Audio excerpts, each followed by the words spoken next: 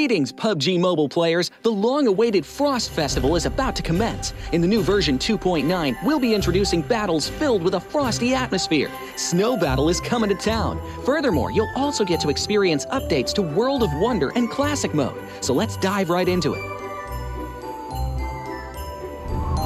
In the Frost Festival, we'll be bringing you a series of snow-themed content, including a new Snowy Village-themed area, fun interactions with snow pals, and snow-themed items for more gaming fun and excitement. When miraculous December comes, the frosty world will undergo some magical changes. Stay tuned for updates. Don't miss out. First, let's take a look at the new themed area, Snowy Village. The village covers a wide area of 280 by 150 and has loads of supplies. It's located near Stalber in Erringel, Iceborg in Livik, and Goroka in Vikendi. In addition to the buildings on the ground, the underground area of the Lucky Ice Tower is also worth exploring. Make use of the two-story layout to experience a completely new battle experience. Sound the bell in the Lucky Ice Tower, and you can even summon rewards. Additionally, the village also has a snow rail, which can help you quickly move around and gather supplies. It allows you to navigate flexibly between different areas of the village and also swiftly relocate to advantageous positions during battles for your team to counterattack more effectively.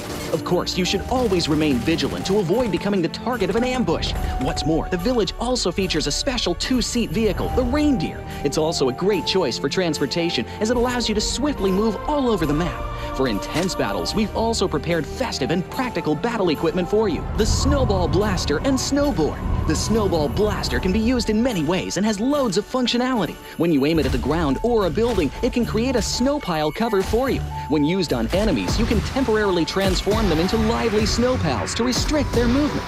When facing bodies of water, you can use the Snowball Blaster to freeze the surface so that you can walk on it. It's definitely a practical yet entertaining weapon. After transforming into a lively snow pal, you will be unable to use firearms to do battle. You'll only be able to rely on basic actions such as walking, running, jumping, and swimming to evade enemy pursuit. It takes some time before you can revert to your human form. Let's build a snowman together. The snowboard will also bring you a whole new experience. Apart from helping you glide and move on various surfaces, it can also be used with the Snowball Blaster. Explore the many possibilities and use these two items to have all kinds of fun. We've also designed various interactive mechanics, such as searching for snow toddlers, lucky ice, and the snow blast zone. When you encounter a lucky snowman on the map, don't be in a rush to leave.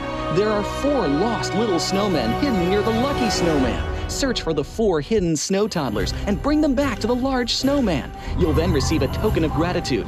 There are lots of lucky ice scattered across the map. Shatter the ice to get the supplies inside. Try using a melee weapon to break the ice more easily. Furthermore, you'll find that snow has engulfed some red zones on the map, and the falling snow will bring about many interesting effects. Players within a snow blast zone will be transformed into a lively snow pal if they're hit by the snow. If the snow lands on the ground, a snow pile cover will be created.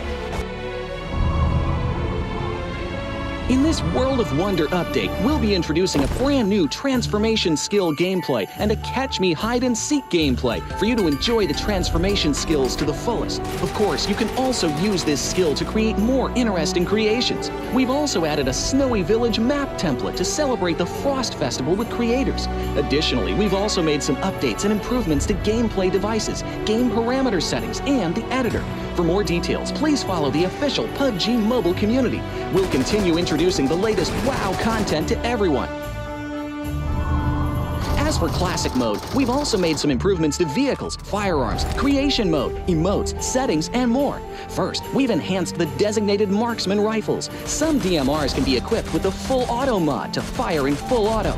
We've also improved the attributes and handling of some vehicles to enhance your driving experience. We've also added a new garage mechanic. From now on, you can choose your dream ride during matches. Meanwhile, we've also added a custom SFX adjustment feature. You can adjust the volume of some sound effects to whatever best suits you. As for creation mode, we'll be introducing some quick view features for watching the victory dance and fireworks displays and the new Frozen Kingdom themed performance in order to provide players with more possibilities for creative content. Furthermore, we've expanded the emote backpack. Now you can equip more emotes before entering the battleground. That's a wrap for the main content in this new version. In addition, new content will be added to the Popularity Battle event, Metro Royale, and Season Rewards. For more details, follow our official PUBG Mobile community. Snow Battle is coming to town. Winner, winner, chicken dinner.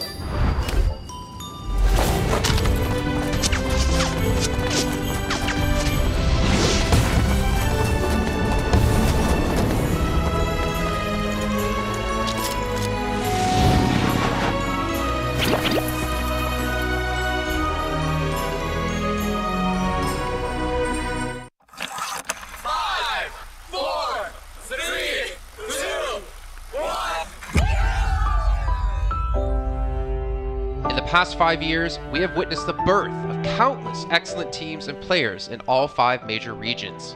They are still remembered by us to this day. At the same time, we also remember our fans who loved us from the very beginning. On the occasion of this 5th anniversary, let's turn back the clock to the starting point of PUBG Mobile esports, the Southeast Asia region, where all the stories began. As the first world-class event, PUBG Mobile Star Challenge gathered professional players from all over the world. With continuous development, the 2019 PUBG Mobile Club Open Global Finals is undoubtedly the most exciting event. 2019 Fall Split Global Finals, ladies and gentlemen, give yourself a round of applause! Among the countless rising stars, one shined particularly bright. Bigatron Red Aliens, a team from Indonesia, Bigatron Red Aliens just got first place in the PMCO Southeast Asia Fall Championship, earning the chance to compete in the PMCO Global Finals in Malaysia. In the subsequent prelim stage, intense competition kicked off immediately. And finally, they advanced to the Grand Finals in 2nd place. BTR demonstrated impeccable strength in the competition. By the end, BTR was leading the lobby by a significant 106 points, bringing the first ever championship title to the SEA region.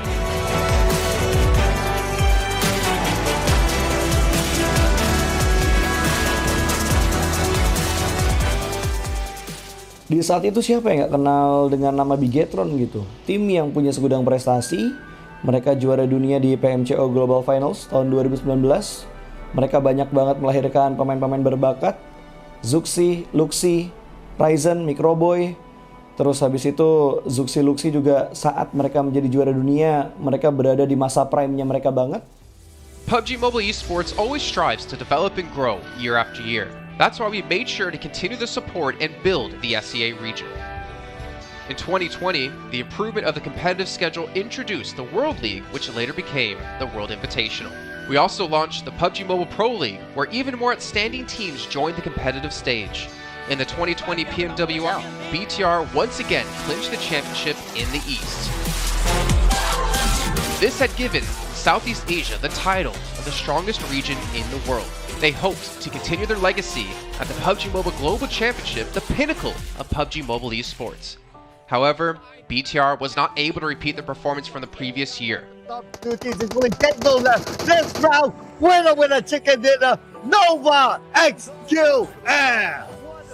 With the rise of Team Nova, countless brilliant moments were had, but this also left many players with regret. After BTR Red Alien won at the Global Championship in Kuala Lumpur, we thought C region was the best. We thought nobody could beat C region except maybe RRQ Athena, maybe Illuminate the Murder, maybe Mega Conqueror, but C region was the best at the time. And we get to the league. We heard of a team called Nova. We thought maybe this team is not that good.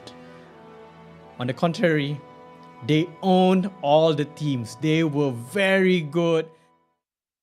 Let's move forward to the year 2021. With continuous efforts, more teams and players joined the Pro League. For example, Xavier, who placed 3rd in the 2020 PMWI East League, also secured 2nd place in the PMGC East League. FaZe Clan also made their debut on the world stage. Có thể nói 2021 là năm thành công nhất của Dingo Xavier trên đấu trường quốc tế, khẳng định vị thế và tên tuổi của Việt Nam vô cùng mạnh mẽ. Còn với FaZe Clan, đây là năm đầu tiên họ đặt chân đến với giải đấu cao cấp nhất của PUBG Mobile, nhưng lại khiến tất cả những đối thủ khác đều phải dè chừng và e ngại. Undoubtedly, the year 2022 has brought the greatest changes to the SEA region. Vampire Esports emerged, dominating 2022 PMWI, winning both the main and after-party tournaments, while also setting records for most chicken dinners, most eliminations, and more.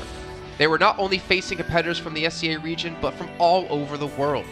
Everyone was talking about VPE and wondering if they can maintain their performance at the Global Championship or if it was just a stroke of good luck. On the last day of the 2022 PMGC Grand Finals, VPE won 3 chicken dinners alone, moving from the bottom of the table to 6th place, achieving the best result for the SEA region. They pulled off another miracle, but sadly, it was not enough to win it all. In 2023, VPE continued their impressive performance. They once again won everything at the 2023 PMWI. 2023 PUBG Mobile World Invitational Champions, Vampire Esports!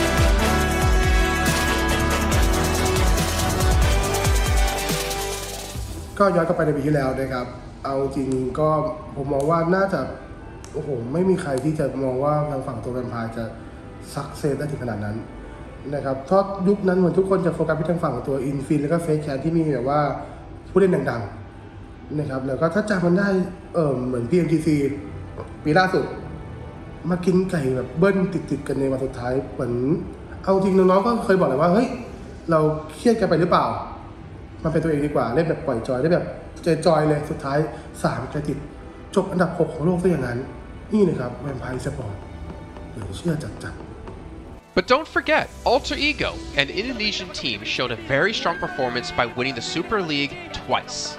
The SCA Super League was an upgrade to the previous championship, which by many is considered to be the most competitive league in PUBG Mobile. They could potentially become the next legend of the SCA region. Untuk dibilang legend, gua rasa belum sih untuk Alter Ego. Walaupun mereka sempat ngedapetin back-to-back champion untuk di PMSL 2023, itu menurut gua hanya sekedar untuk ngasih pembuktian gitu bahwa Indonesia tidak kehabisan pemain berbakat. Ya mungkin contohnya Rosemary gitu. Datangnya dia ke Alter Ego tuh bener-bener jadi ujung tombak untuk Alter Ego. Dan gak berhenti di Rosemary. Masih ada Alpha juga yang didatangkan oleh Alter Ego untuk mengisi kekosongan atau kekurangan dari Alter Ego. Dan gue rasa PMGC 2023 ini akan menjadi ajang global championship pertama gitu untuk Rosemary dan juga si Alpha. Jadi wajib banget kita nantikan performnya mereka di PMGC 2023 dan please di notes pastikan tonton Alter Ego sampai akhir. Of course, there are many more teams we haven't mentioned, but these teams will all take part in the 2023 PUBG Mobile Global Championship. So what do you think? Who will be the ultimate winner in this year's PMGC? Will they be from SCA? Well, there's only one way to find out.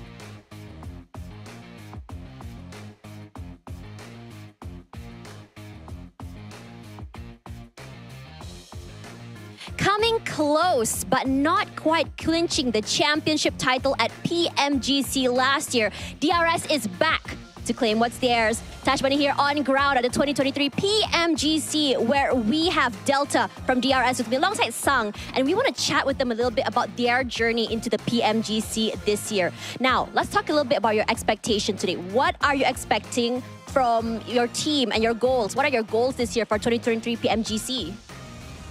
तिमीलाई आफ्नो टिमबाट यो वर्ष चाहिँ के expectation छ र तिमीहरूलाई कहाँसम्म पुग्ने गोल चाहिँ कहाँ के पुग्ने गोल छ तिम्रो त्यही हो अब ग्रुप स्टेजबाट चाहिँ हामी फाइनलसम्म जानलाई ट्राई गर्नेछौँ अनि फाइनल पुगेपछि अब जित्नैकै लागि खेल्नेछौँ from group stage we will be heading towards the top 3 positions, and in the finals our main goal is to win this year because we left somewhere. Who left somewhere. Yep, that's right. They are trying to come back and claim the champions title. And it's very interesting when you talk about that. So this year is a direct invite for you guys. So, let's talk a little bit about your performance this year. And I think that a lot of people are sharing the sentiment that this year hasn't been DRS's best performance compared to last year. And in recent events, do you guys feel like you have something to prove to all those people out there who are saying that you guys are not at your peak performance? पहिलाको year र अहिलेको कम्पेरिजनमा चाहिँ पुरानो game जस्तो अहिले छैन हैन अहिले game नराम्रो भइराछ र तिमीहरूको कसरी खेल्ने चाहिँ उसai सोच छ त्यही हो पहिलाको इयर जस्तो हाम्रो यो पाली स्प्लिटहरु त भएन तर यो पाली चाहिँ हामी इम्प्रुभ गरेर अझै बेटर भएर देखाउने छौं अनि हामीलाई स्पेशल इन्भाइट किन आको त्यो वर्थ चाहिँ अब हामी पुरा गरेर देखाउँछौं र जीसीमा गरेर देखाउँछौं पहिला जसरी So this year hasn't been that good so far, but we will make sure to show the performance that you guys are expecting, and we will show why we got the special invite from GC. Speaking of special invite, do you think there's added pressure that you guys got the special invite? Special invite पाएर चाहिँ त्यस normal भन्दा केही pressure बढी भएको छ pressure त छ अब इन्भाइट आएको छ अब यो इन्भाइट आएकोलाई चाहिँ हामीले अब गरेर देखाउन छ जीसीमा केही there's a small pressure that we got a special invite, not we didn't came here by qualifying directly, so we do have certain difficulties to overcome, but we will do our best and we'll show what we are made of. They will show what they're made of. Speaking of showing what you're made of, so you know that this group this week, Group Yellow, is currently dubbed the Group of Death. So out of all the teams in this group, which team do you think is your strongest opponent and why? अब टिम्सहरु त सबै राम्रो छ यहाँ qualify भएर आको हो अब त्यही हो यो ग्रुपको नाम चाहिँ ग्रुप अफ डेथ भए पनि यामराज चाहिँ हामी हो यो ग्रुपको So all the teams that are here in this group are the best because they qualified on their own. But please don't forget, even if it's a group of death, we are the Grim Reapers. They are the Grim Reapers. And what does the Grim Reaper have to say to all the teams in Group Yellow? Best of luck and be ready to fight with us. Best of luck and get ready to fight with us. They have a lot to prove. And ladies and gentlemen, with that, thank you so much, Delta, for that interview. And good luck for today. Let's see what you have to prove or have to say. Thank you.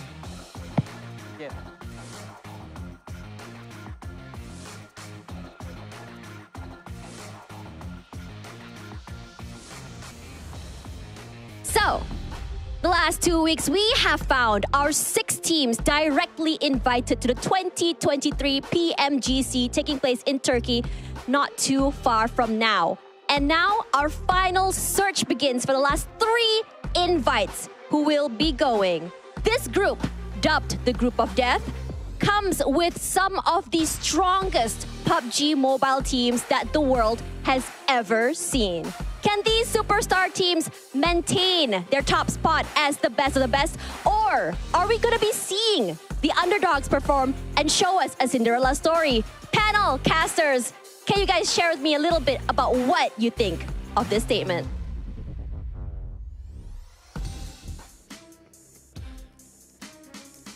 Well, Tash, what I can see is, and I can hear all the way from Italy, is Imperium screaming DRS, the biggest fan of Nepali esports and DRS in particular. Getting excited to see how they're going to do with their special invite.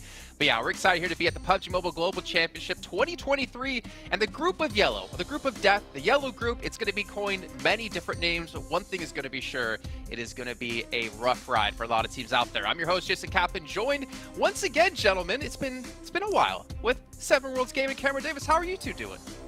Doing great. Doing great, man. Yeah. Doing great. I think it's, America's was the last time we worked together, so it's good to have you back. I'm excited for this Group Yellow. I actually have some favorites, unlike last week, so I'm interested to see if they're actually going to continue to be favorites. I like Cameron how you see 7. He actually, even in the virtual world, he was able to get a box to be equal height to us. I told him. I got bigger. Just saying. Well, yeah, you got more a little bit. Horizontally bigger, maybe not vertically bigger. But before we hop into discussing this group, I got to give a shout out here to Infinix G10 Pro, our official smartphone here at PMGC, born here for professional players. You guys can pick one up and dominate the lobbies for yourself. And not to mention, if you guys do pick up one, make sure you check out TikTok, because you can check out PMGC 2023 to find everything behind the scenes news, everything related to what's going on in this event, not only here today and of course this week, but we still have the survival stage, we still have the last chance, and of course we have the main event kicking off over over in December. But gentlemen, Cameron, let's go to you right off the bat. This is going to be a tough group, man. This is going to be very difficult, and honestly, there's a lot of teams out there I'm particularly rooting for. Yeah, listen, there are some big heavy hitters here. There's a reason why this is called the Group of Death. We're going to be hammering that home, at least for a while. Granted, the past couple of groups from Green and Red both have had a few upsets, a little bit of surprises. So I am curious to see if, you know, all our expectations, how many of those will be accurate, at least after the first day of the second day, or if we're going to see some, you know, big slip-ups by some of these favorites. But these names being in the lobby puts a lot of pressure on the underdogs, on the teams that maybe don't have the same level of pedigree or fandom behind them to really perform. Yeah, and for at 7, there's a lot of teams obviously coming here for the very first time, and when you have a team like Vampire Esports, after what they did 2 years in a row at PMWI, it's a lot of pressure to be able to compete against them, but I'm going to be a little tricky here. I'm going to go out and I think Vampire are going to qualify for the Grand Finals through this group. I think they're going to have to go through the last chance in the survival stage. Really? Okay. I'll have to disagree with you on that one because I feel like they are a pretty strong team. Obviously, their recent performances don't reflect that. I'm just going based on what we saw in PMWI, and with them getting pretty much an invite here by being able to win those Thailand PMGC points as well. I feel like they are going to be strong. I'm interested to see how Tony K is going to be performing. I feel like that was a big drive in regards to how they were able to perform in PMWI. If he if he can show that performance that we saw in PMWI, I feel like Vampire Esports could definitely be in the top 3. For me, you were talking about surprise teams and teams that haven't been here in the past. Brute Force is definitely one of them. I feel like this team has been quite a surprise. We got a chance to see them in the regional clash, I think last July, and they were a big surprise. I think they ended up 8th place for that. This is going to be their second LAN event, so they at least have some experiences. I feel like this team could definitely shock some people. I don't see them being in the top 3. I do have to put that out there, but I do see them at least qualifying to the survival stage. Well, you can see here before we talk about some more teams, we are in the final group here in yellow, and of course, our top 3 go straight finals kicking off in Türkiye. And not to mention the other teams, except the bottom, will be going to our survivor. Only difficult because the bottom as well, the bottom 8 teams from all of these other groups competing, and only 16 get through into the last chance, or only 5 get through from that. And Cameron, I mean, it's tough. At least you get that second, potentially third chance, but it doesn't get easier. It doesn't, especially because, as I said, we've already seen upsets. We're going to see some upsets here, and that's just nature of the fact that we're only sending 3 through. So, in a way, the survival stage is arguably harder to qualify through than either of these groups. And I want to say even maybe harder to prepare for as well, since things would be changing so drastically. But when it comes to points, I mean, gentlemen, we've seen this for the last, 2, almost 3 years. It's pretty standard. First place, 10 points with a chicken dinner, and of course, 1 point per elimination. And throughout this last year 7, we've seen eliminations be such a driving force here for a lot of these teams who have done well. Yeah, we've seen that, and we actually been seeing it already at PMGC. We saw it last week with the team that ended up winning. I can't remember on top of my head right now. Oh, NSR. That's right. That was a big surprise for me. Non-Shim Red Force. They were absolutely going crazy with the eliminations, and they were also with the placement points. Is that something that I kind of want to see out of some of these teams, especially teams that are going to be contending towards the top 3? One of the teams that I'm going to be looking at too is going to be Bigatron. Completely different team. Now we're going to be having Yuhai. Remember, Yuhai was in Geek Fam last PMGC, and they saw how well he performed. Now that we're able to add him to the roster. But with Bigatron, we have already one Indonesia team making it to the Grand Finals. Can we make it too after not having any Indonesian teams, or at least Bigatron, whatever they had? Yeah, and obviously, Cam, there's a lot. I mean, we can focus on the teams that we covered specifically in the America's Championship. Like Team Queso Influence Rage. Team Queso, they knew they were through into this event, but they looked, and I'm being nice here, atrocious in the regionals. Yeah, no, they didn't look good at. You have to remind yourself that they got placed in the last region. 8th place in spring as well, but at least in the fall they got 2nd place. So there is some a little bit of hope they're going to be able to perform, and that just constantly tell yourself they didn't perform the America's Championship because of the fact that they were all but an influence team that is always going to be delivering when we in their region, out of their region. I think that's one of the favorites there. There are some other favorites here. I don't think they're going to be a shoo-in for the top 3, but they're definitely one of the heavy hitters. And they kind of have to be too, considering they know team of Loops and Alpha 7 have fortified into the Grand Finals as well, coming in from Group Green. So a lot of pressure mounting on their shoulders, but to be honest, they can be one of the most dominating teams in the lobby but it comes down to what's going to happen here today, because obviously everything's been getting more difficult throughout the year. Americas is already, I almost actually want to say a step down for them because you have North American teams participating in that. But obviously coming into here, it's quite a big step up.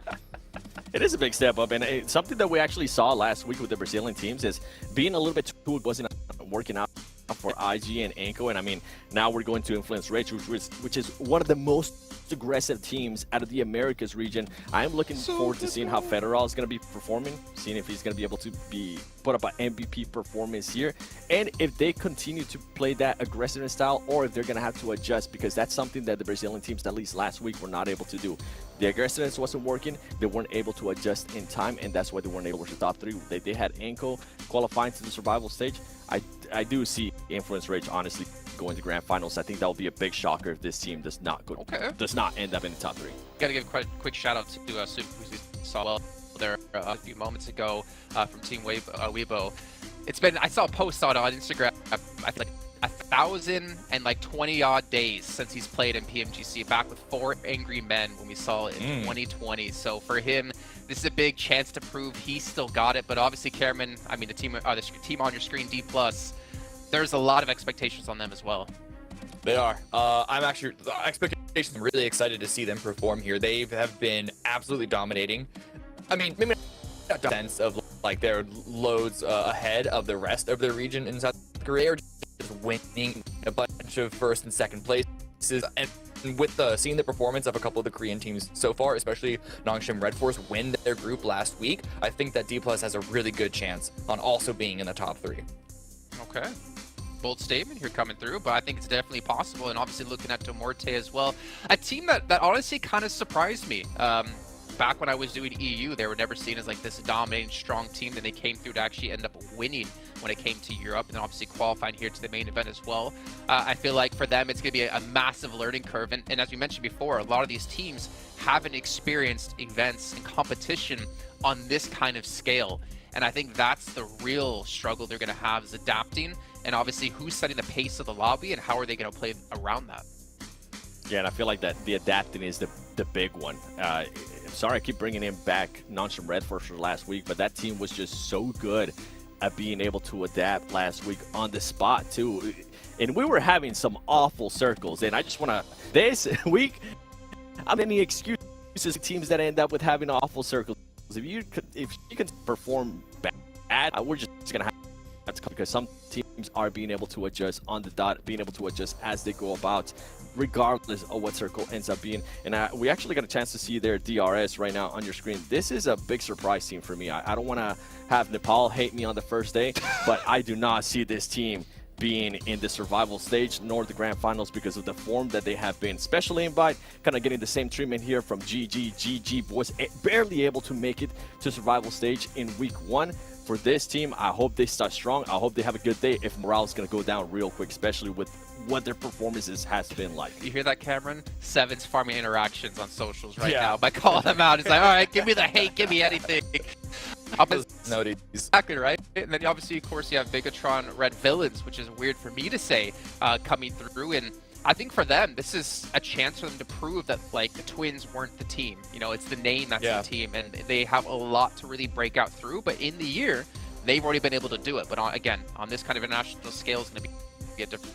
Right, yeah. I mean, because, you know, as you say, throughout the year, their results have been kind of hit or miss. They've had a couple of good ones, have a couple of, you know, mediocre ones as well. But you just have to hope that the experience of the players that are still there, and as well the management, sort of push them into peak at the right form, because they made it here.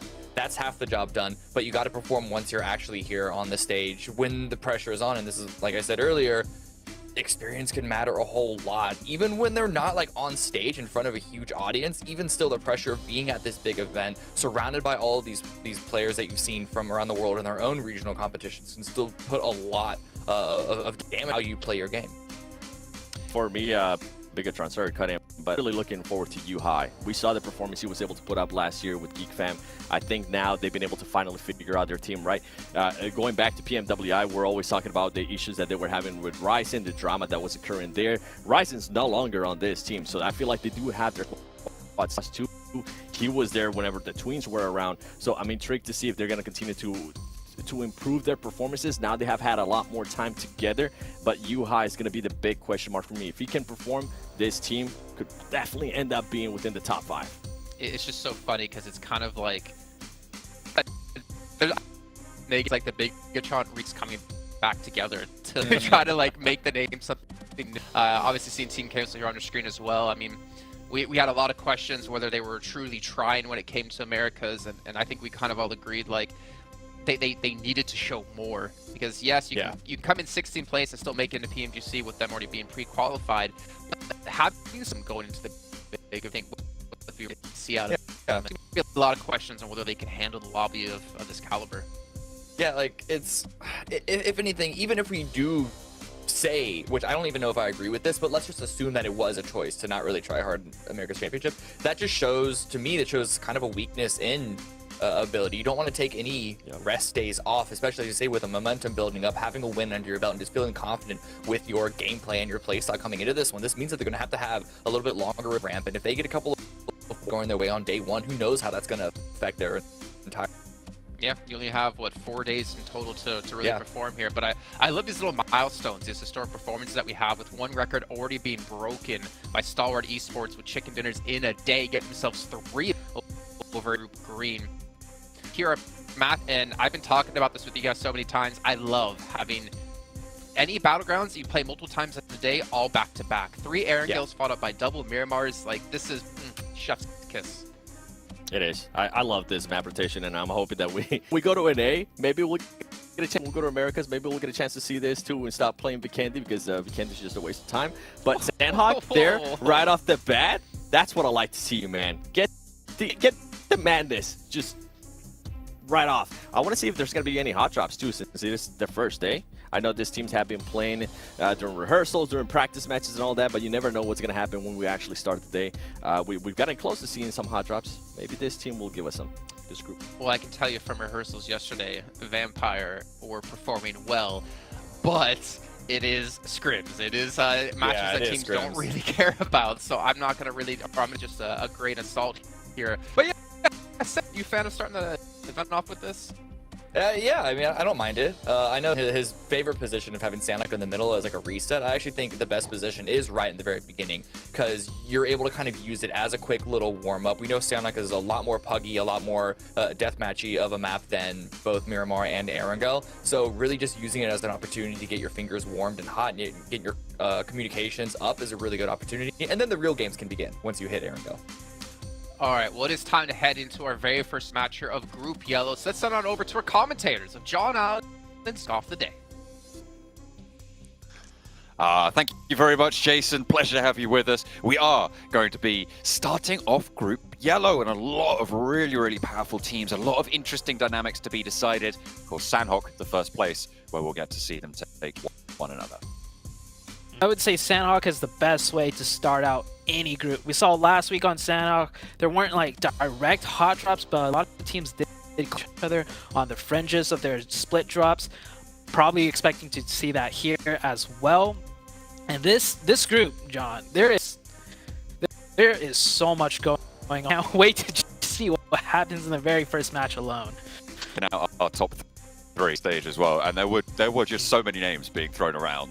As well. Although the one, I think the 2 that we sort of felt confident on, and you can change your mind and disagree with me on this one, but I feel like Vampire and Influence Rage, that you brought Influence Rage into the conversation before, and I think those are two teams that we're definitely looking to be in a top 3 spot, but that third team to join them, I think, could be one of many different teams in this lobby. And I brought up Influence Rage because for some of the people that don't know, that are watching, didn't keep up with it all year long, they got first in their country, in Brazil. They got first, and then moving into the regionals, the Americas, they got first in that as well. So the strongest Brazilian team coming in here. And last week, Brazil didn't really show up. We saw them show up in week 1, but coming into week 3, this is the best team out of that region. So I'm expecting a lot of influence. Right. Got a lot of the gauntlet that Loops and Alpha 7 laid down, and not to mention the somewhat failure in teams last week. So we'll see if they can up the back and carry it forward to victory. I was also looking at Bigatron Red Villains as a pretty solid contender, coming through, having won the SEA versus PEL clash against a lot of the other teams in this lobby, including Titan Esports, who've got that direct qualification spot to the Grand Finals. Team Weibo, Tiamba were in that, Vampire were in that, and they were able to beat them all out. So I'm hoping that Red can come through and play a strong game here, but it looks like we got a hot drop. Yeah, this is a direct hot drop right on Paradise. We didn't see this in last week's group, not like this. It's D+, and I do believe that other team will decipher that soon. It's a little bit small on our screens. We'll have a look in a second. Yeah. I think that's Genesis, actually. Okay. Yeah, Genesis, this is a 4v4 hot drop, and that's a good circle for them. At least after this fight, if it does drag out, they don't have to run through the blue to chase the zone. But of course, you know, with such a good circle, they do want to finish this early so they can get more control of wherever they want to go center. Rook have a lot of control over that north edge of Quarry, which is going to be a hot spot for a lot of these teams on that southwest side. We'll see if they're able to maintain that, where they regroup, move up further north. But strapping over in Paradise Resort as Genesis looking to corral D+ into just the one building, but a lot of these angles are covered off. Forest playing backstop right now, waiting to respond to contact from Genesis. Trying to slow it down, having some Molotovs there, adding utility, forcing the direction of the fight somewhere. But Genesis might just disengage. Okay, they're falling out to the north side.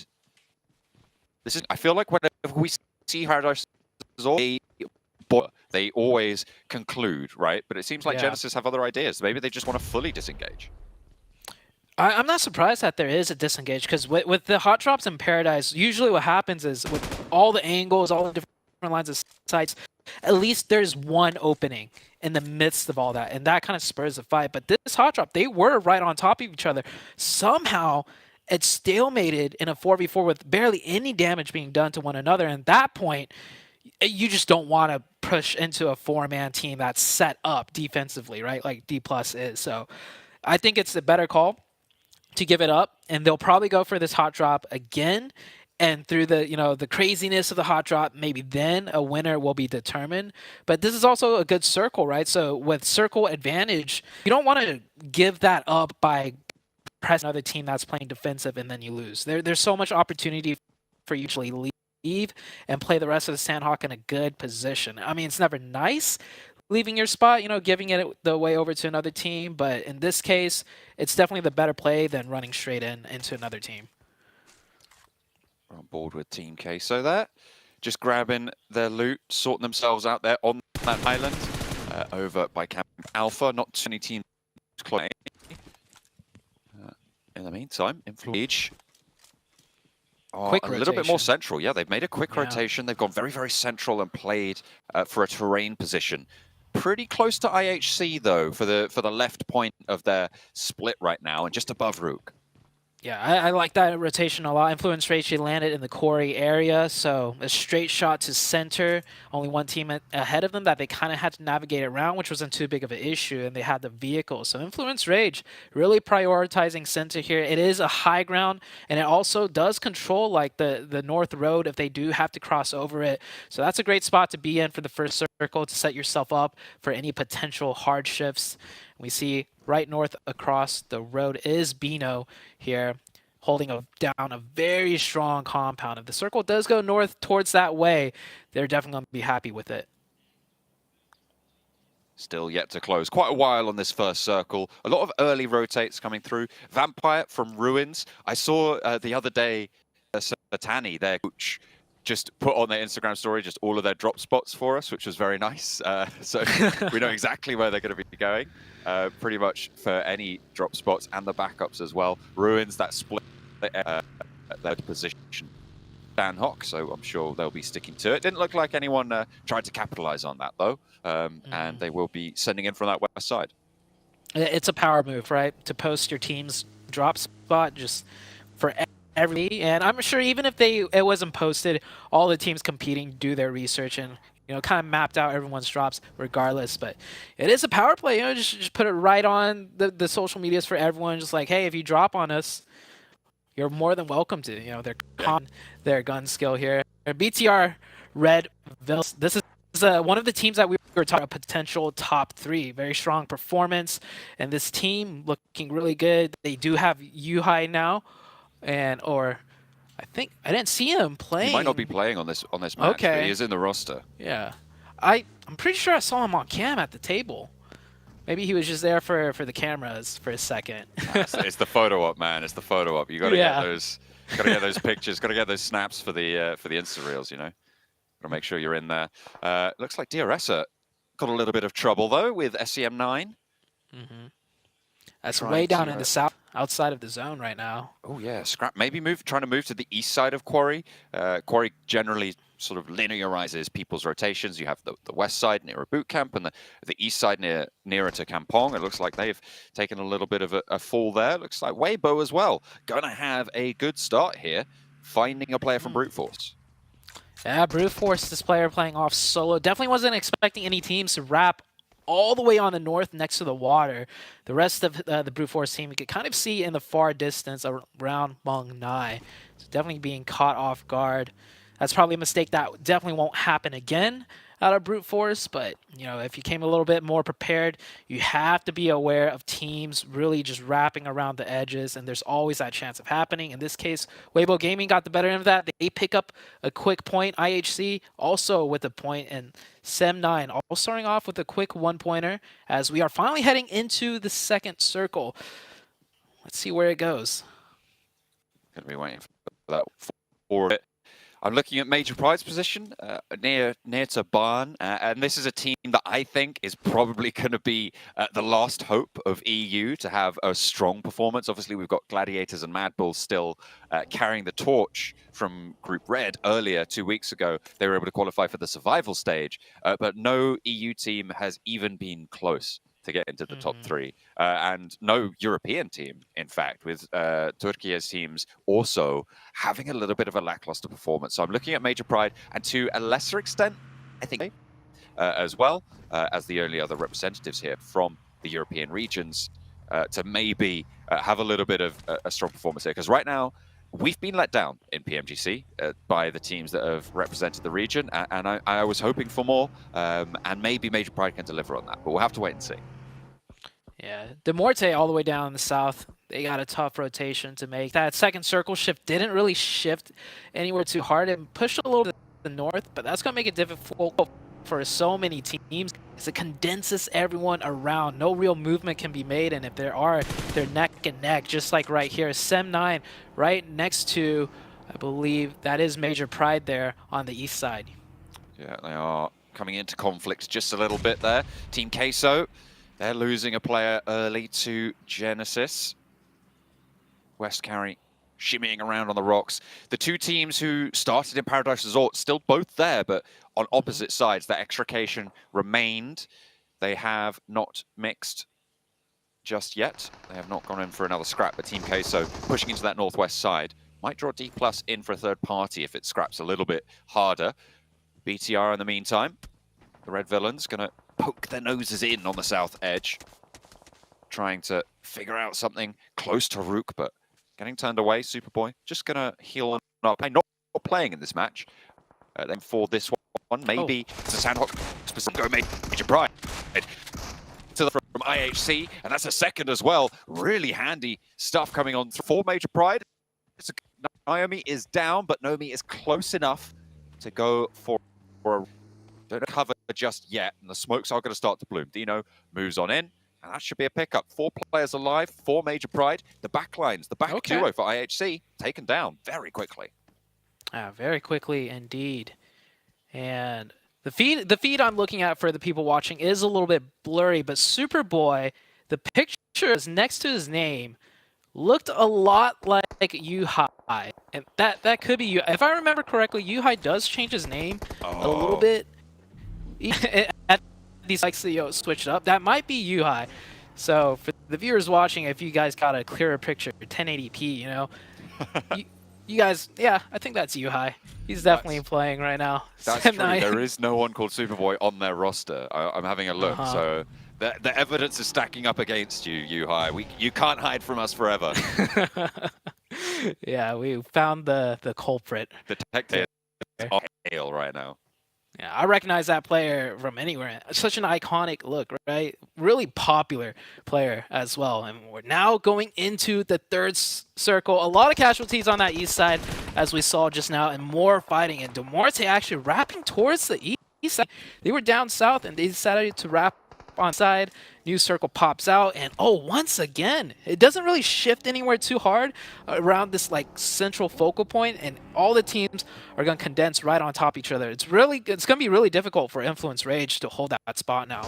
Yeah, they've got a lot of pressure from the back, but luckily they might take care of one another. BTR Red Villains losing a player against Rook, still trying to move their way through and navigate that south side. Vampire getting ahead of it, but they've left Stone behind. I think they've already lost Tony K as well for Vampire. Oh no, they are still 4 without Stone, so they'll see what they can find. They are also playing on that south side. I think the Paradise Resort position is going to be the most brutal right now. There's no real maneuverability for these two teams with Team Queso right behind.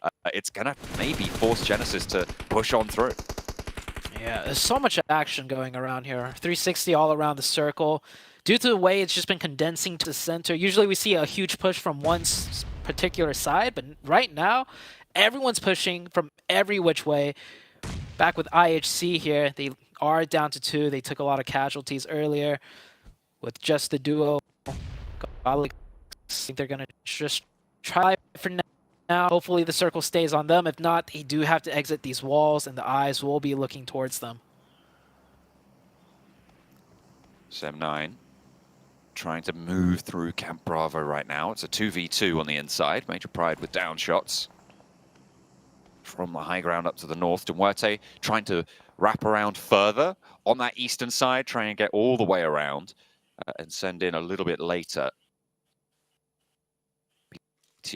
Still just trying to navigate this Rook holdout, but they have sent some people to the north of the compound now, so a little bit of envelopment going on that south edge. Should be good news for BTR fans. Team Queso, they've now stepped foot into Paradise Resort. Genesis did evacuate. They've headed further central. Yeah, Genesis finding a nice rotation in.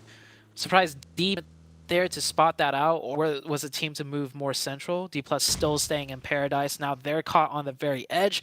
Most likely going to be gate this time around Genesis if they have to move further east. BTR here on the far south side, right next to Rook. Looks like they aren't too aware. They are looking other ways, but DRS from across ways gets a quick knock. Yeah, knock slowing down rotations, really, really valuable to try and hold out on positions. More casualties befall on that south side. BTR are looking to mount up. They've skirted around. They've just fully repositioned against this. They haven't taken a full fight. This is positional play coming through from Bigatron Red Villains. Happy to see it, but they are still only playing as 3 now.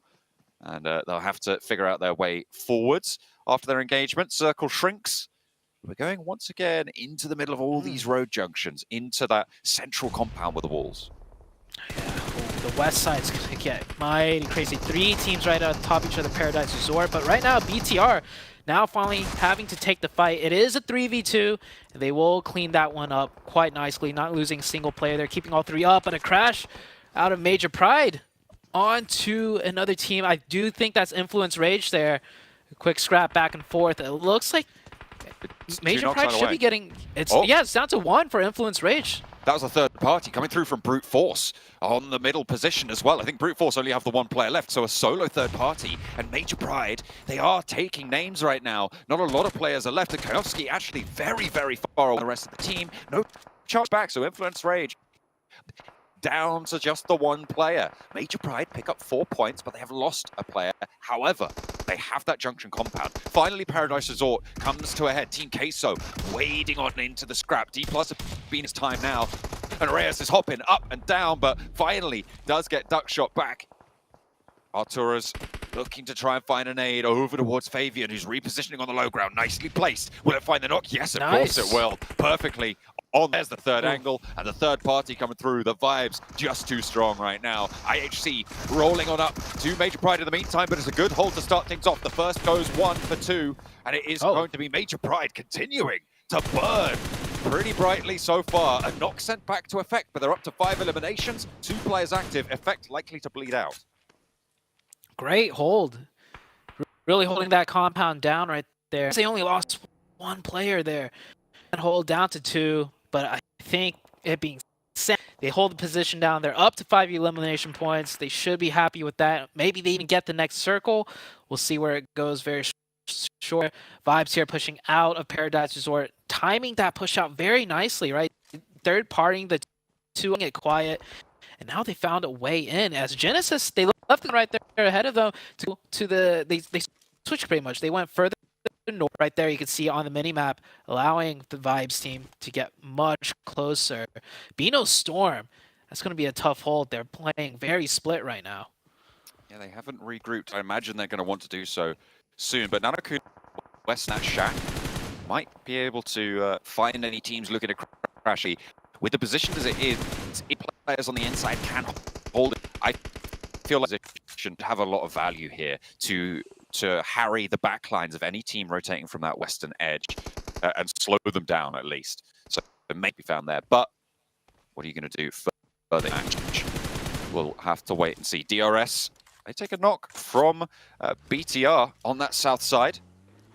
Looking good to continue their march forwards. I'm liking BTR's play. I said they would play positionally, and then they went for the fight. Looks like they're going to go for another fight here as well, as Killer has already been knocked today. Yeah, they're sweeping circle, which is great. It's Sandhawk. You cannot run forwards, and Superboy running forwards right into that nade. DBS in hand, can't find the connection. It's still a 2v2. The other player can't be revived right now. And one of the players from BTR actually circling ahead to maybe just cut off the DRS rotation instead. Looking to find an angle from deep in. So for now, it's just the DBS player. Back and forth in the smoke. Doesn't win that trade. Delta gets spotted. I think that was from inside the circle, looking for that flank. It's going to slow them down. 2 players knocked for DRS. A flush sent back their way. Now it's just Genforce and Lapar to move on in for BTR. They lost Yuhai masquerading as Superboy in the process of it. As Demuerte continue to try and find a position, but it's only Milky Way on the inside. On that south side, I mean, I like BTR's play so far. This really good off, nice and measured. They have had some unfortunate knocks, some unfortunate flushes. We'll have to wait and see what more they can do. A lot of teams losing players. Only Genesis still with all 4. Genesis right now with the man advantage. But in Sandhawk, with this crazy mess still, with this many players still up, we'll see if Genesis can hold that 4. They are picking up points around their sides, up to 3 points now. Or that might just be, yeah, 3 points right now for them. Circle's about to shift once again.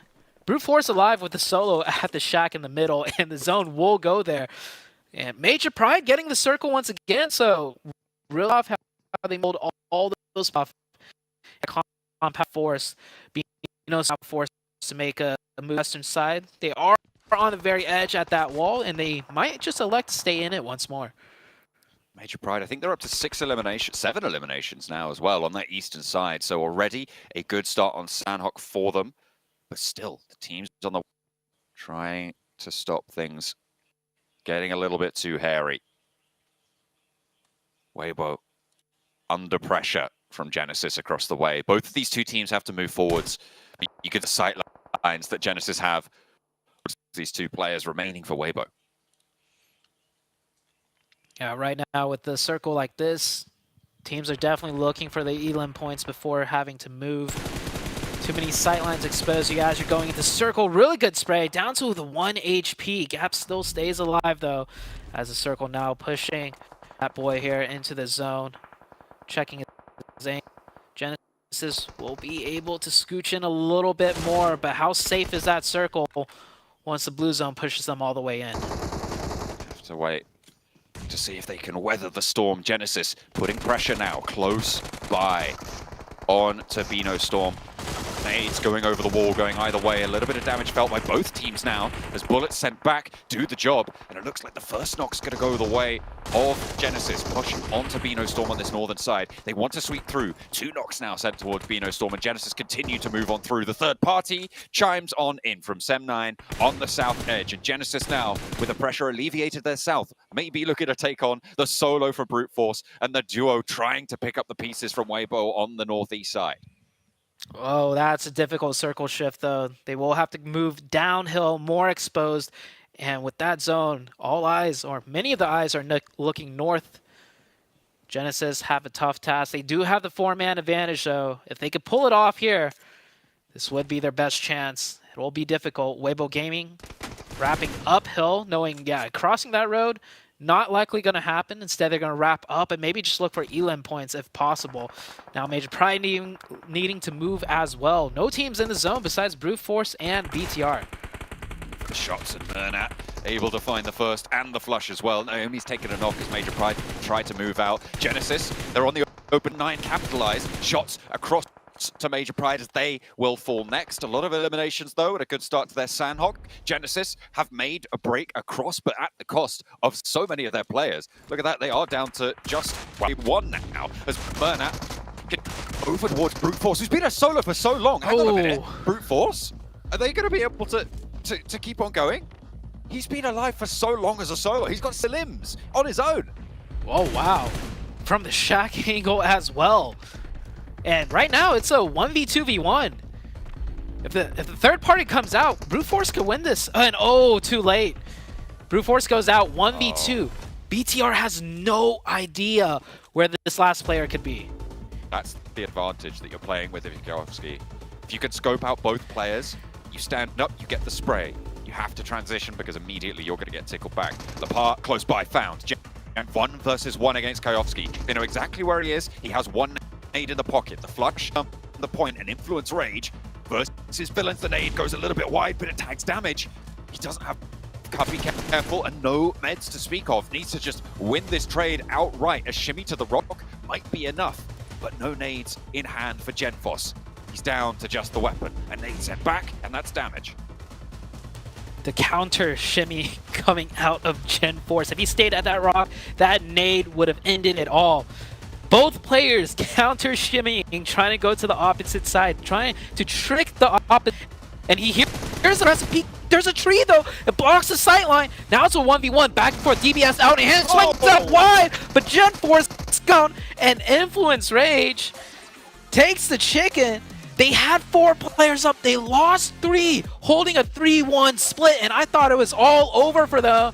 But Tayoski coming in as a solo. The zone's working in favor. And you saw the way he was moving his hands. He's like, oh man, no way. We just did that. We pulled it off. And I can feel that excitement coming out of Influence Rage. And rightly so. It was a really solid game from a lot of teams there, I think. I liked BTR's movements. They did lose a few too many players on those maneuvers to be able to carry on through, obviously, right till the end. Still getting 2nd place with a lot of eliminations. But not only that, you had Major Pride being able to defend their position, hold off crashes against some nice, strong teams, which I'm happy to see. As I said before, the maybe last chance for the European region to show up here at PMGC so far. But I think Influence Rage kicking things off strong. This is good. This is exactly what you expected, what I think a lot of other fans of the Brazilian region would have expected, having a strong start for this Brazilian roster. Yeah, and it's not just Influence Rage. I feel like strong team we're taking a look at that really showed up. BTR, of course, coming in 2nd place. They could have won that. And we did see Weibo Gaming up towards the very end as well. So a lot of teams doing really well here. And it's Sandhawk of all maps up towards the northeast. And those were not easy circles. I feel like if the circle hard shifted, it might have made it easier for some of these teams to be able to kind of navigate around. But instead, everyone just crunching in on each. But the teams that came prepared, I feel like they still did well. A very scrappy mid-game, tore a lot of teams down to fewer players than perhaps they would have. A lot of teams expending a life to try and keep themselves going a little bit further. It was only 1 team who stayed as 4 right until the end, and even then they weren't quite able to make that one work, unfortunately. It was Influence Rage to be able to take the first chicken dinner at Brute Yellow. Yeah, good start here from Influence Rage, and obviously Kayovsky, they're able to close things out in that 1v2, but honestly, there's so much to really break down in that last match. Fact is, you have Bigatron able to get themselves 12 points on the board. Brute Force as well, as we're talking about. That one player, if I'm not mistaken, 7, I think that you mentioned it, got 6 of their 7 elims total. He did, and the best part too is that he was able to also stop the push from Vampire Esports. Luckily, he got a little bit blessed by some third parties on Vampire Esports, but for him to be able to just keep his composure, and keep in mind, this team is their first time in PMGC as well, so this is a great start for them in Influence Rage. I mean, I was expecting all to maybe start up, but it's good to see that Kayovsky is able to clutch up for their team. Yeah, fantastic to see. Genesis Cameron, we saw them and D+ drop over in Paradise. Yeah. Genesis was the team to rotate early. It looks like we can see Vikings. They made the smart choice. Yeah, I mean, I understand why D+ might have been a little slow to move out of Paradise. It was in the first couple of zones, and what we saw from the east of that when we eventually did cut down is that there was very little to play in the middle there. So many teams were forced to play around the edge. I do think that D+ might have got elated in thinking Paradise was a lot safer of a position, or maybe they expected the other teams around them. What was it? Vibes was one of them. I think Queso maybe was involved in the Paradise shuffle. Maybe for them to push into the center even earlier and realize that then they couldn't move out, like they couldn't backfill behind them. They had the fight. The blue was already there. They all get cut down, and Genesis is there to sort of clean up the scraps after all of that. But Genesis couldn't even make it that much further themselves. They did get 8 eliminations, which is certainly very good. Multiple teams getting 12 points overall, but with 4 players left, they couldn't try and make a stand and actually confirm the win on this game. Just shows, I mean, it's Sanhok, right? You can't read too much into it, but I'm hoping to get just a few more points out of this one. I'm kind of sad you said that, actually, that, you know, it's I can't read too much into it, because I was about to go in on Vampire for 7. Remember my prediction earlier? I said, Vampire, I don't think you're going to make top 3 and make it into PMGC Grand Finals. I don't think they're going to qualify this way. Obviously not the strongest of starts, but it is Sanhok. Yeah, I mean, they were playing until they decided to make that crazy push towards the center of the circle into a shack. That's completely backfired to them. And talking about, yeah, it's just Sanhok, some teams were just a little bit too slow to rotate. One that right now it's tough. Besides D+, is Team Queso. They knew that they were going to have to rotate very early on. They decided to wait a very long time, and then they ended up getting surprised by D+ and 4 Miracles. So hopefully they'll be able to adjust. I mean, we're about 3 Erangels back to back, so maybe we'll start seeing those changes right away. And one thing I was actually really surprised about was Big reviving up against DRS, because we saw they had one player. They lost one player earlier on. They had one player knocked in that kind of situation, and they had a player like rotate ahead of DRS to kind of cut them off. I was kind of surprised to see Bigatron come out ahead in that one in the end. But you know, credit to them, and credit to them to be able to like kind of survive and make the best out of that situation. I mean, again, not to harp on the map itself, but especially on Sanhok, being able to slow down your fight just for a couple of moments to allow a player to find a flanking position to sort of loop in front just shows how like tight of timings that Bigatron were able to work with in that situation. And also, you know, being able to land your shots, dodge grenades like it's dodgeball, like that obviously helps as well. But just being able to know, like, here are my threat angles, here we can play and go for it. Bigatron actually had a really good round. It was just unfortunately Kayovsky was there to sort of clean up the 1 versus 2. Definitely can't really push that against Bigatron too much because they had no clue where he was before it came down. So close. It's got to be a little disappointing for them. Yeah, I kind of agree with that. It's Sanhok. It is still a decent start out of a couple of teams we had our eyes on. Sure. I know, you know, 7 Influence Rage, you've seen them to be one of the teams to qualify through top 3 to get straight into the Grand Finals, to join Loops and to join Alpha 7. And obviously that's a start to see. But maybe are we potentially towards like Brute Force? Obviously the macro play of Sanhok can be very difficult, but the fact is Brute Force picking up 7 eliminations, the 1 placement point, getting themselves off to a strong start for a team who's never played at this kind of level before. That is a good sign. Very good sign. I mean, to be fair, they're getting blessed by this with Kayovsky there from Influence Rage, but the way that he was able to just be proactive on making sure people didn't end up coming and taking his shack, as I was mentioning earlier, against Vampire Esports. And going back to Influence Rage, if I do have to nitpick on something, is their aggressiveness was a major worry for me, and this is going to continue to be a major worry for me, even though it is Sanhok.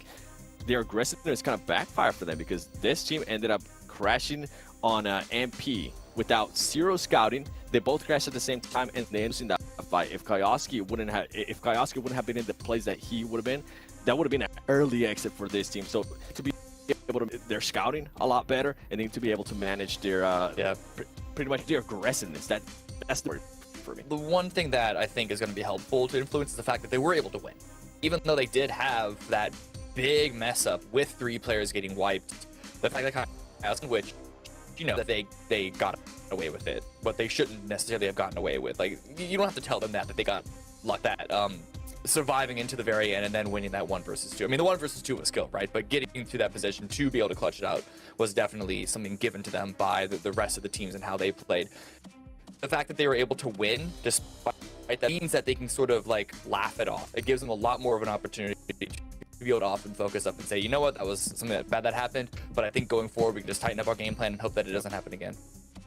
Well, yeah, I mean, this is, I think when we get to Erangel is the true test for all the teams, and it will give us a better like inclination of what teams are ready to perform, what teams are going to be performing well here. But either way, I mean, getting the first one under the belt, like Vampire, obviously not the start they wanted. I'm not going to harsh on them too much just yet, but as it goes on, if we don't start to sort of signs of life in them, then maybe it's the team that has to kind of go stay. There's not a lot of days you can throw here. Yeah, relevant 0 points is definitely not, no matter what excuse you want to make for, like, you know, you can only play what's in front of you, but you kind of hope that the best teams are at least able to get a couple of elims. 7. I'm just sticking to esports. They're probably just going to be tossing this up. And you were talking about until when are we going to start actually like being tough on them? We're actually kind of doing this, giving some teams maybe a window where they can form bad and then they need to end up waking up. For Vampire Esports, I think for me has to be half. The first 3 matches. After that, I will definitely start being tough. If I haven't seen them being able to adjust, if I haven't seen able to do different things throughout the match, especially after we play back-to-back Erangels, I feel like it'd be an easy assessment on how they're going to be doing that, considering that if we go back to PMWI, right, that's what everybody's focusing on about Vampire Esports, was their performance during and the way that they were able to dominate Erangel. If we're not able to see any of that, obviously I'm not back-to-back chicken dinners from them. I think it'll be a bit, but I see them being able to rotate a little bit better. I want to see them being able to not fully send it on without any scouting to a location, and I want to see them being able to position themselves in the way that they were able to do it in PMWI, being able to have that player that was in the back and then sending Tony K and the rest of the squad as the main fraggers.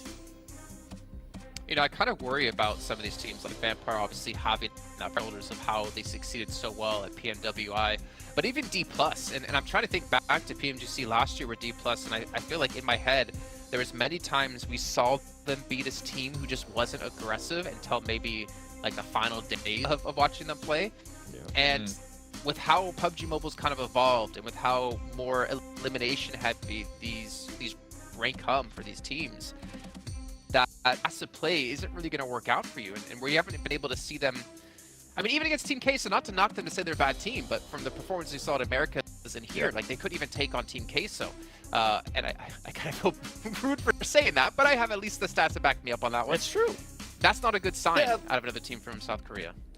I mean, again, there's always going to be a little bit of teething. Scrims are not. Scrims, you can only take so much away from it. It almost feels like Scrims is just you getting the team ready to play, like after traveling. And so there's always going to be a couple of rounds, similar with sort of giving Vampire Esports a little bit of leeway. Figuring out how does this lobby play? What are the reactions? What are the interactions that we should expect? How long should we wait before we try and backfill a team? Do we need to go early? Do we need to go later? What is the meta of this lobby? And so the hope is, if you really want to be copium like that, is that D++ plus the other team, right, that struggled on Sanhok, learned a lot from it. And we'll see those adjustments. But like Seven said for Vampire, if we don't see adjustments after a couple of rounds, then we really start to worry. I think that's why day one of events like this, I don't really worry too much, because it's all about if teams can adapt going into day 2, the prep work they do. Exactly. And it's time for our commentators to work, because we're going to drop into our first Erangel of 3 of the day, once again with John Allen and Zute.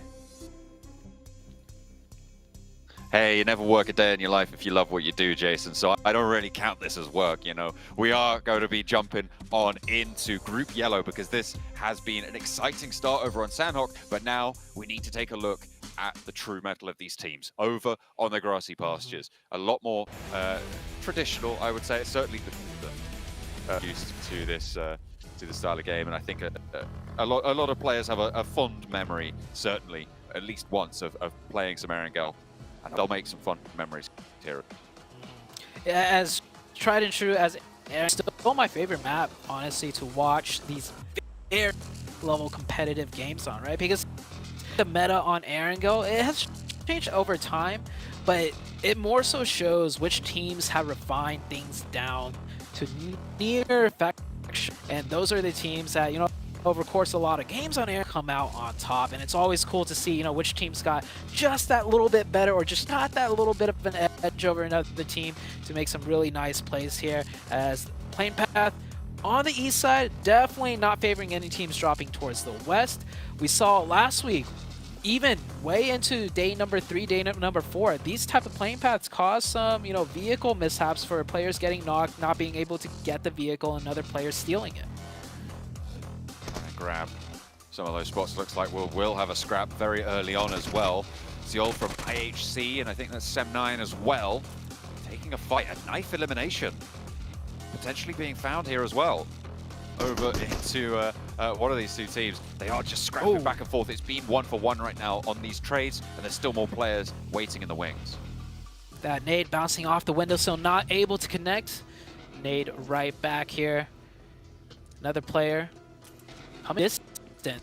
See if they can make it in to help out, but for now it's still the 1v1. 2 nades left. This one could be good if he could, though, but shot from distance. Mikhail from another angle, not seen on screen, will get that knock, and IHC now down to 2. I think they wanted to reinforce and help out, but maybe with that knock, yeah, with their teammate flushed out, it's not going to happen.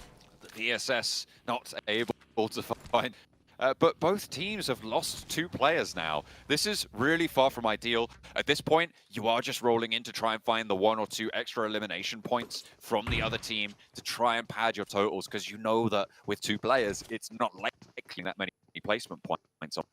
So you want to try and find these pickoffs, these scraps. And the easiest place to do it is against the other 2v2 team, because no lost players.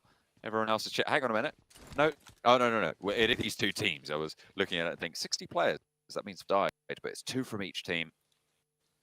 And they will in their time. Maybe they're looking to disengage here. They haven't managed to find those opening scraps. And now it's a flat 2v2. There's no massive advantage, but Demo looks to sweep out wide. Yeah, Demo's got the vehicle so they can maneuver for flank or flank, get info as he's driving off to make better situation of what's at hand. And yeah, there we go. He found other angle, gets massive damage, pushes him right into the angle of Alex. So very well done. That should be definitely a confirmed point here. Demo looking for the last player. Definitely spotted him out, running in the open. UMP Iron Sight, a little bit hard to use. Connects 1 shot, gets the rest in. Sem9 out. IHC with a quick 4 and celebration as well. That's... I think they're mad more than anything, because I was just going to say, they are kind of center zone. So if there were fast rotations, I wouldn't be wasting those DBS shots. But no team's getting, so they're good for now. Stays alive as 2, and maybe has won that drop spot, because that was on plane path. That wasn't like a stretch drop where another team, you know, had to lean into another team's territory. Both teams wanted that spot. And it looks like, well, neither really, I mean, IHC obviously were the survivors, right? But neither team really won, I would say, on that spot. But so we'll see if that comes through again, or if there's a backup drop coming through from one of these teams in the next. We've got 3 on the cards today for the first day of Group Yellow. IHC have departed from that area and moved up further north, actually, close fields. So we'll see where they end up posting through. D+ over in apartments and school on a split. In the meantime, BTR rotating pretty close to the IHC duo, remember, on that northern position. BTR lead from Milter on the south side. They've sent all the way up towards Shelter now. Yeah, BTR rotation here. Very good spot. The Shelter location. It's not dead center, but good sight lines towards dead center. A lot of play options available. You can see the mini-map. It's going to be tough. Zone is just all highly contested spots. You have the 2 compounds, and then everything else near center is just barren, open. lands. Nowhere you could really play. So IHC has to hold up as a duo in a strong position and hope no one crashes them. Try and hold on the inside. Play them before. Maybe they'll find sanctuary there still to come. Weibo over in Pachinki, going from out to the east on that edge of Potato Hill. The question is, when do they want to try and find their way out? Not going to be able to get through that gap, unfortunately, there for Weibo. Going to have to find another alleyway to try and wedge the buggy. Unless you can bump it up onto 2 wheels and try and get through the alleyway that way. But I don't think there was any way you could do that. I don't think so either. Here, Storm rotating across the bridge from Novo, just making their way edge of zone on the south side. This first circle, we haven't really talked too much about it either. And with this hard eastern zone, it does offer a lot of different potential dynamic endings, right? You have the lumberyard to the south if it goes down that way, and we saw last zones towards Milta Power. If it goes up north, you do have the mansion sides, which I want to see because we haven't seen that yet out of last week Ariel game. Definitely a tricky spot to play around with all those foothills surrounding it. Can be treacherous, to say the least. BTR moving on up north fairly early. Looks like D+ have moved in now. DRS have rocked on up. This is closer to the prison spot. Muerte trying to stay safe from them on their way out of Lipovka. Moving past through that prison area. A lot of open ground here on the southeast side of Yasnaya Fields. Vampire trying to make their way up the coast in the meantime, trying to backfill De Muerte's rotation. Yeah, wrapping around the sides, playing it slow, scoping things out. Spots the team leaving. That should mean Lipovka is free for them now. And Vampire taking their time. Not a great start, you know, on Sandhawk. Might be slowing down their pace just a little bit, or they're just being methodical. But we'll see where they end up later. Definitely not going towards a central spot. It is very late into this Circle 1. We'll see where that shift takes them. And many teams on the west side taking their time, biding their time. I'm looking at Team Queso. We have Vibes. Weibo Gaming still in Pachinki, by the way. We do have many teams still out in the west. Yeah. Yeah, Vibes and Team Queso one another right now. Moving over the north edge of Pachinki, got ahead of Weibo, who I think are now on the move as well.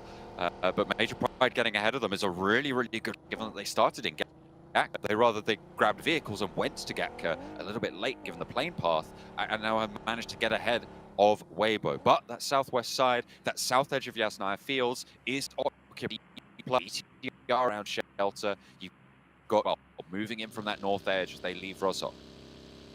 This might just be because it's the first game of the week for these teams, but a lot slower on the rotations. We might see this ramp up as the matches go on, right? A lot more teams might go for faster rotations. Then again, it is Erangel. You know, forgoing the first circle rotation is a strategy because you want to see where that second shift goes. You know, figure things out. And well, yeah, if you were center zone, you are now caught on the far east with many teams around you, and Weibo Gaming, not rotating too far from, finds themselves in the new center. Influence Rage on that east side is going to have to figure out how they want to hold out, because there's a lot of teams waiting to flow around Yasnaya, and they can hold the edge of it. They get a lot of that chunk, that angle, all condensing to wall and trying to use that as a through point. Weibo crashing into the wall compound there, a really hold out position. It'll be a little bit too difficult to leave, though, for Miami, but last port of call in the storm for them. As we're only in zone 2, sure, it's central, but it can be dangerous to try and get out of there, especially when you look at where Major Pride is sat right now. Look at the angles that they're going to have over towards this area. That lip on the roadside, kind of their only cover. Great spot for Major Pride here. Doing a little bit of a 3-1 split, too. It is Circle 2, so they can get away with this. The other player posted up on the hill in the vehicle. So I think he's just there for info. He's not really looking down, otherwise he'd be out of his vehicle. So just controlling the lane, baying what's around them. Teams east now, Bino Storm, who wrapped in here. South out of military base. Looking, you do have a lot of space around them on the east side. Not many teams close to them besides Bigatron on the shelter position still. It is difficult though, because it's kind of an open ground, the hills around prison, and even actually the hills that are up a little bit to the north and west just have oversight onto this general area. So it is a lot of space, but they have to filter through it is the issue. And I think there's a few teams that might make that more difficult for them the moments to come, in the minutes to come. Team Queso on that southwestern side trying to leave from Pachinki Hills, from that Potato Hill. On the east side behind Major Pride, who I, again, really kind of like their position. They were obviously given this western shift back over to this location, but the 3-1 for my money is a solid result. They are set hill with no needs to be quick on the regroup should he be under threat, and it looks like Team Queso might be that from the south side, but perhaps they're just going to pressure themselves and fall on into these buildings to the south edge. Major Pride actually sending backup, so they're doubling down on Nomi's position. Yeah. I mean, all the rotations are pretty much done now, right? We're about to head into the second circle shift, and no one else taking the hill. They realize, okay, this won't be contested, not in this zone, so they will split off, get more players to different angles for information. We're going to head into stage number 3. We barely lost any players on that stage 2 shift, but stage 3 we should definitely see some, and here we go. Many of the teams already in the new zone, but definitely a couple not all the way in the north. We have Rook coming in out of zone. On the west side we have the Vibes team that do need to figure out a way in. Major Pride mounting up, continuing to move on closer to one another. Team Queso trying to get through, but who's this? It's Influence Rage trying to hold off a crash over on the southeast side. Can they be able to find these knocks? But they are falling 2 for 2 right now, and the flushes aren't going to go their way either. They are just looking to try and hold out this compound, but it's not going to work. Influence Rage, the backup wasn't there. There's 2 players on the inside, and it's a 2 versus 2. Little Boy hops out for Influence Rage, but Nanakuni able to answer with a volley of his own. It's traded. Federal over the top. 1 versus 1 now, looking for these flushes to come on through to get some retribution, because it is just him. The crawl forwards for Lil Boy. The nade out for Nagon needs to be on the money, otherwise Bino's gonna have a bad time. But Federal able to handle it. Was that a self-nade? He just took himself out. He didn't get the nade through. What? You can't be doing that. Not at this level. Oh, I saw him go for the jump throw, which I think he was fine to not jump throw that, but the jump throw may have given himself too much kind of trajectory and height that it bounced off the top and back into him. Yeah, like you said, you can't be doing that, not at this stage in the tournament. Influence Rage will survive once again here as Vibes looking to fend off a push. This isn't even in zone, but Genesis is going to go ahead and take this fight a straight 4v4 here. No knocks just yet. A little bit of damage sent towards Vibes. They're repositioning away, allowing ground, giving territory to Genesis. They have got that outside position. I think that's West Carry on the out, so looking for those off angles, but over the wall he gets knocked. Traded though, the res needs to come through here. First aid prioritized by Baron, and then he'll look for this res over towards his teammate. But in the meantime, Genesis, Smile, Ichi both trying to make their way across. West Carry will be picked up here, as it's Murnat on the off angle, sorry. There's the flush. Smile steps up, gets a knock, gets a flush as well, and a lot of damage done. They recommit for the res. And huge off angle, but I don't know if that's going to come into play. Yeah, the player proning around the wall, he's not going to peek it with his weapon. He's going to be using his util. The nades are good. Genesis down to 2 now. The other player coming in from the hilltop, realizing he's not able to find much sight lines. Vibes also down to 2, so very evenly traded out. They could maybe get a revive onto their third player, but this isn't even in zone, like I said, so I'm surprised Genesis took this fight. That hilltop right by them is in zone, and it is clear. Vampire have just taken it. Sorry, BTR just taken it on that south side. See if they're able to hold it out. Vibes getting a knock, getting another flush in the meantime on their hold. They are down 2 players out in the blue zone, all the way on that western edge. Maybe needing a few more meds to try and weather that storm, but they'll be okay for now. BTR regroup onto the knock, and it looks like they will be able to survive with all 4 on the south compound here. Team Queso just in front of them. In the meantime, over on the northeastern side, it's the Muerte and Vampire going back and forth right now. Stoned needs to retreat further up the hill. as the nades start to pour in. Furia looks for the spray, catches Raven out in the open, and finally gets the knock. It looked a little bit too wide there, but finally lands the money. And there's Tony K falling to Milky Way. He was a demon with the DBS over in the European region. And it looks like he won't let up just now. Schweppes further over the hill, disengaging, trying to get away from this one. The stone holds face, but it will not go his way. The Words are handling business against Vampire. Pre-fire shots just landing in at the last second when Stone peaked. Didn't even get a chance to shoot anything. He is out. Schweppes going for a miracle run now. Could be a potential back-to-back 0-pointer. Well, they did pick up one elim, so improvement from Sandhawk, but definitely not what they were looking for coming into Erangel. We do have this last player out here in the ditch trying to survive. I think he's going to go for the... Oh, wait, no, he's not the last player. There's only one player in Hawk. They're up to 4 elimination points. Yeah, Vampire are a little bit more central than this. They're all the way south, closer to Team K, so Schweppes just sent away from that engagement. Yeah, Brute Force, I think they were able to take down, I think it was Rook, if I'm not mistaken, on that northern side in their scrap. And they're still playing on with 4 players alive once they get the res on board. This is a team that I think I think it was Seven, right, who said he's not expecting them to be in the top 3, but certainly a contender for the survival stage and a potentially high finishing within that bracket. But right now, 4 eliminations, 4 players alive, 12 points already on the cards. This is a really strong team. Brute Force doing work. Yeah, Brute Force getting a really nice start to the day here. On that northern side, the circle shifts away from them. It will be tough, though. We'll see what they could do. I'm looking at the minimap. Pretty much every team has more or less made their way in. Vibes, I do predict, will be the next team out. As I'm looking at the map right now. Next shift about to come out soon. Team Queso in a great spot at the dip near center. And Schweppes made it to the zone in the center as well in a shack. So we'll see how long he could survive out there. As here comes Vibes. The distraction buggy looking like to pull away some attention as the other player, Apex, to get a nade in, instead gets naded back. Beast.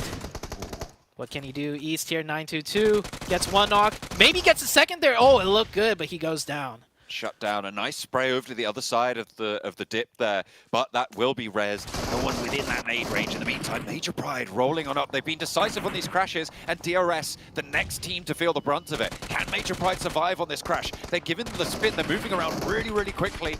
Keeping them guessing on the rollout. This is a brilliant push from Major Pride, keeping all 4 of their players alive. Can they get third party back into the fold? Third party, you're right, maybe from BTR. There's a nade being cooked right now by Lepar, and no down as well. And there's a spray. Superboy is out there. It's Yuhai in disguise, and he is sending out wide. Major Pride, they have an excellent crash onto DRS, but BTR are ready and waiting in the wings to take it right on back. BTR third party that with impunity. It looked like there was no one else on the map. So many teams near them, but they know the sightlines. They knew they were safe to do that. BTR, that was a very nice play out of them. That was definitely in their playbook. They probably had it calmed already. If a team does go for a fight here, we go for that third party. Quick, decisive 3 points. What a great push, too. Just cut out so short. And with that new zone, it works for BTR. They moved out some opposition. Now they can rotate west to find more angles using that hilltop going into circle number 5. I really liked Major Pride's crash, but the third party really stole the show for BTR. But I have to commend that crash from Major Pride. Naomi was probably going to go down even if there wasn't a third party. But I really liked the idea of spinning around in those cars, keeping them guessing, and then just sailing in with the remaining 2. It works, right? You keep them spinning, you get their aim off, you confuse people. As long as you don't go down, which is the major vulnerability of taking that strap. I believe he was honking the horn, too. There was a lot of gunshots, but I feel like I caught some horn honks as he was circling around. I definitely am going to watch that back to see if that was in there. Weibo Gaming here taking that dip. Not a lot of hard cover, but the elevation will be good for now as long as they don't get backstabbed. And it doesn't look like any teams will be able to do that, not in this zone. BTR still looking for some sort of entryway in. They know Team Queso's in a very strong dip position that they would like to have, trying to find an opening before they really pressure in. They have to worry about IHC a little bit too on the east side. There's only 2 of IHC, but sightlines are there for a long distance third party. Brute Force are really starting to rack up some points now. 8 eliminations so far. 4 players alive on this northern side. They've spotted another one of Weibo. They were able to get that 8th elimination points come on through. D+, 2-2 split right now. So if Brute Force do just roll straight on down this hill quickly, they might be able to take them by surprise. BTR, nade trades right now with Team Queso. No one really tagging super heavily, but Reyes maybe answering with another one. No, doesn't pop it out just yet. Arthur's taking shots from across the way as well. A baseline of fire, a lot of angles under control for BTR. BTR have the angles. They just need to find the opening, however. Very desperate to find this opening because they know once the smokes run out, they are at the huge disadvantage because the Team Queso team could just peek up beneath that ridgeline whenever they want and get clear shots. On the northern side, Brute Force still looking good with 4. Controlling a lot right here. And yeah, without the smokes, BTR in a terrible position. Big Milo not able to get the knock though. Down to 1 HP. He stays alive. Is he going to be able to back up in time to get him med off? And he, oh, the nade though, it's good. There's that opening finally, but Queso's answering back. Queso's driving out of the ditch onto the road top. It did not work out. BTR was ready. They held their nerve, and look at this, 4 players still active, very much able to get these heals off, and they've done so much. GenForce on this incredible off angle from the shack. This is only a matter of time before BTR close this one up. This ditch is a death sentence for anybody near BTR, it seems, and look at the angles that they hold. It seems just so under control for this roster. I'm really, really liking the Red Villains playstyle so far today. They are able to look to convert so far from their performance over on Sandhawk. And with 4 players alive on the south, they are the opposing side right now to Brute Force on the north. Yeah, I'm surprised IHC didn't really chime in there. But with 4 players up from BTR, might have been off camera, but even one of their players might have been holding out IHC while all that was going on. And well, they held out IHC for a bit, and now they're going to look to take the points too. Maybe even onto Influence Rage here. 2 duos, IHC a duo, same with Influence Rage, and BTR, well, with a 4 and 8 eliminations, they're feeling it. They're going to look for more. They are trying to keep level neck and neck with Brute Force right now on this match. It is a tale of 2 teams, North and South. Muerte maybe wanted to get involved on their own as well. Taking care of the 4 position from D+ is actually a really valuable spot for Muerte, but the question is how long can they survive here? Because everybody is going to be looking their way now. I'm surprised D+ held that 2-2 into this zone of all zones. They didn't group up, and they are heavily punished for it now. Down to the duo. 0 eliminations as well. This could have been a huge game for D+. We'll see if that's salvageable. Vampire finally goes out there. Schweppes was at that shack, made it up to top 7. Not high enough for the major placement points, but decent enough, better than Sandhawk. Still got 4 matches here, so Vampire might just take a little bit to start turning up. BTR, though, has already turned up here on the south side. 9 eliminations for them. And, honestly, they're in a great spot to close out the game. I was talking to Sertani the other day, and he was saying they're 70% confident that they're going to finish top 3. And right now, it's not being backed up. First 2 matches not going their way, as you highlighted. Over on the north side, trouble in Paradise as Brute Force have a bit of pressure, but D+ roll up and fall short. Not going to be good on the first position. They are still looking for these reses, looking to enact them. Forest is close by, looking to get these nades on, potentially Influence Rage as well. Forest still moving forwards and a re-knock found. A really, really harsh position now as Brute Force might be being cut out here. BTR continue to rack up points in the meantime, and it looks like we might have a winner on this scrap for the top of the tables. D+ actually has 3 players, one of them knocked. Oh. Well, 2 of them knocked now. The last player alive at the compound. I think he should take the risk, leave the safety of the compound, go for the double reset here. It is a risk he's going to have to take. Open territory has to be crossed. He's throwing the smokes. He will potentially go for it. Next zone probably not going to fall on him either, so he's got to make his decision quick. BTR, meanwhile, on the south side, just having full control. There is Influence Rage, a little bit on the side of them. Should be taken care of soon, and they even get the next circle to work with at that ridgeline. Prepod looking to try and control this rotation. Those extra points at this late stage, and potentially even taking an entire team down, will be very valuable. Leaving the the players up there is going to force this rotation, right? As you said, you just go for it and you wait. You wait for this player to make this breakout into the open and immediately take them down. They're using the enemy as bait, but Prepod gives his position away at the rock. So now Nolbu should be able to spot it out, and the point is taken away. So potentially would have been more valuable to just go for that flush. But either way, Demuerte picking up a point. They're happy to do it. That crash they made earlier now has super high value with the circle shift. Yeah, that was a great crash. We do have 2 teams with 4 Demuerte in that pit.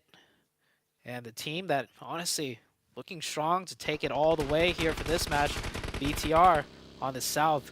Solo out of Weibo Gaming will have to spring up into action, catch a point, and he does. That is a singular elim point, but top 5 position now for Weibo Gaming.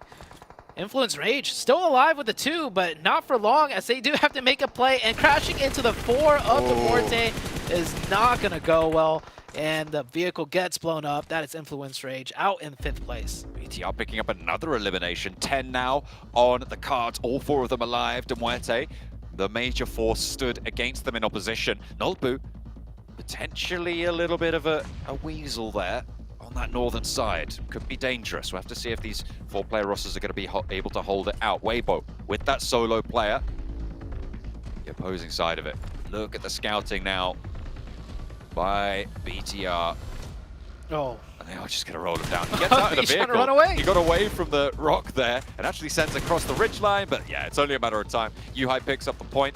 And Weibo will be down. 1 elimination, 4th place. BTR on an absolute tear. They have no idea. Oh, just as I say that, he gets spotted out. So, I mean, BTR full control 4v4. It comes down to this, but positional advantage 2 times over towards the side of BTR. Demuerte, they're going to need, I would say, a miracle to come out on this one. Talis was able to get that spot. Now has the backline. BTR, 11 eliminations. Demuerte trying to hold it down. We saw them take the scrap up the hill earlier and do really, really well against Vampire. Sprayed out from Genfos though. And the angles that BTR are just establishing and marching forward with are so oppressive. We saw this on Sanhok. They didn't have enough players to be able to marshal it fully. But here on Erangel, they have absolutely demonstrated such control of the battleground. And they're looking to try and take it down here against Demuerte. A very fast res comes out. That's going to allow Milky Way to heal though, so back to 4v4. I mean, we saw their angle advantage earlier onto Queso, and also onto, I think it was not Brute Force, but another team Major in the Prime. ditch. But hold on, a nade to open the side up for Demuerte. There's a chance now, and they're going to go aggressive. If they can catch the 2nd player, they can take this and steal it away, but the angles are good for BTR. Corkin nearly getting that spray down. They spot another one with Furia. He has the tree to play around, but Yuhai is moving through in the meantime. Milky Way handling business around the rock, but it's trade for trade. Blow for blow between these 2 4-player rosters. A low HP player on the off angle, and it is 2 side swipes to come through. Another knock over towards Corker, and it's now just Genfos remaining. The Demuerte players have regrouped. They're playing as 3, but they're all alive, and Genfos is isolated. This is great news for Demuerte. Malloy steps out and tags a headshot there. Genfos with the MG3 keeping it in the back pocket. Malloy moves forwards, but Genfos lights him up. Does have 4 first aids, and now it's a 1 versus 2. 1 versus 2. It's not looking good for BTR. Potentially Cassacurse them here as the miracle that I called out for Demuerte. It is happening for them. Milky Way getting that revive Furia on the off angle, pinching him in. Time is ticking for the side of BTR now. Genfos with a mountain to climb. 3 players spreading on out.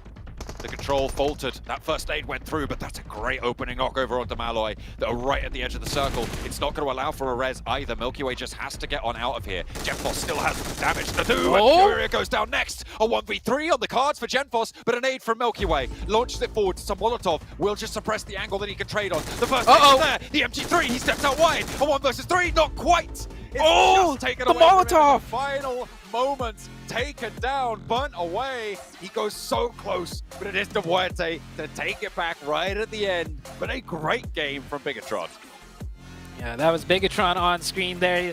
And here is Demorte. You can see Bigatron, even with that loss, they were happy with it. They got massive amount of points. Demorte somehow coming out of that one. It was a combination of the smokes cutting off the sight lines of the one player on the hilltop, timed perfectly with the nade opening, and just a huge brute force play onto the player in the ditch. Gave them enough, just barely enough, to close out that game. It was really down to the wire, though. That should not have been as difficult as it was. Just shows you how strong Genfos is, right? For the BTR Red Villains. Really difficult player to handle. He had that center circle. The terrain not really in the Demorte favor.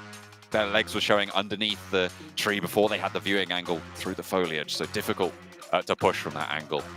And a really heads up set of knocks coming on through. I thought he had it right at the end. I thought Genforce had it, but it was just pinched back, and Demorte kept it under control. Not super high limbs in the middle of that game, but I think they were able to rack up quite a few towards the end. However, BTR stole the show on that front as well. Yeah, I mean, they worked their way in here, and you can tally it up here. 10 elimination combined total. Demorte really pulling out ahead. Not an easy game by any means. We saw them rotating around the map, having to fight their way in. The crash into the ditch was their decisive play. It worked out for them, but the 4v4 steals the cake for me, man. They beat BTR, who was looking really strong that whole match in the 4v4, where BTR had all of the angles, the util to pin them in, and they still called their way out. Yeah, it was really, really powerful stuff. I mean, that opening nade into the center of the BTR holding line was really the go signal for them, right? They regrouped behind the rocks. Genforce wasn't in a position to get the backup there, and he didn't get value on the off angle. And for that, this was right at the start, right? That knife elimination that came through, the hot drop, didn't go really super well for either of those two teams. But Demorte were able to take a chicken dinner. My friendship with Major Pride is over. Demorte, my new best friend. I wish I had best friends. Oh wait, I have 7 Rules Game and I have Cameron Davis joining me on the desk to be my best friends here in this last match. As we saw Demorte close things. You sound so happy.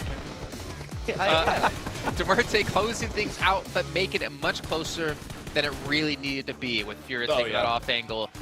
You know, I remember Cameron, you were saying like, oh, I like how he's taking this off angle, and then he shoots, misses the shots, and then Seven's like, why did you shoot? I said, I like taking this off angle. Don't give him the 1v1.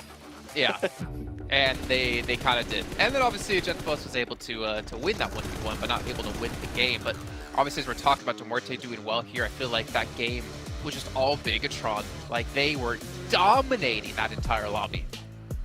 They really were. I mean, the way that they were able to actually push the fights early on, being able to third party the fight between Major Pride after they ended up beating DRS, I thought that was really good. Superboy being able to get a great side angle. It was pretty much the story of them being prepared for the fights with the side angles. There towards the end, I feel like they did get a little bit too confident with how the game was going for them. Yeah. But Genfos made it so close. I was actually hoping he would be able to clutch it. And yeah, that last player from the Demorte, I can't remember his name, the one that was getting that angle and decided to shoot when there was nothing there. Furio.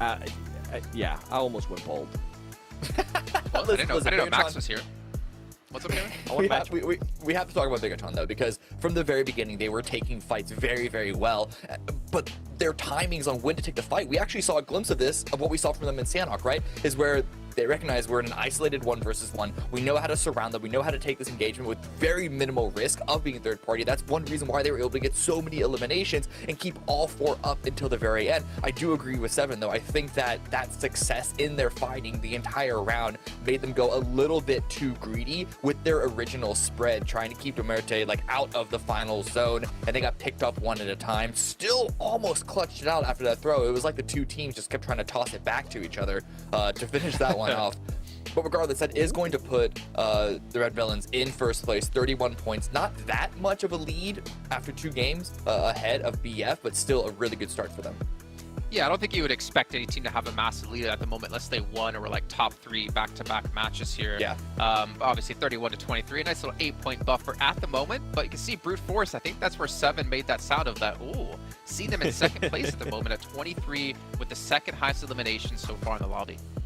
That's exactly why, because this is a team that, I mean, even the casters were talking about it, how I was talking about them at the beginning of the show, that they could be a surprise team. I don't see them finishing on the top 3, but this is actually surpassing anything that I expected out of them in the first 2 matches. If they can continue to be aggressive, which this is a team that does not shy from being aggressive, does not shy from taking those fights, maybe they are able to maintain themselves there within the fight coming on Sunday. Maybe they can make that push for the top 3. Another team that kind of scratching my head a little bit here. I said I was going to give them 2 Aaron Gills. Vampire Esports. This is the second match now that they decide to push into a location without any scouting, and then they get absolutely smacked by the Muerte. And the Muerte didn't even have all their players at that location. So I want to see some adjustments here out of Vampire Esports. I want to see a little bit more scouting and not just fully sending it, because right now it's not working out for them. Well, at least they did go out though to the winners of that match, right? At least that's like some sort of silver lining for them. But Cameron, you know, you were talking about Bigatron. I think we saw them like collapse on Major Pride as Major Pride finished off DRS, which DRS has been having a pretty rough day here. But D+, like for me, that's still something we need to keep an eye on, man. They had center zone for so long, but they didn't really accomplish much after the zone started to move away from them when they needed to take action. Yeah, I'm again going to mirror 7 here because, like I said, like we want to give teams a couple of rounds, but already we're starting to see a trend for D+ of not taking fights until it's too late. They had such a good position, and I'm okay with them conceding ground throughout the mid game because you don't want to hold like a huge box split that just gets surrounded when all the other teams are crashing in onto your position. But it got to the point that when they kept conceding space, of like at some point you have to actually fight and eliminate your opponents, because that is at the end of the day the win condition. That's how you win. You can't just wait for all the other teams around you to do all the work. And I like the idea behind them extending towards the east to try and third party and clean up a fight that was happening out there. The execution was just a little bit too slow, a little bit too sloppy, and it. My best guess, and again, this is only 2 rounds, we're not even in the studio with them, much less like talking to the team itself, but it really does feel like they're too scared to take fights, and they need to start taking fights. Well, you guys at home, while we're talking about this match, don't forget that PUBG Mobile has been nominated as the best esports game of the year by the Game Awards. Make sure you guys head over and get your votes in, because we need your votes to win this, and of course, be the #1. So make sure you guys pick that one up and hook us all up with that. If not for me, do it for 7, do it for Cameron. They're looking more handsome than I am today. I don't know what you're talking about. Just a bit. What? I got like how 7's like, I know what you're talking about. And Cameron's like, yeah, I'm looking more handsome. Like, thanks guys, I appreciate that. You guys by the way, going back on D+, I actually want to talk about them a little bit more, because it's back-to-back games, kind of with what Cam was saying, that they're a little bit too passive. The way that they were able to take on that fight, so slow, zero utility, just an absolute throw out of them. Well, you know what? Hopefully they'll improve, because they're playing on the sweet device, the Infinix G10 Pro, which is born for professional esports players. You guys can pick one up and dominate the lobbies, which hopefully we're going to see D+ do. But Bigatron, obviously, we're well prepared. And you can even see some clips maybe from behind the scenes over on TikTok. Just make sure you search for the tag PMGC 2023. And we're going to be heading now to a short little break while we get things ready to go for our second Aaron Gill of the day. The question now becomes, can teams like Vampire step it up as you get towards the second half?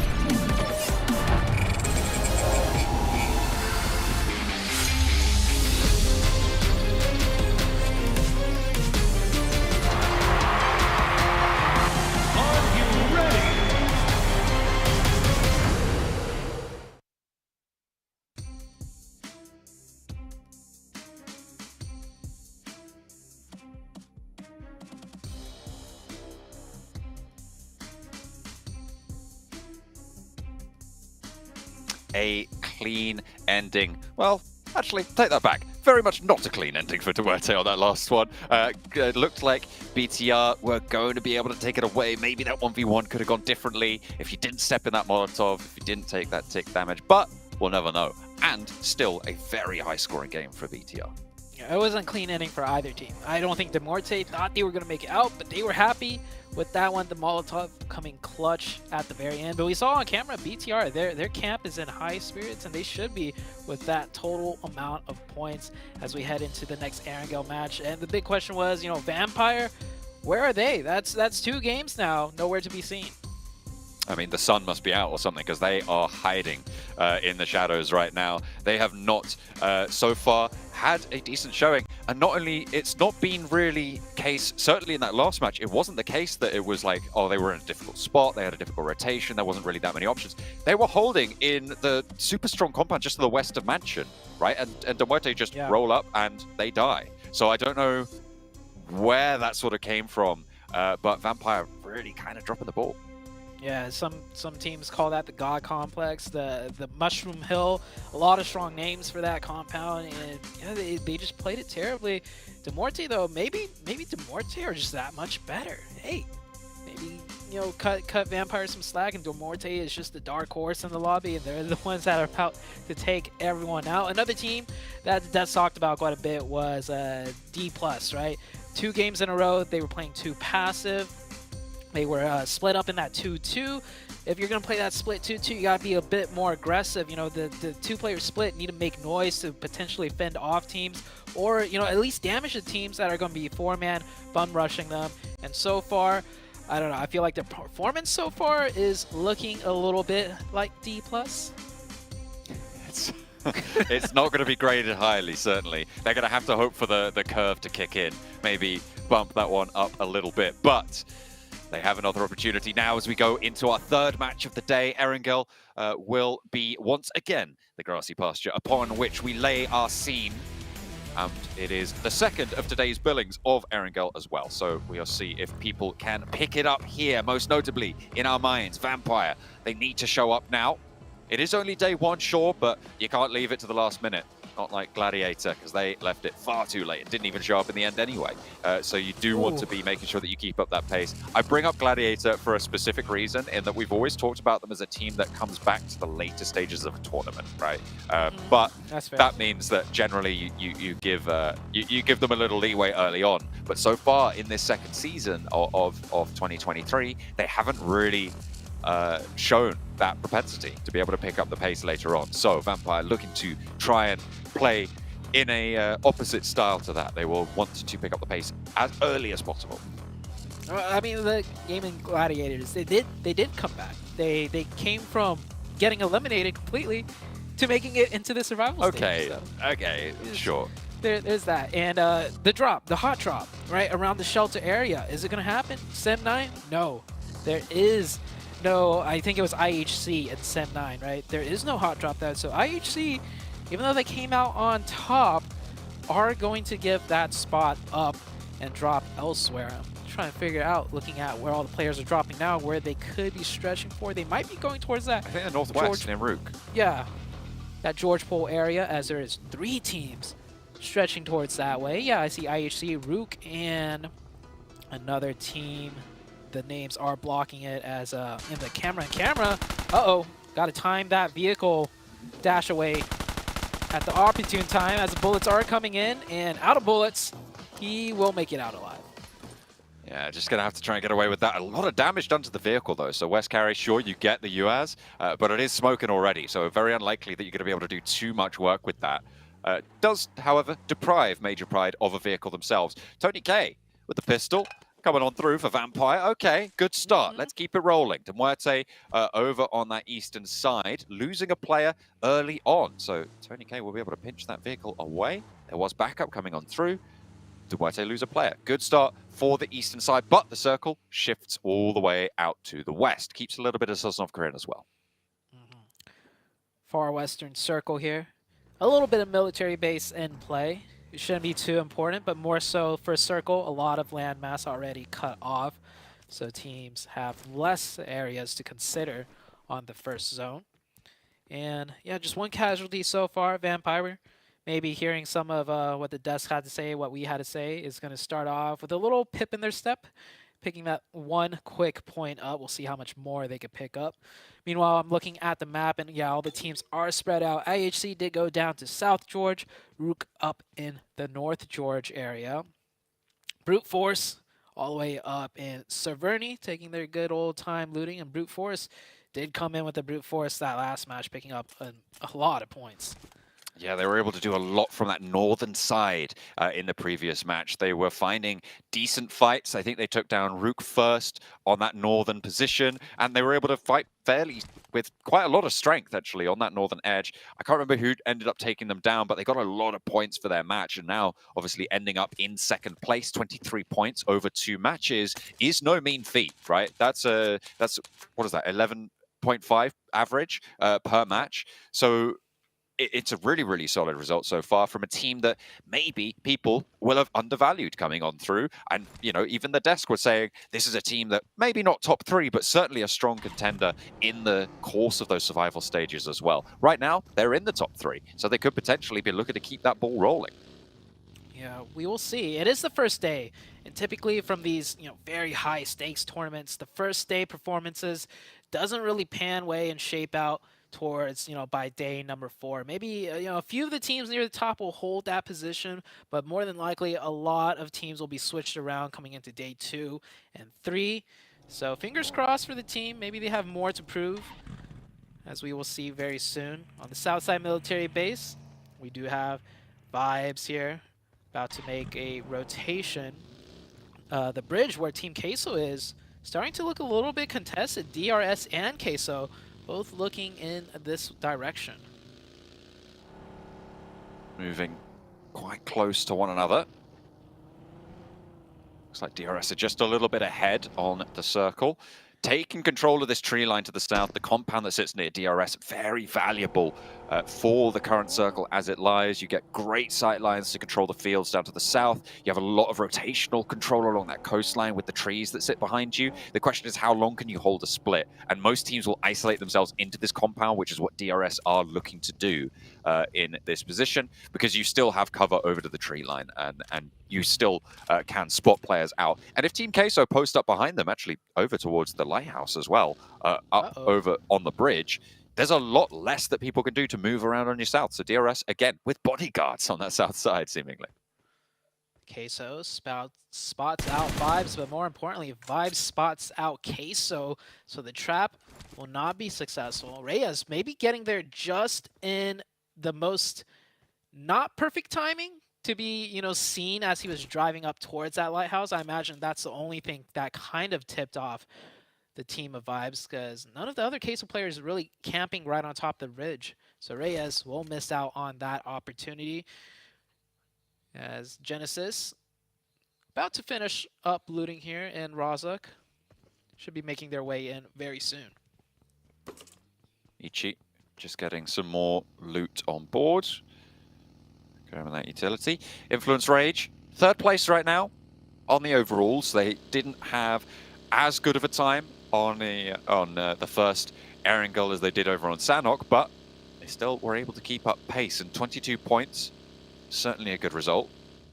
With that chicken dinner under their belt as well, they're good for tiebreakers at the moment. Major Pride, they've spotted the backline though, and Law under pressure from Effect on that DP, but will not be able to find the knock just there on that rotate. Gets to cover, and Major Pride going to have to move in, potentially behind them now, as Influence Rage find that leapfrog onto the position. Influence Rage having a great first 2 games nonetheless, picking up a lot of points. Law putting some shots out real quick, you know, just signal other potential teams driving by. This place is occupied. We've seen a lot of players do this when they're the first to get to a certain compound and the other reinforcements of the team not just there yet. Vibes taking the eastern bridge now. This might throw them off just enough to really impact their late game, because they wanted a more central position on this first rotation. You know, they were looking at the bridge that Queso was camping out around. Demorte rolls up with only 3, as they did lose 1 to Tony K.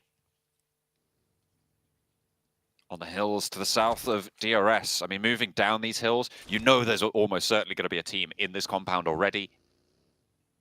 I don't think Dimwarte are going to be looking for a crash. They'll just hold this line and get ahead of Team Queso on that position. Because Team Queso is still on the bridge camp right now, which is obviously been turned away. They spotted that turnaround, and in fact, now Vibes have made it over the eastern bridge. They have made their way through over on that side instead. As Vampire going to be moving from Milta as well. BTR not quite able to land the shots onto the Vibes as they make their way even closer to the center now. We'll get the next shift in just a second. Yeah, ooh, what a shift. Hard shift down to the southeast. That white line from the circle is basically touching the blue zone there. So we're going to see a max exodus of teams to the west. And typically with zones like this, even if you have other teams driving next to you, everyone kind of knows mutually like, hey, we need to get in on this rotation, because if we stop here and fight, there is 10 more teams coming right behind us.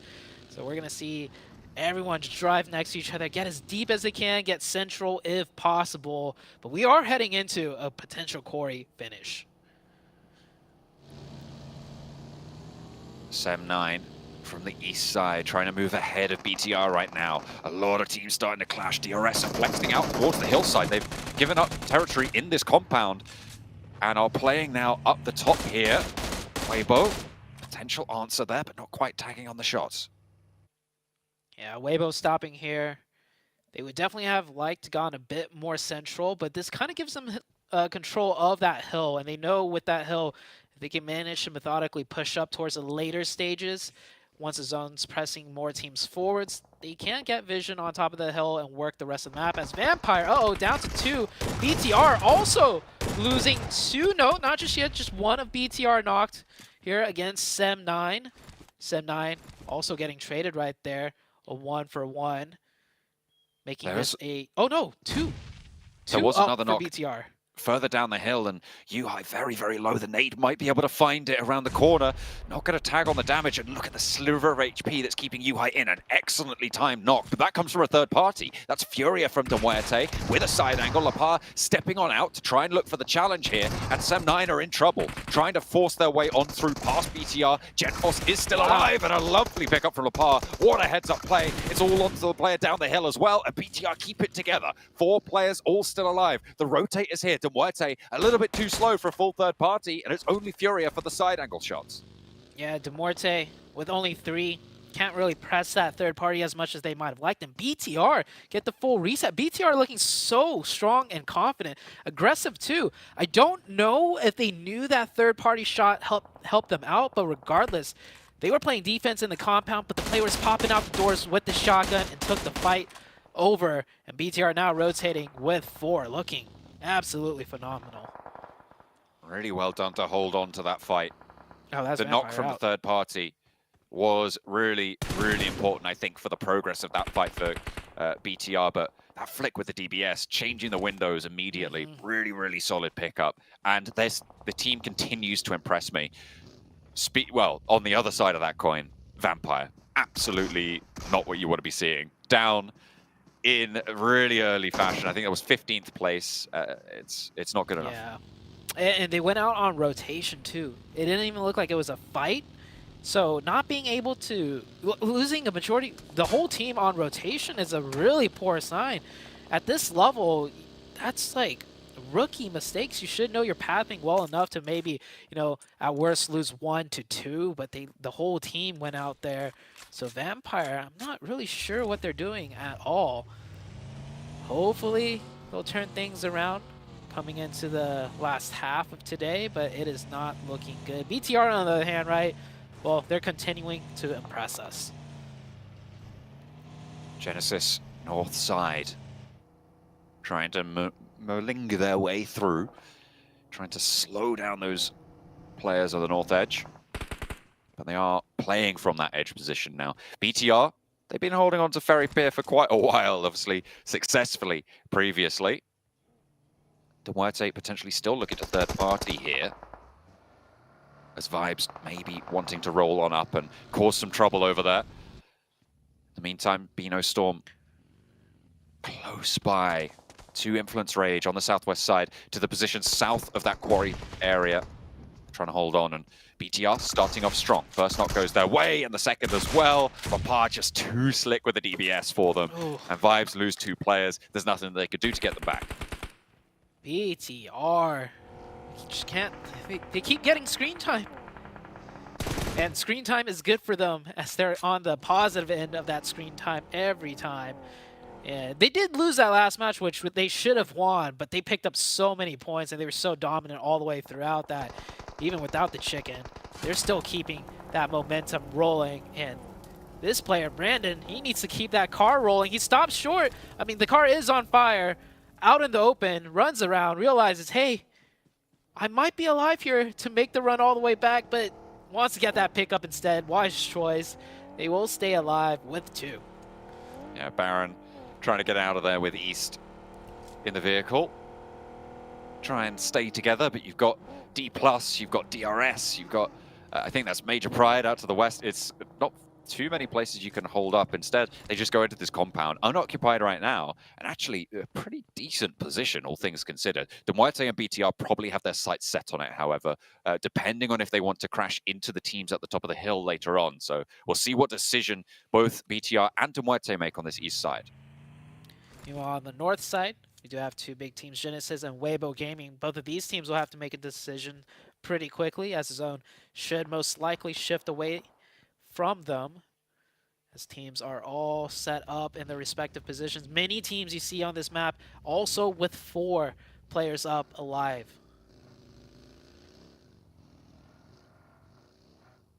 Shifting down. So onto those teams on that ridgeline that we were talking about before, D+, DRS. DRS having been here for quite a while in this area, holding down this zone.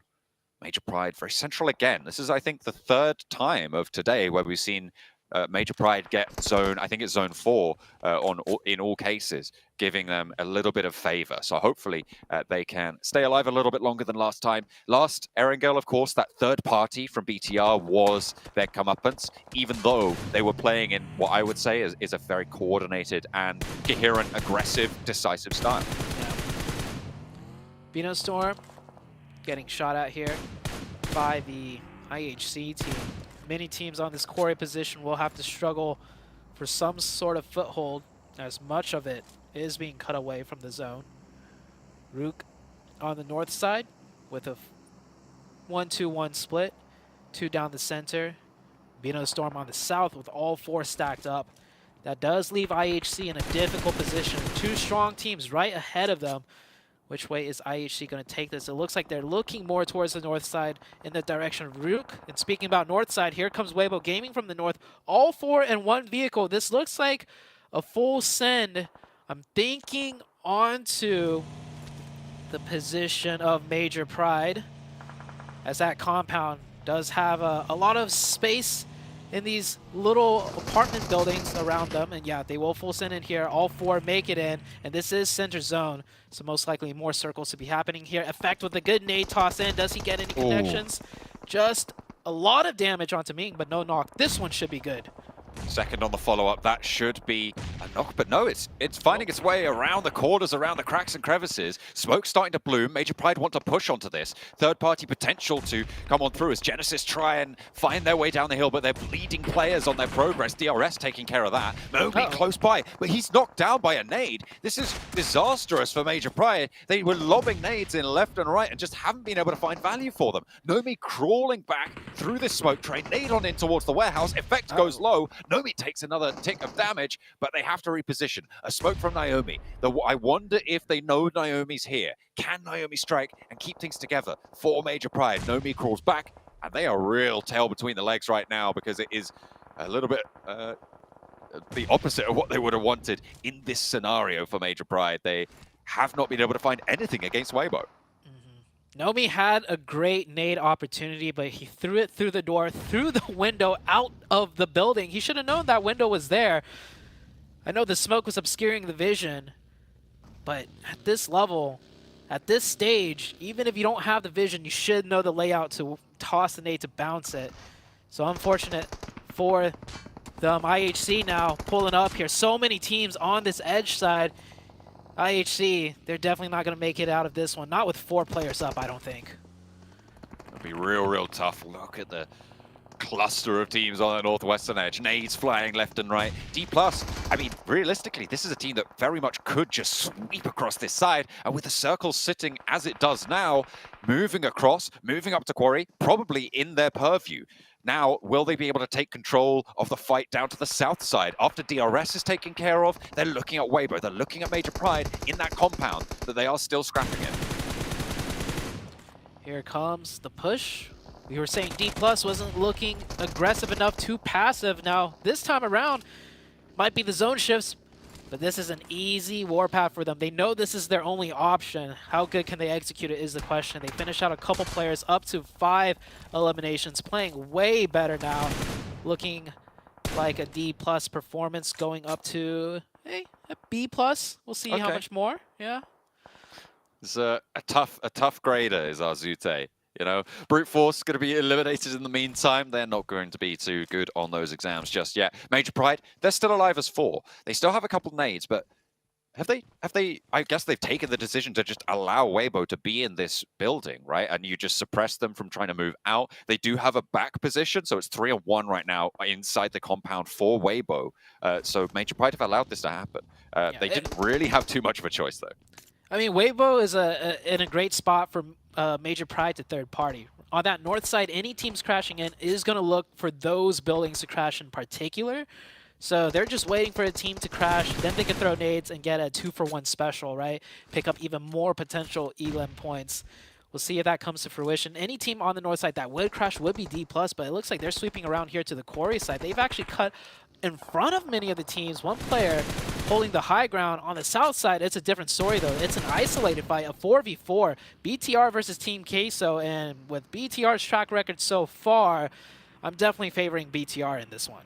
They're up to the ridgeline, close to the longhouses there. Smoke's starting to come on through. They're establishing their baseline, and they will launch their assault imminently, I'm sure. De Muerte, in the meantime, trying to roll on through. They've gone all the way from the east side to the west side. They did a straight shot along that central ridgeline that sits in the middle, along these trees. Influence Rage playing as free, so are De Muerte, so it's a fairly even fight. Potential for third parties across the way. I think that is Bino Storm actually chiming in on that scrap, but hang on a minute, what just happened? D+ on the northern side. They've been dismantled. It's Rook to hold them out from the edge of Quarry.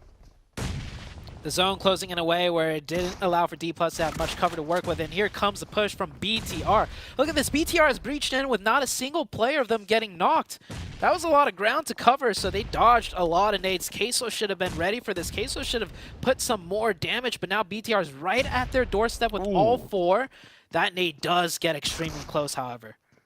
Gets a little bit of value, but that can be healed away. Genforce on the off angle, spotted behind the buggy, hits the deck to try and stay alive and gets to cover. BTR is just surviving through this right now. Artur's not able to get the spray down onto the backline player. Satar turns the corner with the DBS, goes super low, and a second will be able to finish it off. Lapar in the meantime steps on inside. You've got Superboy, Yuhai sailing on in from the backlines. Genforce can strike from the alternate angle. And again, it's control, time and time again for BTR. Can they finish it off against Big Milo? The last player to stand. Genforce is there, gets knocked. He's looking for the flush as well, wants to find the points where he can, because he knows he doesn't have the highest potential moving on forwards with only the 2 players. Steps into the shack, looks for the res. BTR may be taken down a peg.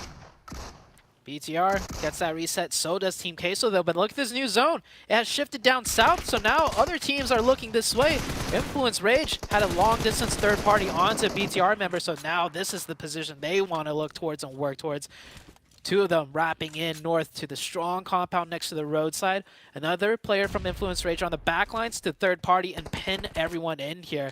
And there goes one player of Queso, still 1 up. He's inside the shack looking for the revive, but Federal should have this one. Pin pulls the nade back. No. Back and forth. Ooh. He bounced off his teammate. That was so unfortunate on the timing there. Like the nade was on target. Another nade comes on through, and it's Team Queso to go down to Influence Rage, who are moving in now with 3. Nades from Major Pride starting to chime in. This is on the north side as we hop on over to this scrap. Weibo have lost a lot of power here. Major Pride managed to get that heal off, stopping those angles for effect with that Molotov as he surges forwards. There's a nade being cooked inside the bathroom, and effect repositions away from it. He hears that pin. He's just going to fall away, allow his teammates to establish the crossfire. Keep him nice and safe, tuck them into the lead, and get ahead of this rotation. You don't need to take this fight. You've already done enough. That was a very... That was a disciplined play, but a little bit too late. Gets caught through the smoke. He had all the steps down correctly, but the spray from Weibo is good. And now the push, the solo should be stopped very soon. Nade comes in, a flash comes in as well, and he goes down. BTR still on the warpath now having to deal with Influence Rage 2v2 situation as Lil Boy went down and Lol down to 1 HP. Federal on the outside as well. Going to be looking to commit for this res. The Molotov towards the bottom of the stairs stops the push, but it actually fully disengages the fight. Superboy, Yuhai out through the window, drops down and seals the deal over onto Law. Both players hopping out. Now he's hopping back in. Yuhai giving them the spin, and he lines both of them up. A miraculous play from BTR, holding out Influence Rage on the south side, and this is a championship team. 11 eliminations. They are converting on a strong performance. Now Major Pride, in the meantime, trying to roll on in with 3 players alive, but they are just getting torn apart as their progress is drawn to a halt. Oh, that looked nasty on screen, but the mini-map looked even worse as all the white lines from both teams on both sides all shooting north. They stood no chance. At least they won the fight against Weibo Gaming. I think that's the best they could hope for with a zone shift like this one. Now we are down to the final 4 teams. One team caught in the middle, Demorte. They got the chicken last time, but BTR looking to take it away. See where the zone shifts here. Rook with the man advantage with 3. All the other teams with only 2. BTR on the south side. I mean, what a set of plays from Yuhai. With that DBS, just doing so much work. Seems like he just doesn't miss. I'm really loving watching BTR in these first few matches. They're looking to extend such a massive lead as well. They've already got, I think it was 11 eliminations on this match, and this is definitely the team to beat moving into the next few days.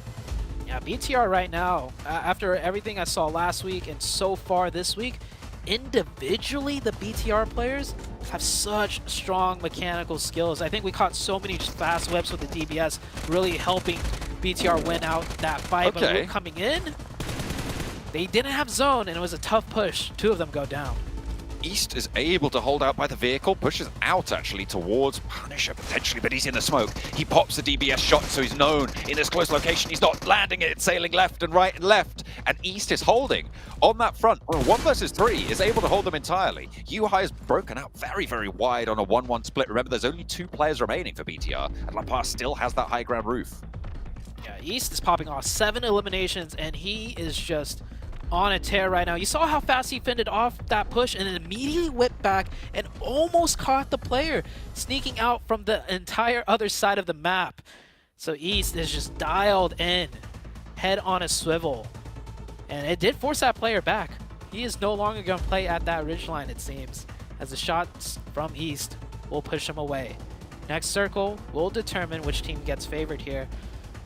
Can't possibly fit all 3 teams on the next one. Most likely BTR, I think, will have to be pushed out unless if they get that circle down south towards them. This is the 2nd time in a row now that Demorte have cut a rotation through the center of the circle and found themselves in a stronghold position in the middle to survive into the late game. It's paid off well for them, and obviously they are going to be amongst the top teams. I feel like I've still yet to see a full, amazing mechanical display like we've seen from BTR, but Demorte still making good decisions into these later circles. Sometimes that's all you need, and if you can do that consistently across every game throughout the 4 days, you could definitely end up in the top 3. Next zone. Who is it going to favor? And it does favor BTR. It goes down right on top of them. It's going to be another Demorte BTR standoff, in my opinion. Unless East can do something about this from the team of Vibes, if anyone's going to be able to pull off something now, I think it's East. He is on fire. I don't think they can step out for the challenge against Demorte, though. With Lapart on this high ground, you can see he's being very diligent, checking all the grass spots, checking all the bushes, even pre-firing on the angles as well. Corker spotted. Baron steps up spray. Corker has to shimmy forwards, and he gets away with it. That was dead to rights right there. Baron should be hitting those sprays, but just misses. Yeah. That would have been a huge knock. Because right now, Vibes have to work past 2 different teams. He spots the other player, though, in the bush, and that's an easy one. Picks up the point. Corker dispatched almost immediately by Lepar. He had to shimmy out, draw attention.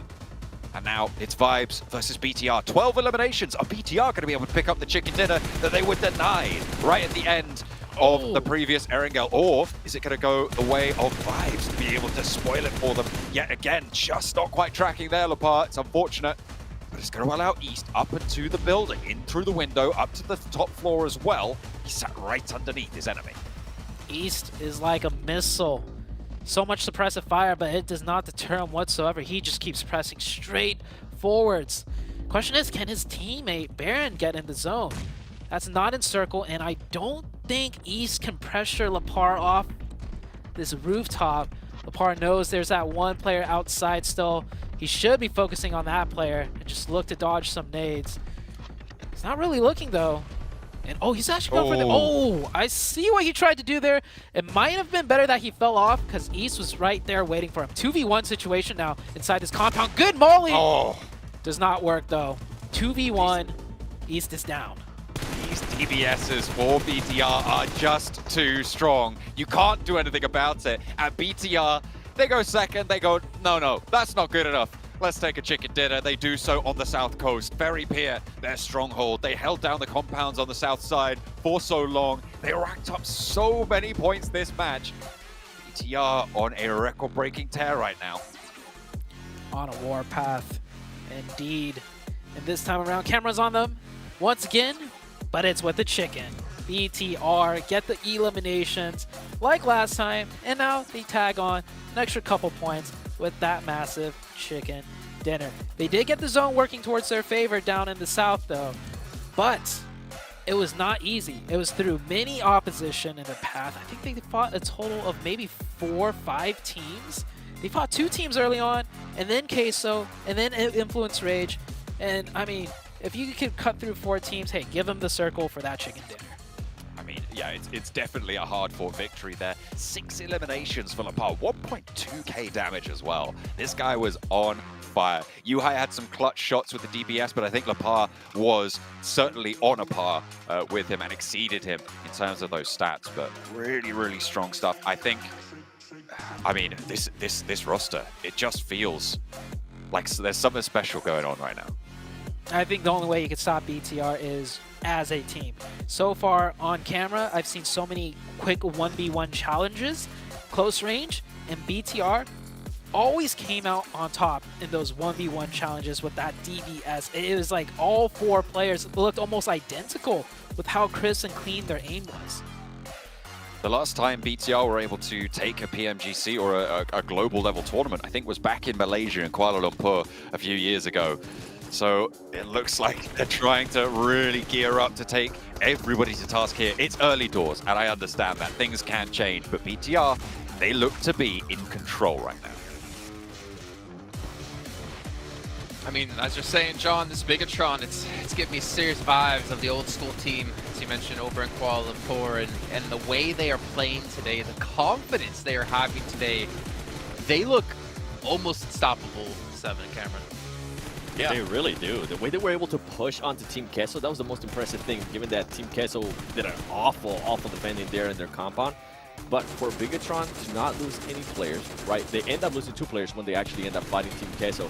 And then Influence Rage decides third party, and Bigatron is able to keep their composure and win that fight without even losing any more players. That was super impressive, and that just shows like the performance that this team's currently on, right? Second place, first match, second place, second match, first place here on the first match. I can't wait till we see that overall. And we were talking earlier about gaps. Boy, I imagine there's gonna be a pretty big gap. Yeah, no, there's definitely a gap between them already, and at this point, I see no reason to assume that it's going to stop anytime soon. Like, other teams might be getting more and more warmed up, might, through their winning their own duels, their own gunfights, might have a little more confidence to go head-to-head, but, like, this is going to put BTR in such a good position after the first day. Even if everything starts over again going into tomorrow, they're going to have such a buffer that I think it'll have to be a disaster for them to not be in top 3. I know it's really early to say that, but the way that they're playing, I just can't help but believe. Yeah. I mean, I think all of us are in agreement with you, and I think Indonesia are going to be extremely happy about this team and how well they've been able to perform. We obviously have to mention really quickly their Vampire. I think that was 1 point for them in this match, looking like shades of their former selves. But as we did mention, Lepar getting himself 1,200 damage. He had more damage done by himself than his entire team combined. He did. I mean, 6 LMs too. And then, to be fair though, the rest of the team was able to put up good numbers too. I was talking about this at the beginning of the show. My main focus was Yuhai. Now Superboy, was he going to be able to perform? But now everybody's being able to perform. And as we progress through PUBG Mobile esports, this is what we want to see. We don't want to see just one player. We want to see multiple players. And look at that gap right there between Bigatron and Influence Rage. That's 1 point shy of being twice the points of second place. That's stupid, but like, that's what you expect when you get second, first. At very close seconds, by the way. Like, it wasn't, they didn't just fall over when the final fights. They got so close to getting 3 wins in a row. Yep. You know what's also kind of maddening about this? 33 limbs, more points in a limbs than anyone else in the lobby has total. But you know, we also have to give a shout out to Demorte as well, because we're talking about second, first. They're able to get a first place finish in the last match and a third place finish here. They have been, for me, one of the most surprising teams in a positive note so far in Group Yellow. Yeah, I wasn't really putting a lot of stake behind them myself. Their recent results weren't like amazing. They weren't outstanding. And with new players coming on in not too long ago, a couple being added in August, you know, there's always going to be a little bit of lead-up time, but it seems that they've done a really good job of gelling everyone together. The way that they've been playing these past couple of maps, they're a little, okay, not a little, they're a lot quieter than BTR have been, but they've been positioning themselves on Erangel to have really good attempts at late-game finishes, so the placements are definitely going to continue to be in contention, you have to expect. On that note, by the way, about the roster change they had, it was Discrim and Happy coming out, and Furia and I believe Korka coming in.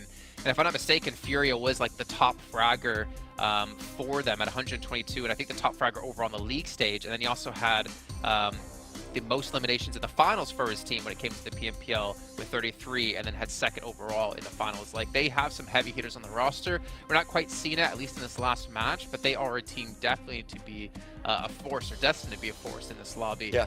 But 7, Vampire, you said you're gonna give him 2 games on Erangel. That's our second Erangel finished off. What's your thoughts?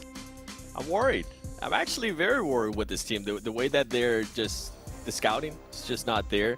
Also, I'm very surprised that even though the playing pads do favor their current drop that they're doing with Mail to Power, I'm surprised that they're not currently landing on Primors, because that's usually what we have known this team to be at, especially after PMWI. They were able to just dominate the game from landing there, being able to position themselves. Even in the past, whenever the playing pad didn't favor them, they will still find a way to make it to Primors. Right now, that's nowhere near to be there. And we're talking about some teams being able to find players being able to find a great way for them being able to perform really well. Right now, nobody's really performing really well. They keep getting caught off their rotations. I want to see a little bit more out of this team. This is not the Vampire Esports, and yeah, I'm now, after 3 matches, after 2 Erangels, I'm like, oh, you might be onto something, Jason.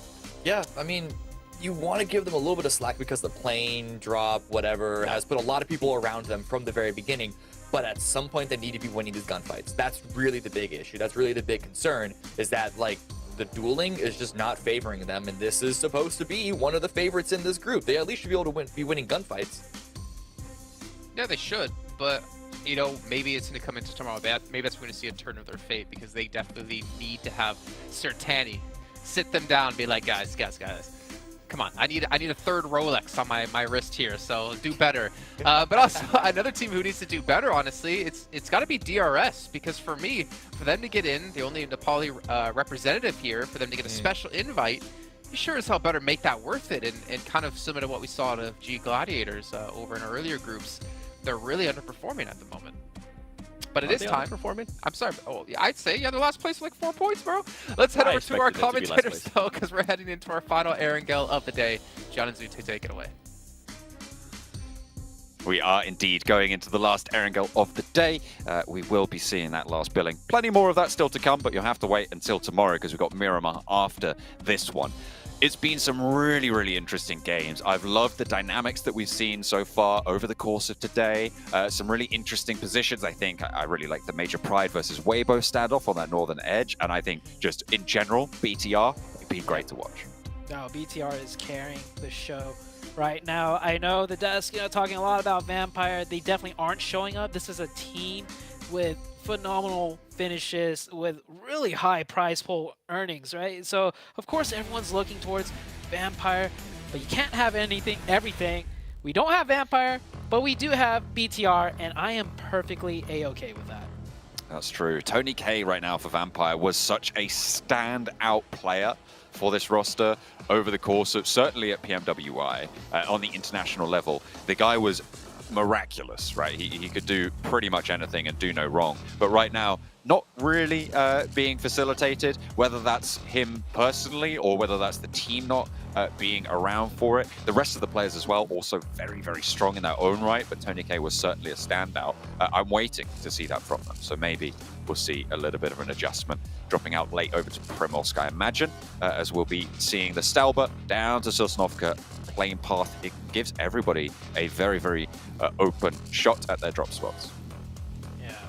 So far, both Erangel games have had some early game altercation, maybe due to playing path right because they were skewed. This one, not the case. We might see all 64 players be able to continue at least into phase number 2. We'll see where the phase number 2 or phase number 1 is first. As Weibo Gaming dropping out, and look at that. Notice how Weibo Gaming, they have Pachinki, but they're not all dropping in Pachinki. They're splitting kind of far out to the east into DRS territory. They've definitely done their homework, and hey, if you could drop and really spread out and get more info rather than condensing into Pachinki, why not? I think they were trying to contest for vehicles around DRS's spot. You can see those parachutes actually turned around as soon as the 2 DRS players hopped into vehicles. So they might have been denied that position and have to fold back in. Circle all the way up to the northeast side, towards Yasnaya, towards Stalber. Severny still in.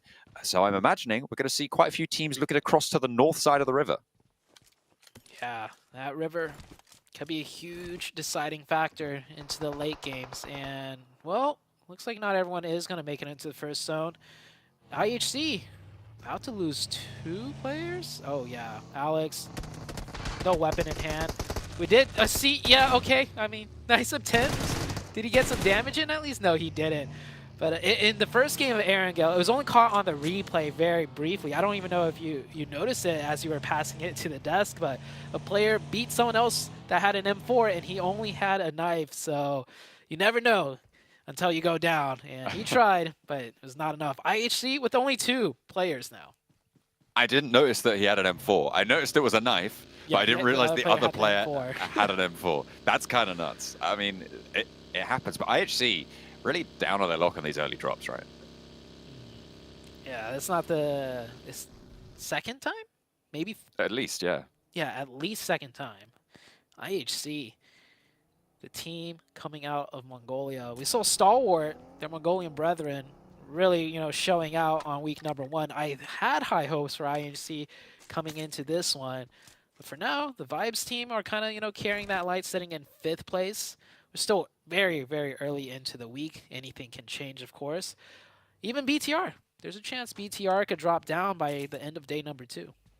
I'm waiting for that 1 point extra so that it will be in exactly double, as Cameron on the desk pointed out. 28 points to 55 right now for the 1st to 2nd place. It might change, sure, but I mean, literally everybody other than Influence Rage needs to do as well or better than they did, in the first half of today in order just to catch BTR right now. So it is still a massive, massive lead. And sure, you'll see these sorts of scorelines maybe after 1 match, but to be able to perpetuate that through 3 matches with the amount of eliminations they've been able to get, with the control that they've demonstrated, this is a special day for BTR. And for BTR fans, I'm sure it's a pretty special day for them too, because they will be cheering incredibly loudly, I'm sure, all over the place. Make sure you check your socials because you'll be seeing that hashtag everywhere. BTR win.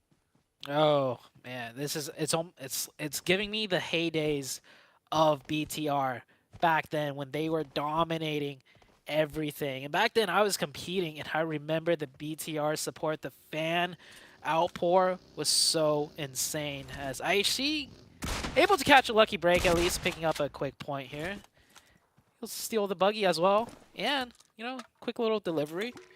Nades, util, helmet, ammo. everything you could ask for, and Ziol will just pull right off. I mean, to be fair, you do only have 2 players, so you need every advantage you can get. Unfortunate for Major Pride to lose a player on their split as it stands. IHC sent out this way, so I mean, I guess you just don't expect there to be a player coming at you from that direction. And they lose, I think it was Ziol who went down for Major Pride, if I'm not mistaken. Ziol picked up the point, yeah. Oh, sorry, yeah, on IHC, was able to take down one of the players from Major Pride on that northwestern outpost. So no backup really expected to be needed, so they weren't in a position to give it. Yeah, it was a domino effect, because if IHC didn't lose their 2 other players, I imagine they're split looting together in Hospital. But because they're down to 2, they're scared to go into Hospital or the South George Pool area and get hunted down. So they ended up scrap looting on the sides in Major Pride's territory. And the domino effect did not pan out for Major Pride. They will lose that 1 player. And we were talking about this earlier too on the topic of BTR, right? Like, how are they dominating so much? Well, right now they have 33 eliminations. Take a look at second place downwards. How many points do they all have? That's yeah, no, I'm getting word, that's less than 33. Yes, that is. So Elams alone, BTR is ahead, and it's really shown through how well the players are playing. We were talking about it, and it seems like every single player on BTR are on the same, you call it their same wavelength, right? They're all playing aggressive, but the crazy thing for me is that as the camera was switching from player to player in those close range fights, I thought it was the same player because the movement, the crispness, the mechanics, it looked like the same player. And, you know, the fact that they were all using DBSs could have kind of, you know, given that mirage as, man, IHC just really not having the luck of it. They come in here late, very late to loot, thinking it's safe now. And another team catches into the player of IHC. Oh, man.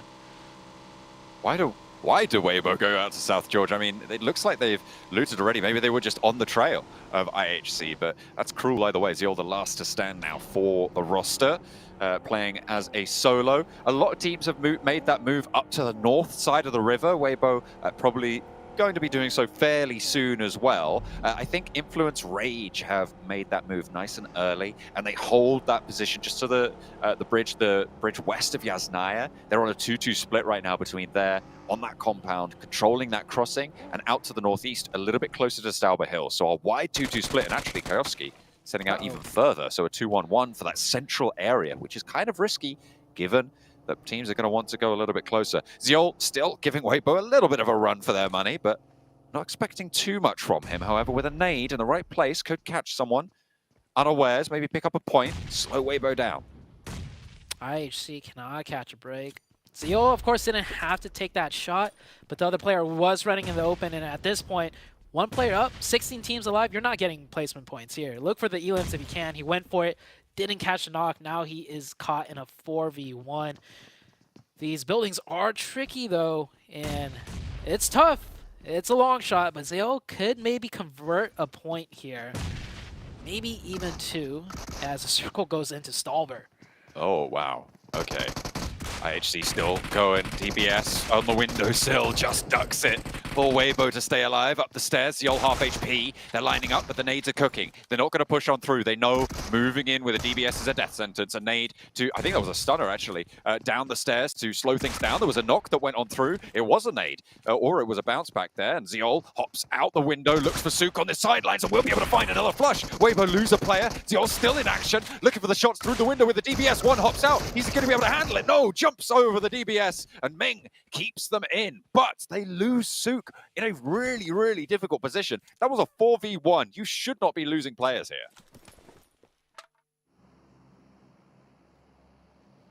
That is far from ideal for the team out on that western side. Ziol extracting a little bit more value as IHC put up 2 points this match. They've not been able to catch a break. Major Pride, they lost a player earlier on. They've looked to try and send in ahead this time around.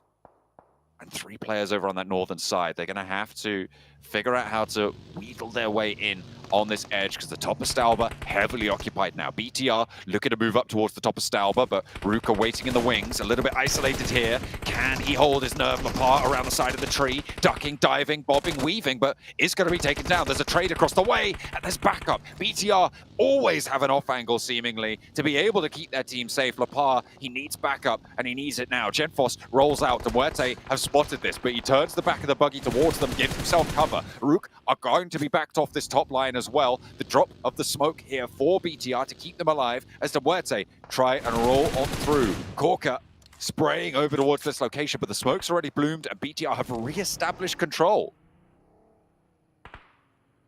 on this top side for Stauber. And they just keep it together. Miraculous off angles being found every single time, Zute. It is wild how well BTR are playing right now. That was a mad dash. It got really hectic there, and like you mentioned, keeping all 4 up, picking up 2 elimination points. BTR still going strong, and in a great spot too that they're contesting for on top of this Stauber position.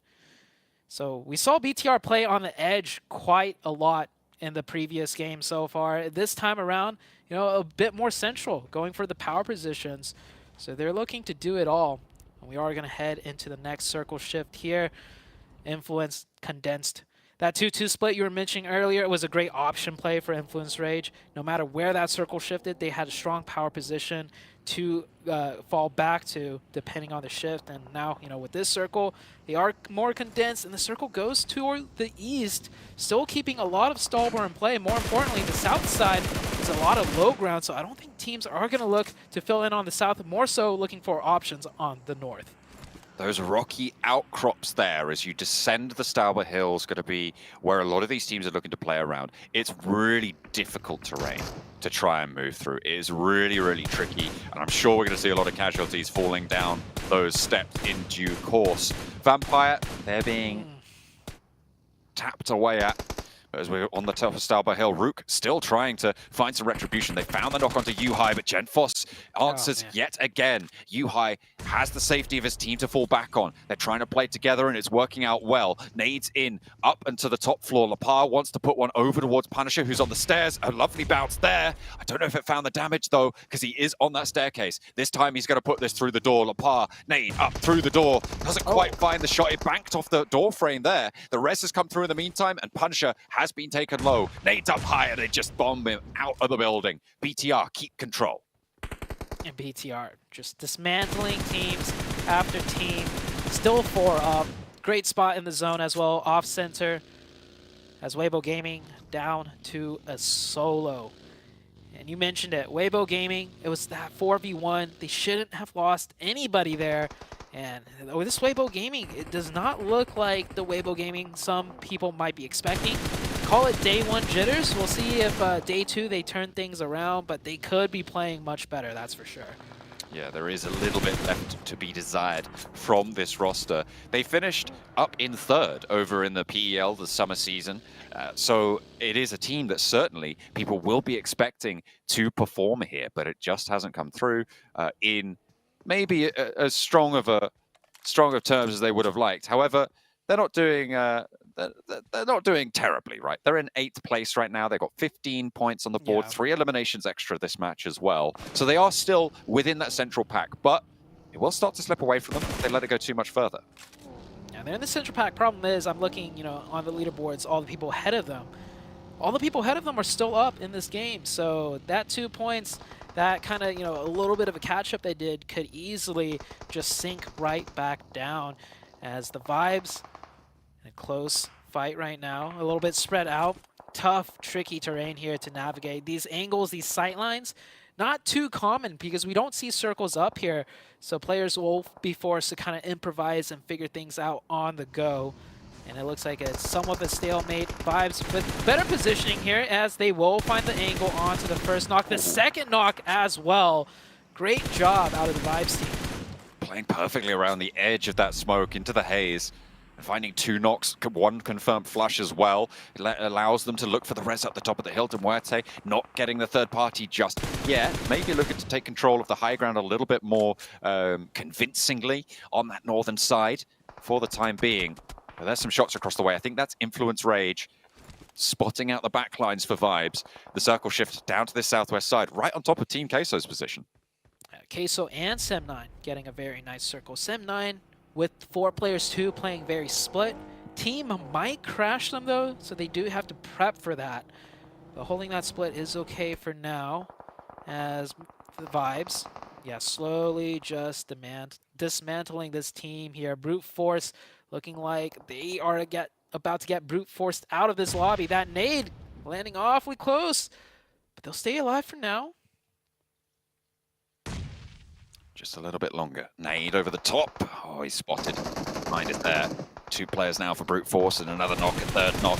But it's all drawn to a close for Brute Force on that flank. In the meantime, Muerte, Genesis on the northern side, vying for the top of the hill control. A knock over towards that tower is really, really isolated. You have to conclude this scrap. Malloy over the top with a nade. Furia looking to put more in as well, as Genesis falter a little bit on their push. Mernat and Smile both moving a little bit separately here. Malloy still has that nade in hand, and up to the fence they go with Furia, who hits the deck there. A bounce around the side, and Mernat's taken low. Milky Way still isolated up top, but a nade is placed perfectly by Furia. Now just Smile to deal with. A smoke over the edge to try and remain a little bit in control of that path to the tower.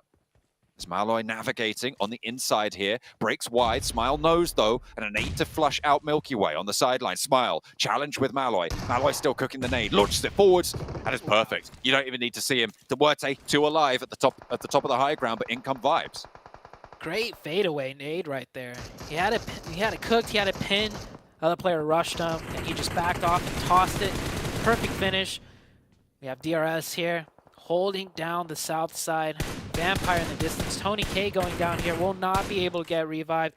Vampire now just down to a solo player, and that solo player is out there in the blue. And Delta is looking his way as well. Vampire is not going to be able to get a single point here in this match either, as Wymao. I mean, if you're really quiet and prone in a spot that no one thinks a player should be prone, he can sneak in just a little more, as Vampire goes out. 0 points once again. Erangel not playing well for them. Was prone for a long time, but doesn't quite catch Killer on the slip and will be going down. That is Weibo out and eliminated. On the south side, DRS going to be looking to cross from the north edge of Yasnaya for the time being. Vibes moved up to the duo for Muerte, but they didn't fully third party it. I don't know if they realize that there are only 2 players there, but now they will go for this assault. They'll try and sweep on through. They've got actually an outpost from BTR to worry about. Bigatron Red Villains have moved on up, still playing quite split right now, about 100 meters between a lot of them. On that 4 position, Genfos has a lot of information against Muerte, who are looking to go down the hills near Stalba. Yeah, Muerte cornered right now by BTR and Vibes, forced to just kind of go more central. And it's worked out for them before in the previous matches. Can they find another central location to stay safe in? They find a spot. Not a lot of cover, though. They're going to have to improvise. But these different elevations and terrain could work out. They might have just found the sweet spot, as the west side, the battle rages on between Influence Rage opening up a nade onto the Vibes team. Nades are being answered back, but no knock. The 4-man advantage does go to the way of Influence. Are they going to commit to this? There's only 2 players here for now. They should look to pressure this a little bit more, in my opinion. There's a high ground off angle to worry about on the side of Vibes. He seems to have been spotted from maybe somewhere else there. Kajowski back off onto the tree there. As Apex is looking to try and suppress that angle. A knock over to Influence Rage as well. DRS taking a couple of hits there from BTR as he hops into the buggy right in front of his face. And Divine careens on down the hillside, gets away. Genfos is taken out. They've already lost Satalis in the meantime as well. So 2 players now active for BTR. They've got 5 eliminations so far on this match, so they're still doing quite well, all things considered. Genfos further forwards than the rest of the other 2. But if they regroup, they might just be able to get this res. Or DRS. Sorry, this is Beano Storm going on through onto this engagement in the meantime. I thought it was DRS the whole time, but no, Nagon moving on up close to Lapar, around the edge of the smoke. A buggy rolls on up and immediately taken down Divine. A little bit too big for the boot there. And Nagon now behind the headland, I think might be the last for Beano Storm in this area. Will fall as well. Genforce now maybe risible, but there's a spray from Nano Kuni on the sidelines. Will get one. Can he trade it off for the second? Oh, the 1v1. A little bit distracted from the shots from his backside, and he will go down. There's one thing I learned is that do not get in range of DBS of BTR, because they are hitting all of those shots. Meanwhile, on the south side, do have two other teams facing off here. It is DRS and D+ here. D+ 0 eliminations so far, but looking to switch gears, get a bit aggressive, and right there it pops a quick 3 elims onto DRS. DRS is taken down, and on the low ground, D+ is in a decent position. They have these ridges to work with. That tree cover should be enough for him to get behind some sort of hard cover. The question is, will D+ risk the revive, because he is not in zone, and that blue zone's closing fast. Vibes trying to keep control of the top of this ridgeline. Apex, the most danger right now, repositions down the rock. The Molotov burns him away from his buggy, from his vehicles. Doesn't have that option. Baron further up the hill. 3 players are alive, and they have got that off angle you can see on the minimap, just up and to the left of where Apex sits now. This ditch keeping him safe from Lil Boy right now, but that Molotov thrown forwards, I think should have been spotted by Lil Boy, so they'll know he's in that divot. They'll know where he is. Next zone about to shift here. Will be a big one for many of these teams. And it does center up here, a little bit down to the south. That does leave Influence Rage. And the team of Vibes not in zone. Vibes down to 3. Want to see what Influence Rage decides to do here, because they do have priority. And they will give Vibes a little bit of space to work with now, as maybe Influence Rage has a spot in zone that they've already seen to just scooch in on. And question is, what will Vibes do now? We're having a lot of scrappy mid games so far in Group Yellow. A lot of teams losing players, a lot of teams racking up a lot of elimination points early on as well. And value being extracted from a lot of these games. I mean, BTR, right, 9 eliminations, so they've still had a blinder of a game here to keep up the pace, even though they went down in, I think it was somewhere around 9th or 8th maybe in this lobby.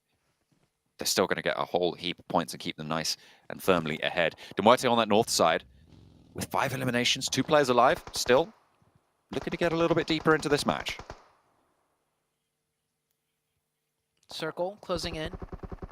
Vibes still looking for an entry here.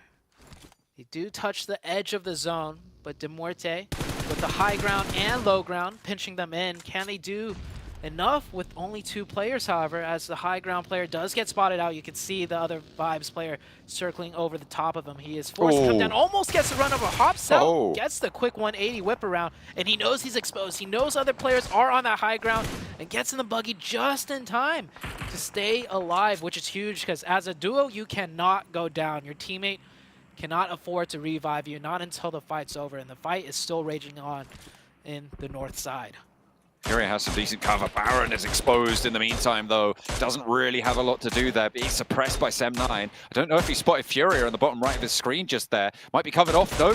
Will be able to retrain that angle and has to force Furia off the angle. The smokes are there for Furia to get back across, but he's very, very exposed and will be knocked, will be spotted. Demuerte down to 1. Shot so close for Mikhail there onto the high ground. But Baron will make it out, gets the first aid off, and he will join his teammates. He got the revive too. So Vibes being very resilient here, still staying up at 3. Furia close by, but very risky for any movement for Malloy, because the Vibes team has not yet been dealt with. And all 3 players looking their way. They confirm Furia. No, that's actually Sem9 confirming the player of Furia. They knew as soon as that smoke bloomed that that angle was going to be crawled through. They had sightlines on it with Tam, and as soon as that smoke was popped, just a pre-fire through the smoke, that's all they needed, and they were able to get that flush. So now Malloy 1 versus 3 on the northern side against Vibes. For Demuerte to stay on in things, there's a flash forwards. Is he going to use that opportunity to get over the headland? I don't think there's anywhere for him to retreat to realistically. Yeah, you can see immediately, as soon as he goes back behind that smoke, Sem9 just takes shots. DBS in hand, the pushes are good. The buggy drive through, quick distraction, upwards his teammate the peak, and they will take the north side, and they get the zone on the north side too.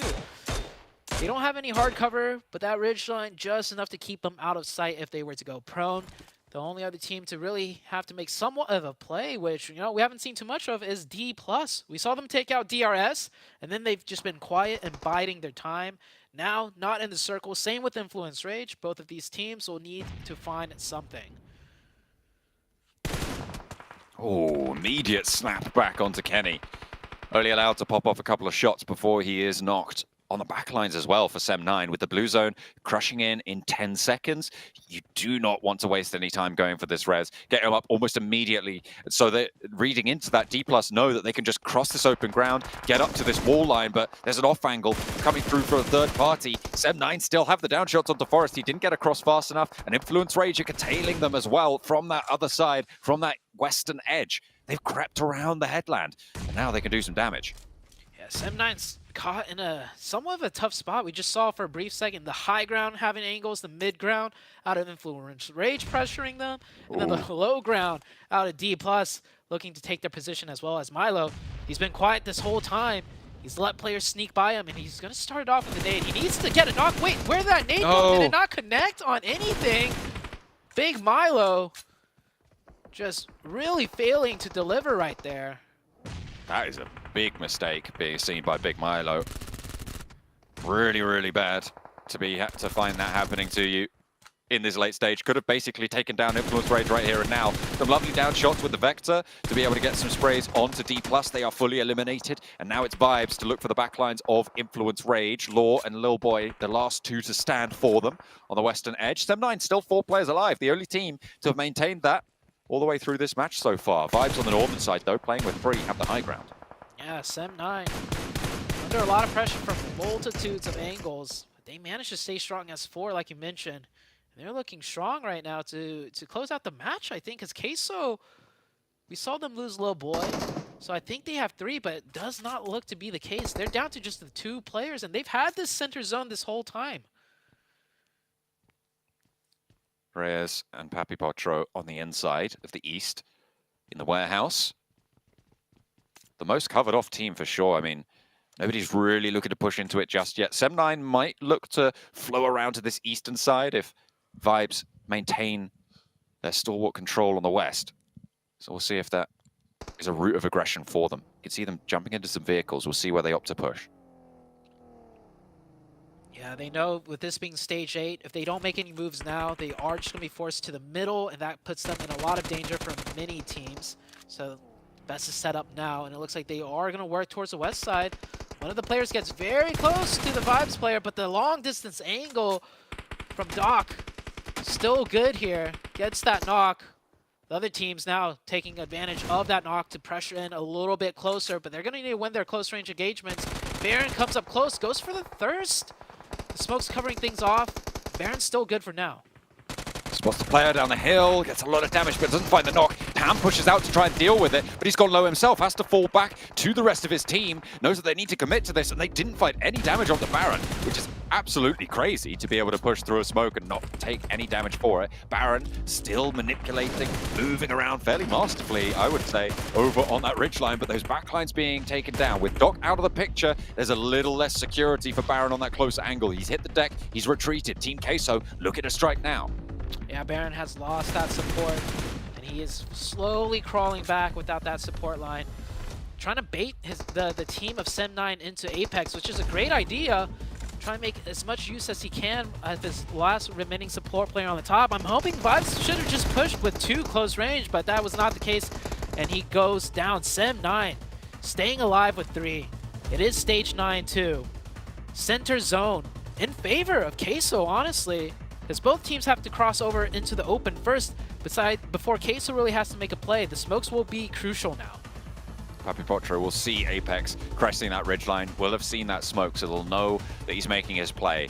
The What openings does he have? Sure, you get the advantage of knowing that Sem9 are all from the single angle, but you're moving down the hill against Team Queso, who have complete open season onto your position. Immediately, as soon as that high ground's gone, they break out. Team Queso looking for control. Okay, so with a quick nade, that will not connect. It seems like the hustle actually favors Sem9. Look at this three-way angle.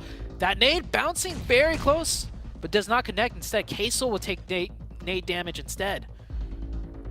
Potro should have some first aids left. They've been out of the fight for quite a while, but 12 nades in hand for Sem9. They might just wait for this one to close a little bit more and just start to bombard out these angles. You see, they're already starting to put the pressure on. But nice and evasive for Team Queso. Smoke's still launching forwards, nades into them. Damage on the backlines. Reyes with that auto shotty. Wants to get closer. Wants to close that range, but Mikiel on the backline, similarly armed. They're waiting for the moment. They're waiting for their opportunity. There's still util left.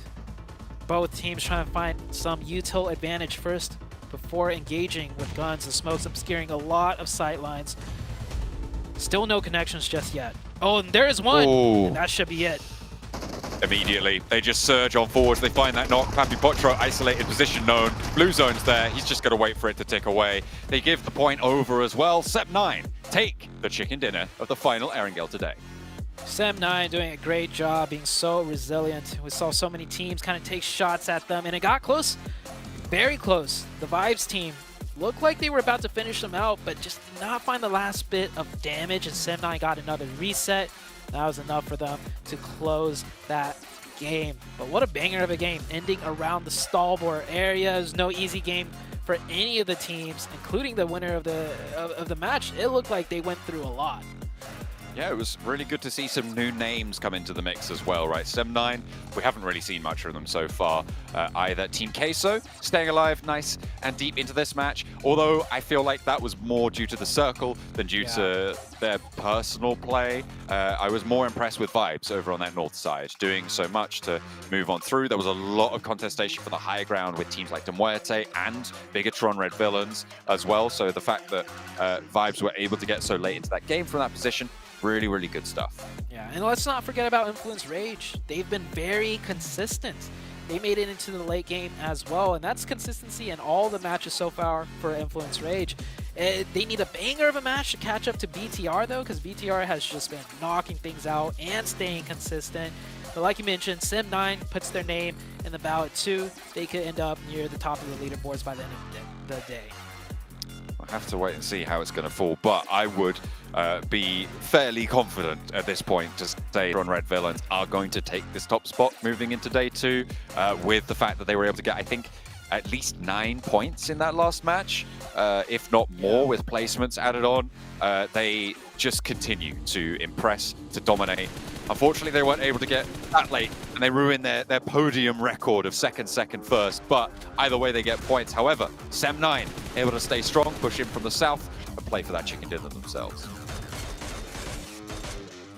Yeah, and I mean, the fact that Sem9 was in 13th place before this match actually concluded with only 6 points. So for them, this was a much-needed game, but they obviously need to continue to improve here if they want to have a chance to make it a top 3 and to make it directly into the Grand Finals, or at least maybe in their eyes, make sure they're out of the bottom so they can get into the survival stage. But gentlemen, 7, cameras will join me once again. Interesting zone, but kind of a somewhat expected finish here for Team Queso and Sem9. Yeah, for Team Queso, I think we gotta give them props in regards to their early rotations. That was the big question mark after, especially after Sandhawk, with how slow they were rotating. They were at least allowing themselves by that early rotation to get blessed by the later circles. So it's good to see that out of them. And for Sem9, I mean, for them to be able to actually finish up those fights, for them to be able to get those elims, you were mentioning they were in what, 13th place. That's gonna be a big jump up in boost too, not only in the overall but also in the morale. Yeah, I mean, I'll be honest, I'm not particularly impressed by Sem9 or Queso. They were in the center of the zone from like phase 2 on. They didn't really have to do all that much. Good on them to get the 10 elimination points for Sem9. Queso significantly less than that. But I'm still significantly impressed by BTR always being in the mix, Vibes get 10 eliminations of their own, always being in the mix, especially because they were in positions that on the south side of Stalber, even surrounding, it's very difficult to play around because it's not flat ground at all. So like all the rocks and trees, they only barely hide you. There's always going to be an angle that makes you vulnerable. Very, very chaotic fighting around. And so for the teams that are continuing to get these elimination points round after round after round, those are the ones that I'm still paying attention to. Yeah, and obviously, as we did see, like a couple of teams that were towards the bottom of the leaderboard able to have a decent game, you're still seeing Bigatron in there with their 9 eliminations and 1 placement point. This team is, I know we've been saying it for quite a few times, saying I know they finally did fall to top 3 eventually in this last match, but they have just been ultra dominating. I mean, they still almost have double the points over any other team beyond them, with still 42 elimination points for themselves. So Bigatron really proven to be the team to beat. Influence Rage, though, I think for me and for us here, it's interesting because they're not really doing bad because they're obviously in 3rd place, but they're not really dominating like we've seen them be able to do in the likes of America 7. Yeah, and I think it has to be with the performance of BTR and some of the other teams as well, though, for them to still be able to maintain themselves within the 3rd place. Something you were mentioning too, Jason, they either dominate or they just pretty much fade away. Right now, they're not dominating, but they are finding a groove, which is good to see out of this team. 34 points, you can't be mad at that. But with Bigatron, we have to highlight their off angles they've been currently able to get. It's been really great, even in the fight that happened early on in Stalber. Great off angles by this team. Great setup that they've been able to get. Yeah, I do want to follow up on the influence points just a little bit, though, because they won the very first round in Sanhok. Very good win there, right, for Kayowski to clutch that one out. But ever since then, all of their previous rounds were middle of the pack. And it's good that they are staying consistent in the middle of the pack. But if they want to really start to try and contest for these top spots, maintain themselves in the top 3, which they're currently sitting at, but if they want to continue there, we do still need to see, like, every 3 or 4 rounds have a really good one to follow up on. So on Miramar, I'm looking at them to try and really get at least another solid podium, if not a full-on chicken dinner, under their belt in order to sort of, like, stay in the mix for the heavy swingers in this lobby. I think we might see them actually do that as we head over to Miramar with the last 2 matches. My eyes are still focused over towards like D+, able to get themselves to 7th place now so far at 20 points. And then for the last time today, Vampire, 16th place, 5 points. Obviously, it's so easy to kind of hammer away at them, but the fact is they came in as the most dominating team of the year, winning PMWI in both events for 2 years straight, but they have not been able to live to the hype. But even a team like Team Peso, what's up? I think I know the problem with Vampire. No one formally invited daytime? them to this event. Oh. Yeah, or that. Or yeah, that too. God, that was weak. That was bad. I shouldn't have cut you off for that one. Go on. Yeah, that was, I mean, I think they were invited because they qualify. I mean, I know what you're getting at. I don't know if 7 does. I took it out of the oven a little too quickly. We should bake that one a bit more. Let's just go. Let's just move on, please. you get it, right? 7. I gotta make sure. No. You don't get it? Vampires aren't allowed, according to the lore, to like. They need to be invited in. Yeah. Oh. Yeah, it wasn't. It's my fault. It wasn't really well done. Yeah. Okay, we'll move on from that one. Obviously, we need to give a big shout out here to Infix, our official phone partner here at PMGC. You guys can pick one up the GT10 Pro, and you guys can dominate the lobbies. Maybe like we've seen Bigatron be able to do so. I mean, you see them doing exactly that. You guys can go grab one for yourselves. And of course, the Game Awards, which are still currently going on at the moment. You guys can vote for PUBG Mobile, which has been nominated as the best esports game of the year. So make sure you guys vote for us to be the #1. But I know all of you out there are already doing that. If you sent proof to my man to my right, I think he's on my right. For you guys on my right. It's your left, right, but you're right. The guy in the middle, the short guy in the middle, he'll send you UC if you send proof of that. And not to mention, if you guys want to see anything behind the scenes and obviously everything going on about PMGC over on TikTok, just make sure you search for the tag PMGC 2023. I would actually love to see some like behind the scenes of Bigatron and their domination in the first couple of matches. Maybe Vampire, because we haven't seen them too often on camera now. I think bar like pre-match in one of these games, because it's got to be extremely quiet in their camp. And you know, Sertani's sitting there writing down notes, and he is gonna really hammer away. I was hoping you'd say that. Sertani's just setting up truth bombs that he's gonna give him at the end of the day. Well, you know what? We are gonna head to a short little break here where we get things ready to go for Miramar. Maybe some of these teams need that break. We'll find out if they can turn their fate around here as we back with Miramar in just a few.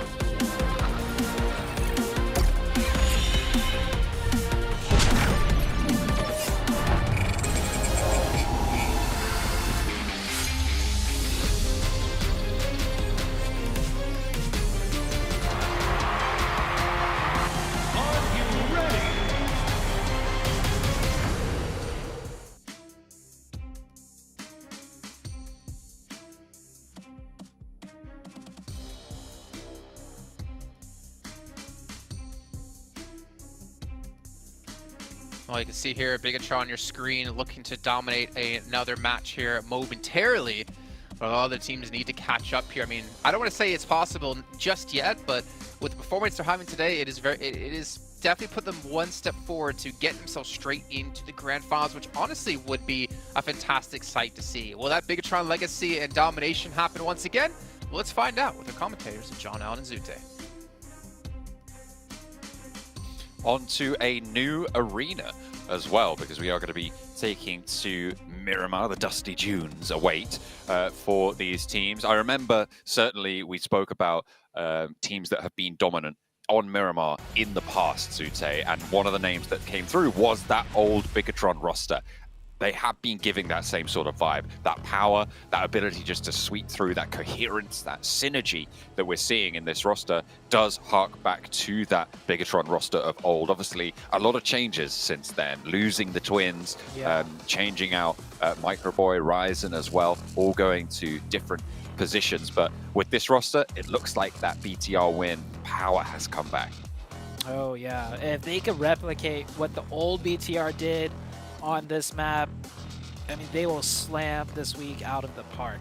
They've already dominated on Erangel, and I think all they need to do is get within range of DBS usage. And every single time they whipped out the DBS and fired off shots, it was like a knock on the first, if not the second pump. And other players, like we see other players use the DBS, but they miss. BTR doesn't with those weapons.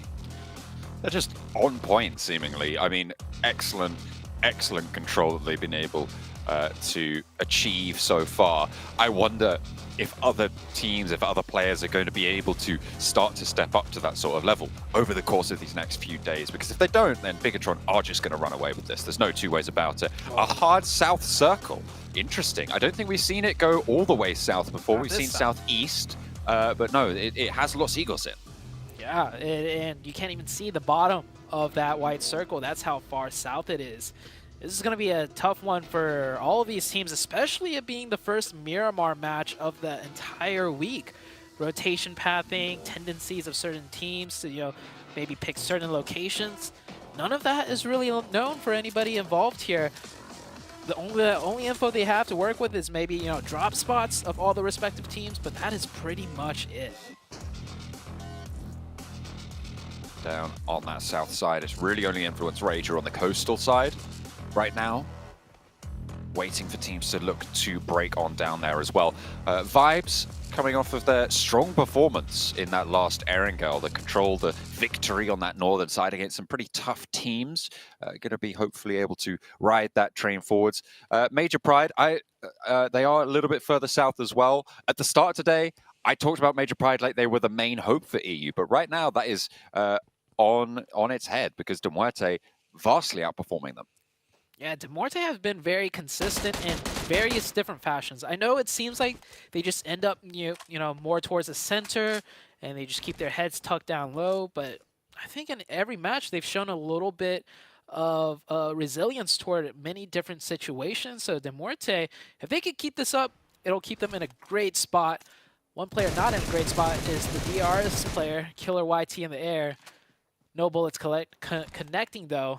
That is a tough shot to make from that distance. DRS, where are they going for them to still be up in the sky? I'm not sure. Yeah, wait, really not sure. They're hovering over the city north of Power Grid. And with that plane path, they are dropping like 2,000 meters plus away, just parachuting over. And that's going to potentially cause some issues for them as, Genesis spots that out, and they are full sending in. They are already looted and in vehicles catching the DRS players off guard. You can't be drifting in the sky for that long. And 7-9 are already ahead on this rotation. Doesn't win out the trade there. The M249 just laying down the lead, and it's a really bad, unfortunate start for DRS. They lose their players. 7-9 were already way ahead of them. They've already gotten to El Azahar, whilst DRS are floating over towards Hacienda del Patron. I mean, San Martin area just completely packed, and you're right. It's a weird decision for them to make. Definitely so. It's something that the coach certainly has to take a look into. Luckily for them, they'll just only lose one.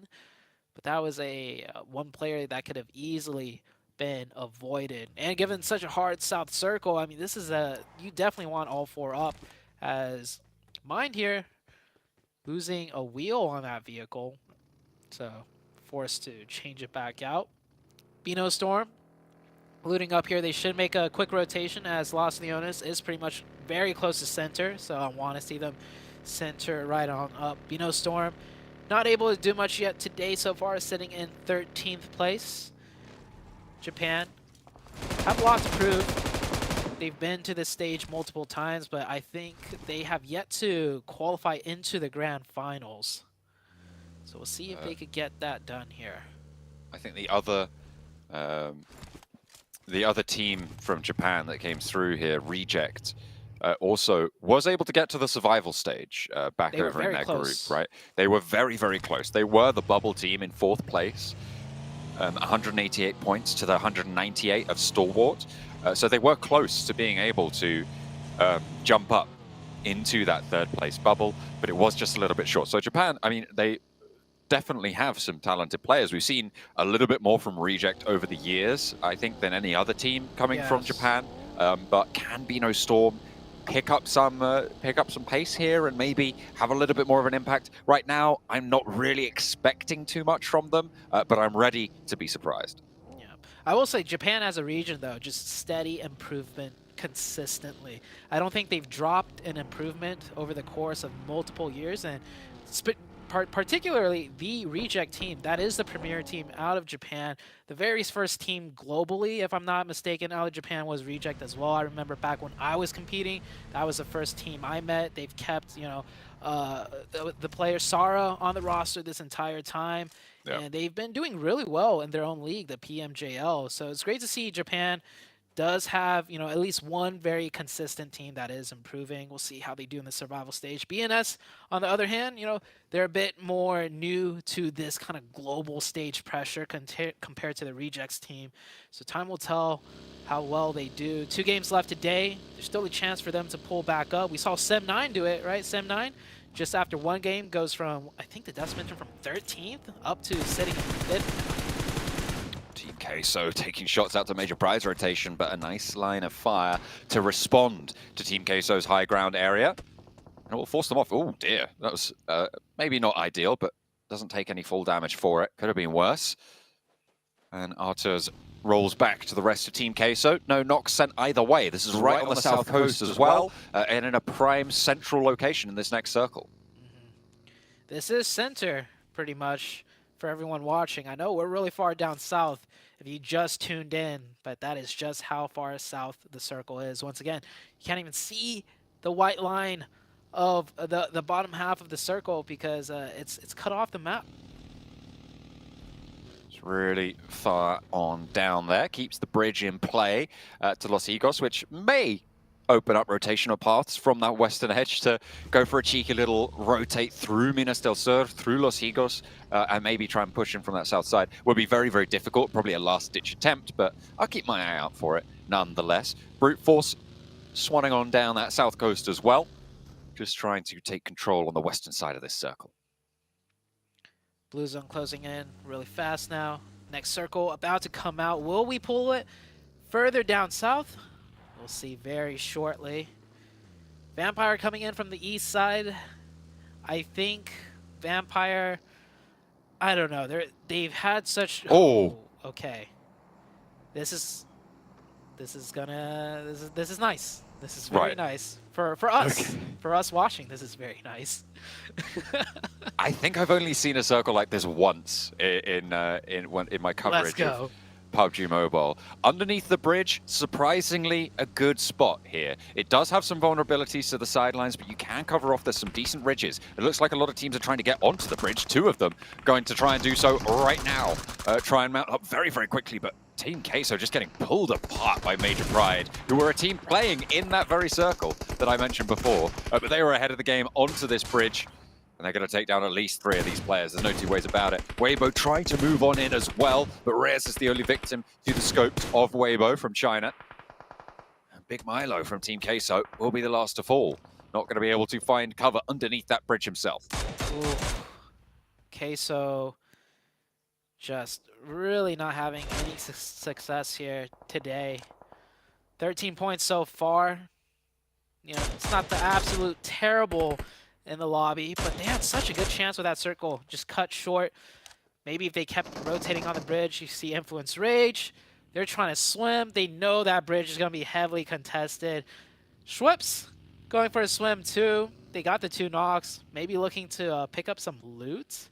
Or actually, maybe he's just looking to swim into zone. Because honestly, that's not a bad idea right now.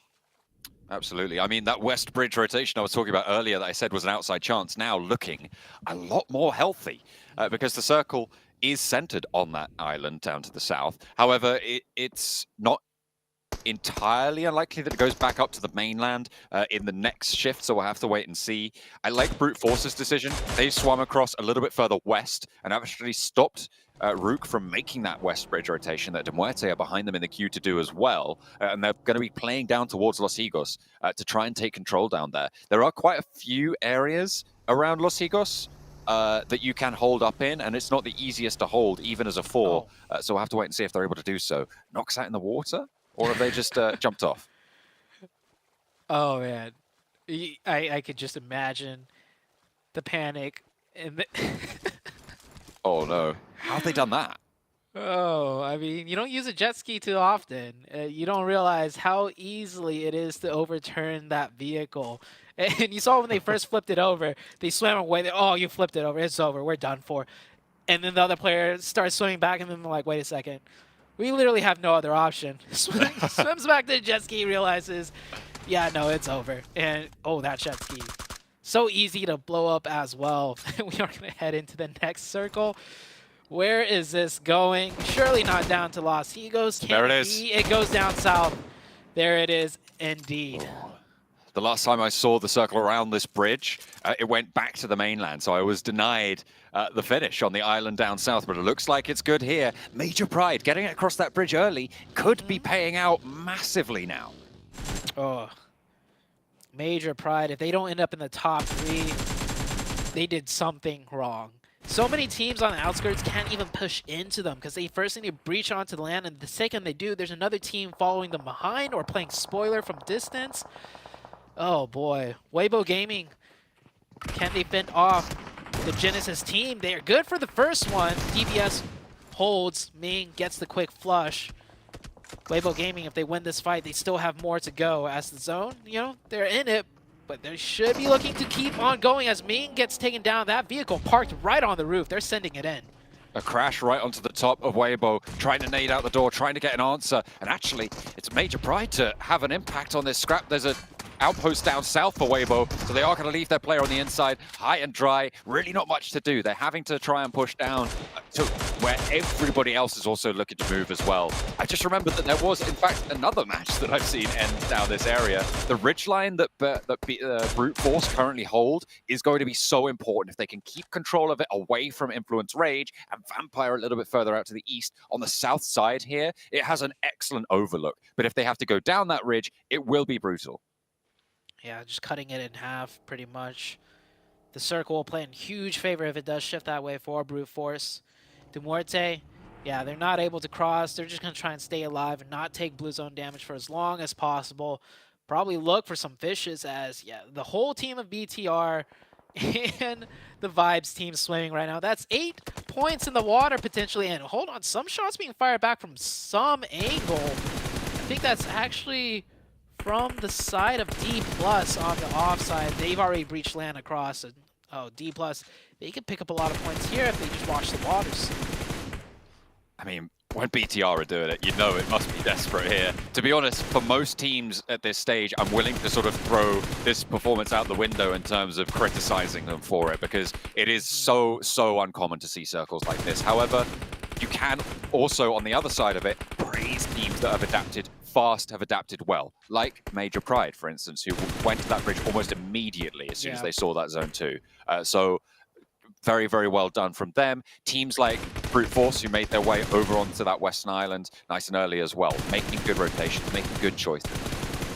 Major Pride, They went for it early, and it wasn't free either. They had to fight Queso, and they came out on top of that scrap, which awarded them the perfect position. As Buggy driving right by the BTR player, will make it to the other side of the ridge, and he slips off into the water. That does give BTR a lot of breathing room as, from the blue zone, back and forth. I think he just got knocked right there. IHC coming in from the blue zone. As a circle, we'll shift down. The main island, barely any of it in the zone now. These rocks are so difficult to navigate around. The swimming, the sight lines you have from that area as well. Really, really tricky. And teams are just falling like flies. There's really no way to make this one work for the majority of these teams, and they're just trying their best to pick up a point or two if they can and try and get away with it. The question is who holds control of the center, because right now Brute Force still have so much positional advantage. If they can keep this south side under their control, the shots will be challenging for them, but if they can stay alive as 4, this is a team that we know has the potential to make it work. Brute Force, they should keep together as 4. The only people challenging them are at most a 3-man here, but that's not going to go in their favor. They get no trades right back, and 2 of them actually goes down. Almost a third. That nade should be good, and a double knock. That nade saves everything for Brute Force. Might just keep them in this one. They're looking to try and get the rest of Rook, and there won't be anyone there. They need to pull the players back up, because now on the eastern side, the players over to that eastern side of the island, Influence Rage, are going to be looking to try and take control from them if they can get up onto the island. Mind near that compound, looking for that oversight on the south edge. Is their foothold over on the east? Teams looking to cross now, continually being punished for this position. Vibes surviving as 3, making that treacherous swim. They have more to go, though, as they don't have the zone on that side. And D+, we should be seeing D+ spring into action fairly soon, as the west side is condensing, and they are in the zone. On the bridge, Bino Storm looking to carve their way through. Bino Storm have played this very slow and patient, so I think, they will be having all 4 players available for this push across. But it is a death run, certainly. It's so difficult to make your way through here. BTR eliminated in the meantime on the west side. No one having a good time right now. It is real tough stuff on this South Island crossing. Down towards Major Pride. They're waiting here. You can't even go underneath it. This Genesis will just pick you up as you come in, because you can't all go as 4, which would be needed to take down Genesis, and you can't really way to get past this Major Pride hold. It is just stranglesome over this bridge. Yeah, Bino Storm needs to get close enough to maybe smoke sightlines off, and then they can make a mad dash, veer off to the left or right, and then circle around the side of Major Pride. That should be the play that they're considering. It is going to be tough, though, but they have no other option. And with 4 people up, depending on how many vehicles they have all 4 vehicles for each individual player, it is quite doable if they could get close. We'll see where the circle goes, though, because it could shift north and give them the next zone to work with. If it goes down south, I think it's Brute Force's match to lose here, unless Sem9 can get on fast. We'll have to wait and see. It does, in fact, dip down south. Keeps Major Pride in on their compound at that bridge mouth. But Brute Force can move along east, and they need to do so fairly soon, because D+, if they can get across that open ground, past IHC potentially as well, they will have contest on that ridgeline that sits down the middle of this South Island. Genesis, not much that they could do besides look for some points from swimmers. We do see D+ here losing that zone, so they have to move a little bit. They've been very quiet, but just playing it conservative, keeping all 4 players up. See how much that helps them out in the very end stages of the game. Influence still alive, and here's that smoke path I was talking about. 1 player gets cut down, the second makes it over, but they stopped short. They didn't keep going. Surely they must have known there were other players on that low ground ready to meet them. Bino Storm making a little bit of a mistake there, I think. And Nagon goes down to that nade, and I think Bino Storm, just down to the solo. I just don't think there's any way you can make that push. It's just so difficult. It would need a miracle. You get 3 picks onto Major Pride, and it would need Major Pride to make mistakes in order for this to work properly. And they just haven't. They've stayed nice and disciplined. They're probably very aware of Genesis under the bridge. So they were allowing them to play as that side cover if the players look to drop out to the side. Demuerte moving up with 2 players as well. And everybody's just getting crunched here. Everybody trying to survive, and it's not going to go well. Ichi tries to move around the edge, and Killer breaking out. This is on the southeast point as we hop over to DRS with just Killer remaining against Influence Rage. Ooh. 5 eliminations found, and they'll add a 6th to that tally, but there's only 2 of them left standing. They've been 2 for a while, though. So on the southeast side, they've managed to find a foothold. Yeah, Influence Rage up to 6 eliminations. So just playing very, very consistent every single match so far. And this is kind of how they did it in the Americas. They were so consistent through the entire tournament that, honestly, I recall the spotlight was on A7 Loops just because they had to make huge plays. So the spotlight was on them, but at the end of the day, Influence Rage is just sheer consistency. Getting those podium finishes, not, you know, top 1, is going to be their playstyle still, and it is working out for them. I'm still looking over to Brute Force and thinking how fast can they conclude this fight on the western edge, because D+ are going to start to get onto this ridgeline, start to take control away from Mind and Prepod on that northern edge, and IHC as well are threatening. They are investing a lot into clearing out this western side, and Major Pride can gather power here. As soon as they can take down enough players around them, they can make that break to the ridgeline, because if there is a team like Brute Force, like D+, moving along, if they get into position against Major Pride, there's no way Major Pride can make the crossing. Definitely agree with that one. And you can see now Major Pride is starting to clear out their sides. They pick up a point here. Only 1 player left for Demuerte, and he will go down. Confirmed to the side of that Major Pride team with a nade. And now they're making their move, but still, Brute Force on the southwest, still looking strong with 4. They haven't lost anyone so far, and they picked up a player onto the side of D+. D+ had 4, so that was a major threat. Just cut down a little bit now. IHC still taking shots. Yol onto the low ground position for Brute Force, who have only taken 1 knock, and they were able to get that one back up. Actually, no, it was 2 knocks, wasn't it, against Rook on that south side for a while. But they're able to keep it under control. And now Ado with angles over towards Influence Rage as well. Osal in the meantime for D+, trying to move on forwards, might be spotted here, but Rap's back. He's just getting some scouting, some information gathered as they try and make their path into this next circle. We saw mine right there with the nade out, had it primed and ready, but doesn't throw it because the player's just baiting it out. They're getting a lot of info over the side of D+. And Mind doesn't give away his position just yet. He hears a car stop. Now that nade is going to come in handy. And he caught the footsteps as he ran away. So he's going to throw that in the right direction and gets very close. The Molly follow-up. No knock. And oh, there's that thing you were mentioning. Major Pride now cresting over the ridgeline side. Brute Force, they didn't finish this fight, so they will not be able to secure that spot. And now Major Pride have that central area with that little saddle that sits between the 2 peaks of this ridgeline. They have a really, really solid sightline out to this western edge. Brute Force are going to struggle. They're going to have to play the south coast. They're going to have to conclude these fights out on the western edge. Nade coming in. No connection. Brute Force, Mind starting to get exposed to a lot of angles. Doesn't have much options to play with now. Brute Force finds one onto IHC. And as Major Pride getting sightlines onto D+ now. It's a grind of a game right now with the way the circles are closing in. Major Pride in a great spot, however. I've liked today's Major Pride. I think their coordinated aggression has been really quite fiery, really, from this team, from this region as well. I'm really liking this push that they made across the bridge, and now they've made that bold push across the open ground to get up to this high ground that they now currently own.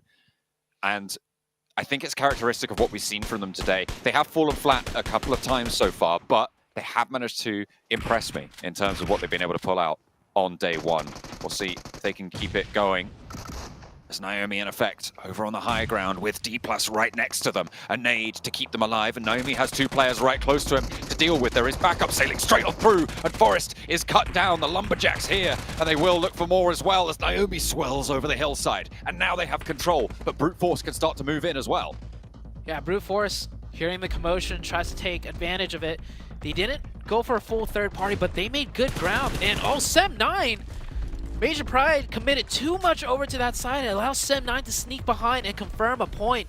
And now Major Pride are sandwiched between 2 different teams. It's not looking good. Major Pride had everything within their control, even the zone, and now they gave up the zone as the circle shifts back towards where they were.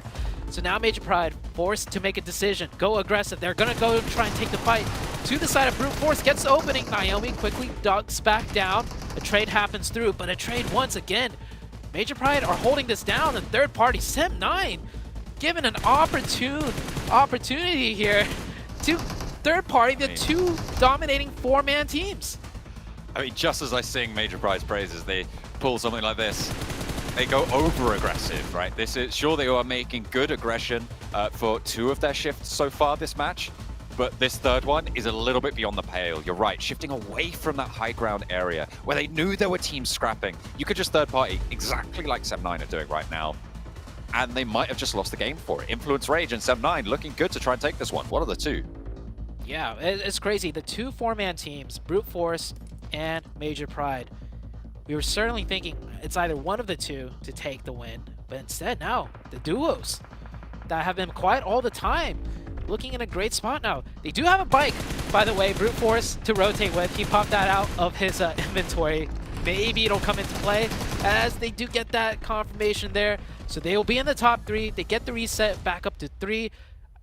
First aid, he has 3, so he can toss one over to his teammate in case Neds doesn't have a first aid. It looks like he want to get down the smoke first.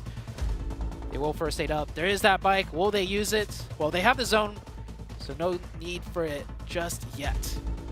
Now they can start to use this western hillside, though, a little bit more effectively. Without the threat of players on D+, of Major Pride who rolled on in, they can maneuver a little bit more strongly, take shots back towards Sem9 without the fear of it being a third party. I'm wondering what Influence Rage can do here, because they have got those sightlines down the coast. Influence Rage, if Federal swam across that whole way, he would have had the perfect timing onto the backside. But being a duo and getting the zone, it's a tough call to make, to be over-ambitious like that. We'll see where Circle 8 goes before we close into nothingness. And it favors everybody, more or less. So I don't think we'll see too much movement. Brute Force having to make the most of it. And they get closer. They'll get a nade distance Federal. I don't know if Federal has any nades to work with, though. But Wido does have 3. I think they're all going to be looking to make this swim, just one after the other, biding their time. Potatoes made that central area. In-law, I think, is going to hear these steps from Kenny, who's hit the deck now, crawling forwards. Federal very split from the rest of it. Influence Rage playing far apart from one another, and that's got to be such a heavy burden on Kenny to not go for the peaks down towards the coastline. He's waiting so patiently, but Law is right there. They are waiting. He's not in the next circle, I don't think, Law, so he's going to have to move as well. The swim maneuver coming out from Mine. Just getting the info. Somewhat safe in the water. Just as I say that, almost gets taken down, so he's going to think better of that. One last nade for Federal. He's got to make this one count. He tosses it, he launches it. Can it get a knock? Oh. He does! Mine even got the first aid off, but it was right on the money. And Federal going very aggressive here. Maybe to look for the flush, but definitely to apply pressure. He wants that middle ground area going into stage 9, and I think he just got it. He isn't going to press any further. Catches a player out, drops into the water. Federal has the ammo to use. Law, meanwhile, focused on the north side.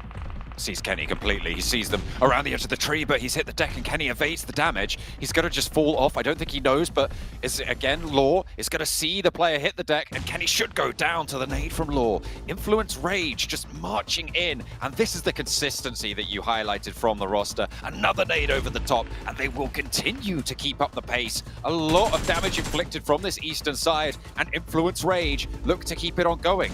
Brute Force, though, they're back up to 3. Federal has his work cut out around the headland here. Needs to hold off. EBS is there. He's spotted. Doesn't even go for a shot. He was waiting for more to pass, but the trigger discipline comes back to bite him. It's all up to Law. One player to handle it. He can't do that. It's 7-9 up top, and it might be Brute Force to roll on through. As third place Influence Rage will fall. Just the one player up top to deal with. Brute Force, 10 eliminations. Want to make it. The double twigs up to 11 on the chicken dinner. They just need this last player to go down. Depp hiding in the grass. Might just deny it too. As yet shifts into the blue and denied, but still a massive win out of Brute Force. You called it. If they could control that west side and come in, they could take the win. Of course, it was Major Pride's game to win, but they made that dastardly mistake where they gave up that high ground and got sandwiched between everything. Brute Force, definitely, praising, I believe that's Ido there, the player that got the 6 of the limbs. You will see that MVP coming up shortly, but a huge game out of Brute Force. Really, really solid stuff coming through from Brute Force. I felt like they could have left that engagement on the west and played to that position that Major Pride left to try and third party a little bit earlier. I think that on the western side, they did get value for it and obviously ended up winning, but only because of Major Pride's mistake in that situation. There's Ado with that MVP, 6 eliminations. Really, really on the warpath. Celebrations for the Brute Force team. And again, really starting to show up here and show us what this team is made of. Yeah. One thing that I'm noticing, right, other teams chiming in. It's not just the BTR show, but one thing is consistent. Influence Rage.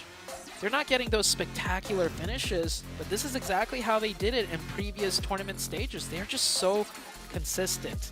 So Influence Rage gets a lot of points once again. BTR, the big thing here, not getting, I think they only got 1 point, and then they were taken out. They were. Only the 1 point found for tournament leaders, BTR, but it was a crazy dash for the South Island Circle. A lot of missteps, a lot of misplays, and a lot of shining examples of positional control. Brute Force able to move in from the west and take it home for a chicken dinner. They take it home indeed, but I think, as you kind of alluded to there, John, this is a match that we kind of have to write off a little bit for a lot of other teams out there just because of the zones shifting south and south all the way to this lonely little island. And eventually, like you mentioned, Brute Force able to come out on top. But I will say this, Seven and Cameron, I was pleasantly impressed with Brute Force holding that western side of that island because a majority of those teams we saw came from that direction, Cameron, and Brute Force easily could have been overrun. Yeah, but they held their ground very, very well. And actually looking at Brute Force's entire run today so far, their eliminations have always been up there. It's been placements that have kind of been lagging behind, keeping them in like 5th, 6th place. But now with 10 placement points from the win, 10 more eliminations on top of that, like this team, they've kind of been silent killers. It's really hard to get noticed when we were having the Red Villains just take the spotlight every single round up until now. But they're definitely here to play, along with other teams like Influence Rage, who still 4th place finish for them. I'm just curious wait, hold on, Seven. I'm just curious what kind of jujitsu they're trying to do here, like ninjutsu or something with their hands, man. I don't know if you guys are anime watchers, but I'm thinking like some Naruto Shippuden vibes in here. They probably are. I mean, the one that I'm thinking of is Ado. That dude has been performing so well today, not only on this match, has he been able to save them, being able to recover the team, especially we saw there towards the end, even though he did end up getting a little bit of help there from 7-9. But even in the previous matches, it's always been Ado that's the last player. I remember when he was just a one player standing, I think it was the first Ariel, if I'm not mistaken, he was also able to get a lot of elements there, actually back to Sandhawk. That's the one I'm thinking about. He was also able to get a lot of elements, even though he was just by himself. So good performances, good single performances too out of some players there from Brute Force. And I'm with you, Cam. I'm glad that they are able to get those elims, and I'm glad here that they're able to get those placement points by getting that chicken dinner. Hopefully they can follow it up with some here on the last Miramar coming up.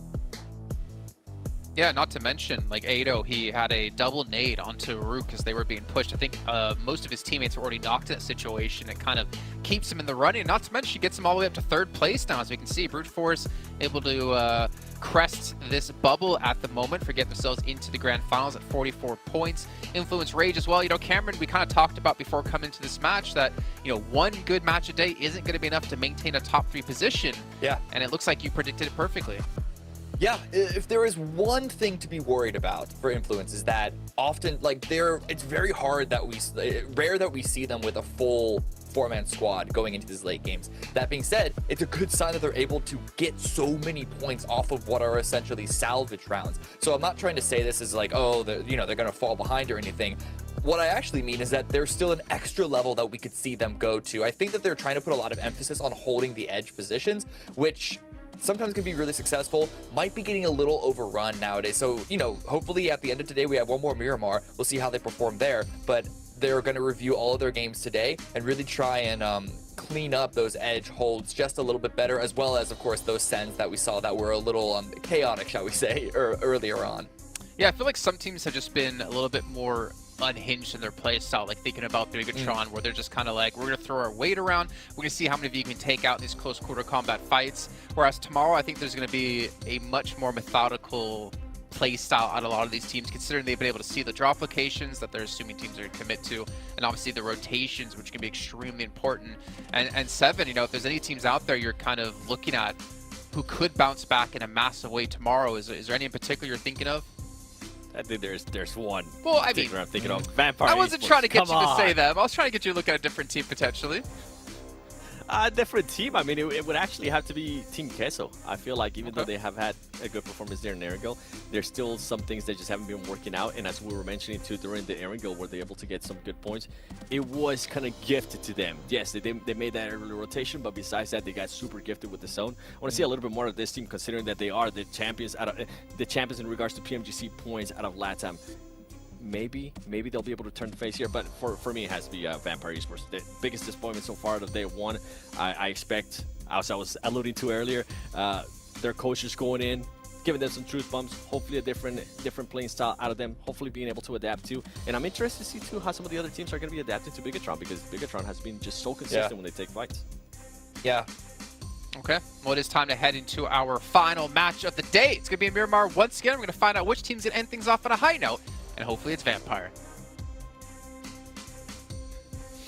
I'm not holding out my hope, to be honest. I will invite them into this tournament, though. I will allow them to enter into the spirit of it. I don't know if anyone gave their permission already, but yeah, definitely you're allowed in. Come on, Satani and the boys will put you up, hopefully, on those tables, because right now, 7 points, dead last place. This is not the Vampire we want to see.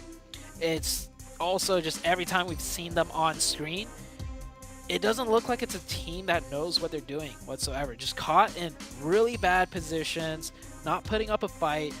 They made a rotation circle 2 and lost to everybody. It's not like a, you know, Hail Mary circle 5. If you can make it, you're in a great spot. Circle 2, there's still so much options, and they go out on a rotation. That was on Erangel, of all maps. We didn't see the full rotation, so I may be a little wrong, caught the tail end of it. But still, this is Vampire Esports. Day 1 is basically about to conclude.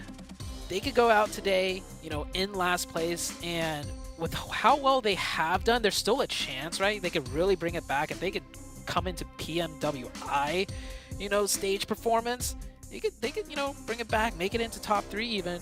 But I just have not seen anything out of Vampire. Yeah, they've just been very unimpressive so far today. That last match, again, like I said during it, I'm willing to write off bad performances for that first Miramar just because of the insanity of this circle, but they weren't able to perform there either. 7 points over the first few games just is not enough. Tony K, where are you? They need you right now. They certainly are not seeing that performance they're able to achieve in the middle of the year over in Riyadh for the PMWI. They want to make their bid towards the top spots to be able to book their ticket to Turkey as well. At the end of this, of course, the top 3 spots going through. And our first day has been BTR all over. Yeah, BTR have just been knocking it out of the park. But you can see after, a drop game here and there, the gap is closing, as it should when a team drops a match. But still, it's BTR is still looking very strong. And that last Miramar match, like you said, with the zone being that far south, even experienced teams like BTR didn't really stand a chance. We saw so many teams, big teams, go out with very, very little points. The only team, though, that was consistent throughout the entire day plus that match was Influence Rage.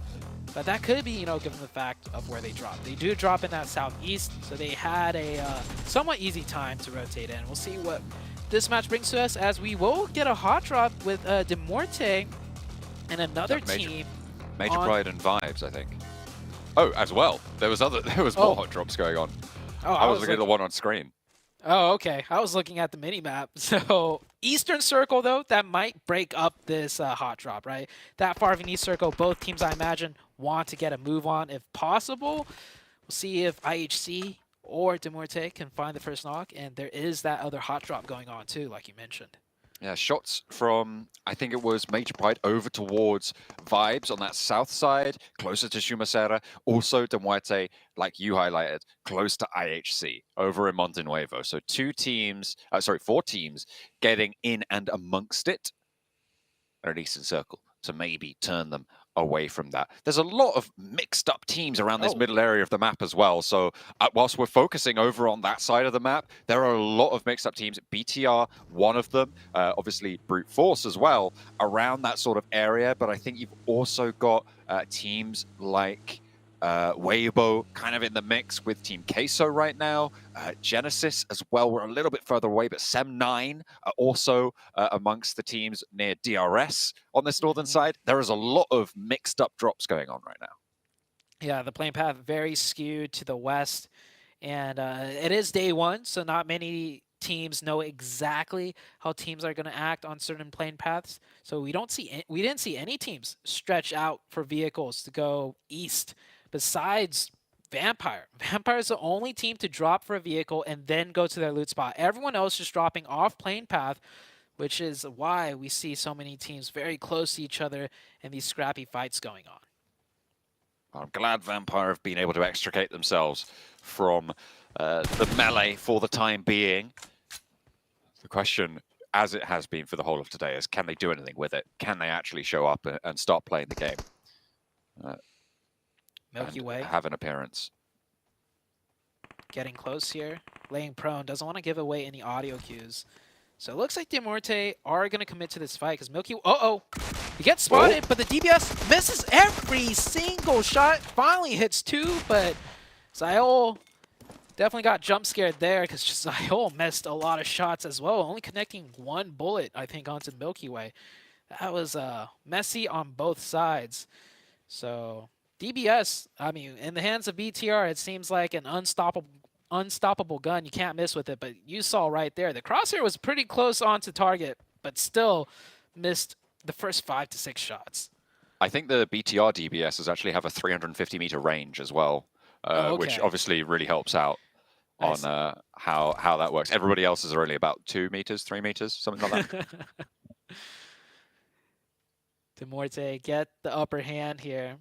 The rest of this fight still going to be difficult to close out. You see how spread IHC is. They can isolate these players if they know exactly where they are, but I don't think IHC has made too much noise. I wouldn't be surprised if Demorte just, loot and start rotating in, given how eastern the circle is. Certainly going to have to get a move on fairly soon, because spots will start to get taken up. That western edge will become an impenetrable wall. I'm imagining we're going to see teams like Major Pride and maybe Rook as well start to move in around the edges. Major Pride on the south, Rook over on the north, so opposing side. Sem9, they've been spotted out in the open, and Genesis are not going to allow them to get through at all. Look at the devastation they've been able to wreak. Who's going to get the points, though? Because there's DRS picking up 1. Only going to be able to steal away that first one, and Genesis do claim 2 of those points for their work. DRS also responsible a little bit for forcing Sem9 out into the open. Not a very good rotation out of Sem9 there. Cutting right in between 2 major high point grounds. That's always almost a recipe for disaster as far as it comes to rotations. And it looks like Demorte are not going to back off here. They have found Demo, and they are isolating him. Doing a 3-1 push, of course. Milky Way made it onto the high ground. Can pass off all the info needed. And actually dropping down here. So he's just going to commit to the fight with the rest of his team. Demo with the UMP in hand. Alex also as well. And oh, it's actually because IHC lost another member. So Demorte has found 2. Milky Way on that high ground found the second one. I mean, it is halfway through stage 1, so IHC are absolutely due to have lost at least 2 players, right? They need to donate those to the rest of the lobby, seemingly every match.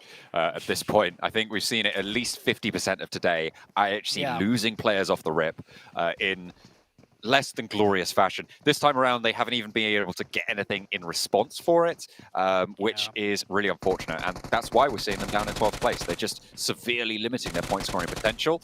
And with Demo under the cosh here, he might be the next to add a point to the tallies of the rest of the lobby. Penned in with that Molotov as well. I don't think you can get through those windows. So Demo kind of trapped for now. Yeah. Demo trying to, play towards the support lines of Alex, but not much he could do. Milky Way surrounding them. Alex making noise too, so his position's definitely given away. So Milky Way will know where the last 2 players are. It's not looking good here as they do push in, and yep. Oh, actually, that was Milky Way getting knocked. Milky Way's fine though. They finish out the fight. Quick 1-2, pick up the points, get the revive. That's worth for 4 points. Sure, you don't have any zone priority, but it is Circle 1. You keep all 4 players up. That's the important thing. IHC going down, 16th place. If they can fix their drops, then maybe we'll actually pay attention to them into the later games, because they may well have excellent late game play, but they're losing too much early at the moment. So they need to figure out where these drop spots are.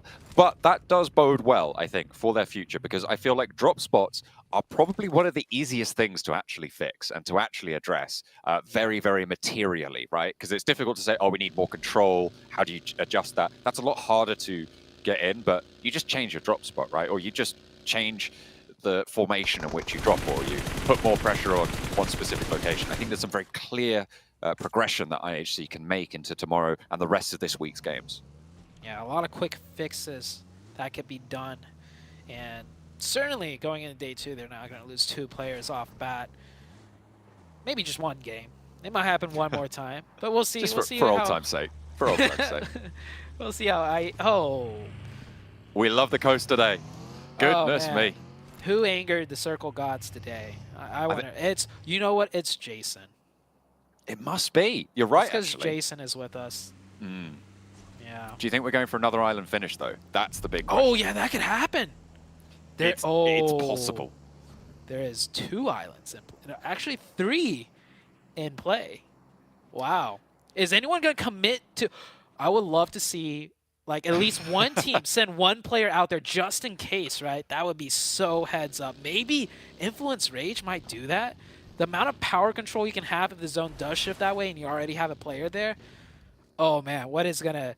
I've never been more excited to see the next zone when this zone just popped up. Like, I don't even care about this zone. Show me the next one. To be fair, another major feature, if we ignore the islands for just a second, I know, we'll go back to them, don't worry, Azute, we'll go back. Okay. But Impala, right, is a massive, massive feature in this zone. The hills out to the east of it as well, also incredibly difficult to navigate if you're a team that's coming in late to this area. So you need priority from the north side or the south side to get into those hills, and you need priority from Impala to be able to survive through there as well, because getting up to the hills from Impala is really difficult when there's contest in that area. Yeah, it's going to create that huge buffer zone on the west side, right? And given this zone, the north and south side on the coastline have major stop points too. So it kind of keeps everybody out from entering the center of the zone. It's going to be tough for so many of these teams. BTR loses 2 players right there to the side of Vampire. So Vampire only picked up 1 of them. Vampire getting a little bit of a better game. And I say that very slowly because it is only 1 point and they're still last, but... It's one of their best games today. Yeah, it's statistically true. It's just not very good when you say it out loud and realize this is Vampire. The back-to-back winners of the Invitational where they won tremendous amounts of money.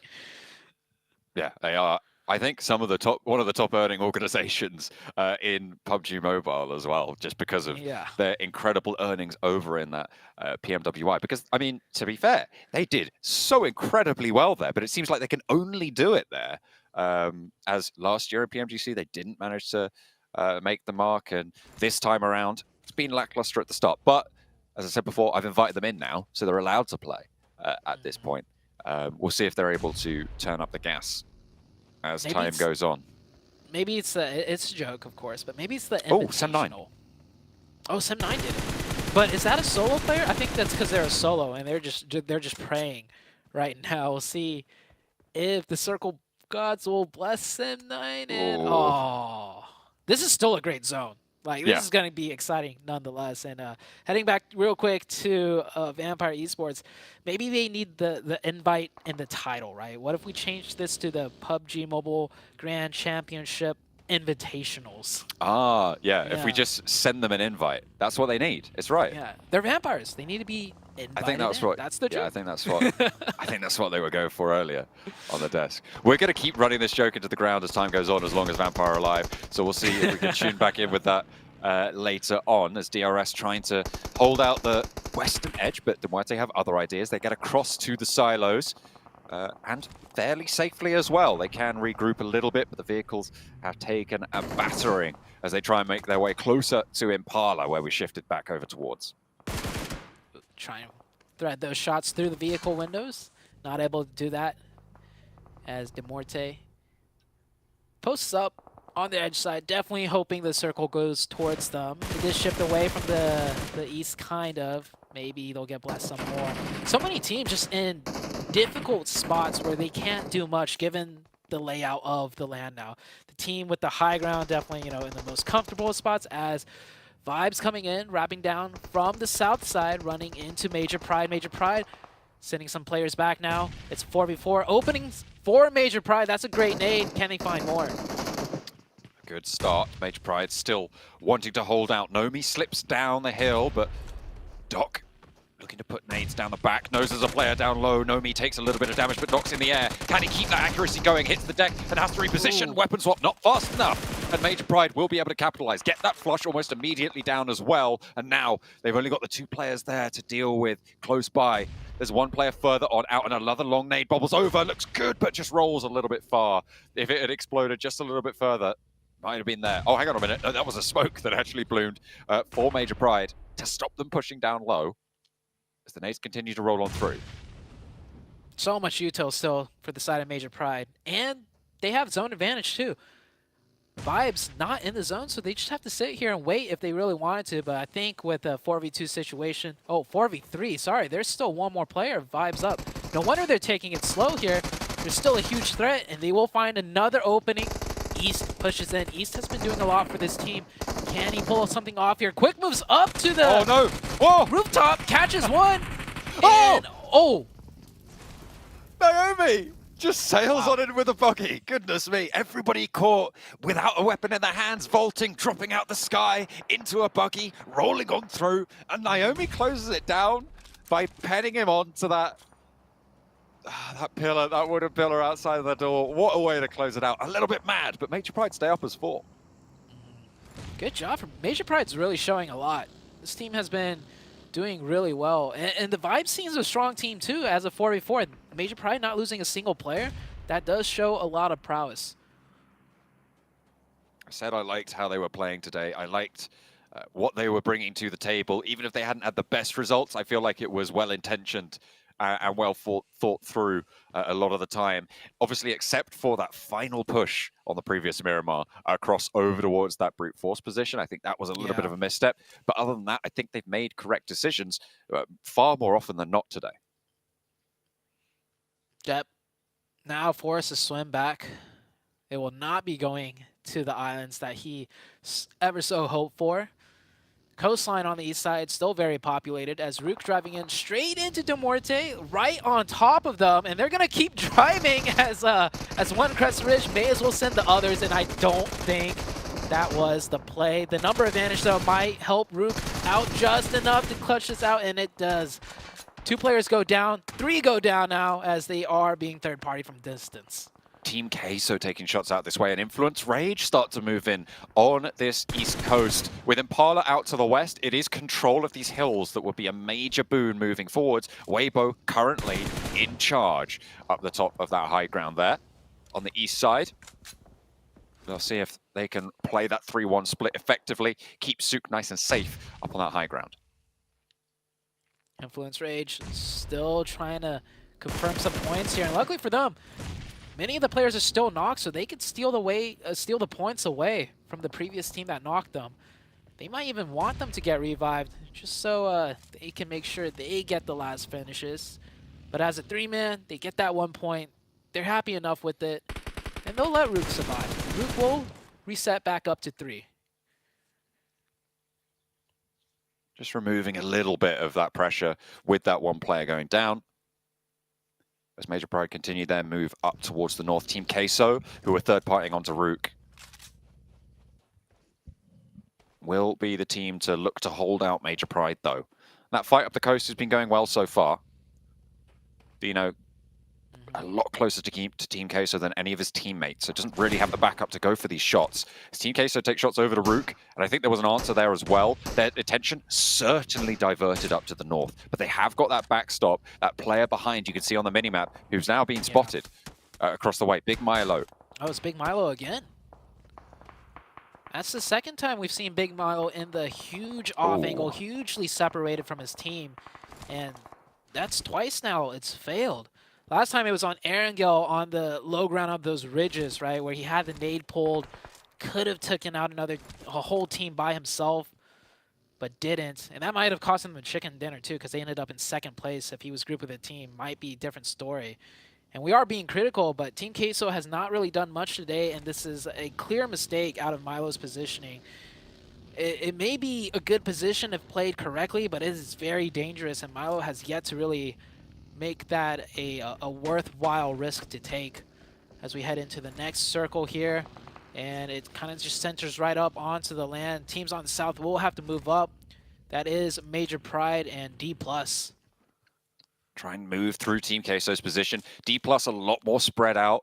2 of them playing around that compound just to the south of Impala. Those warehouses, that area, really, really easy to hold down, but getting out of there a little bit harder, a little bit tougher. So if they can get that foothold that Fabian's looking for right now for D+, that should be a lot easier to find that regroup on the south side. Still, though, the hills to the east of Impala dominate the landscape right now, and Brute Force have a very central position with all 4 players alive. This circle not really changing much for everyone else involved. There is also DRS that needs to move in a little bit, but besides those 3 teams mentioned, everyone's going to just continue to hold their position and take shots at the unfortunate few that have to move. DRS, one of them right there on the screen, trying to rotate somewhere, instantly getting blown up, and D+ playing spoiler here with one of their players, catching that vehicle explosion. Realizes he's still got a couple seconds left to work with before the blue zone touches some. So you'll see if he could confirm a point, find an angle, maybe get another knock. Genesis on the western side of Impala, looking to control the open ground and doing so quite effectively. But this is the power of these hills that I've been talking about for a while over to the east of Impala. Just having such incredible high ground sight lines, having that plateau to your favor, it funnels players into single routes of attack onto your positions, and they're a lot easier to control in that scenario. Not a big fan of Major Pride all going in one vehicle, but we'll see if they can make it pay off. Oh, if it's a full-on crash, one vehicle will do it, and they breach in, taking no damage. That's good for them, but they got to keep up the pace and not run into the nades, though. Queso with only 3.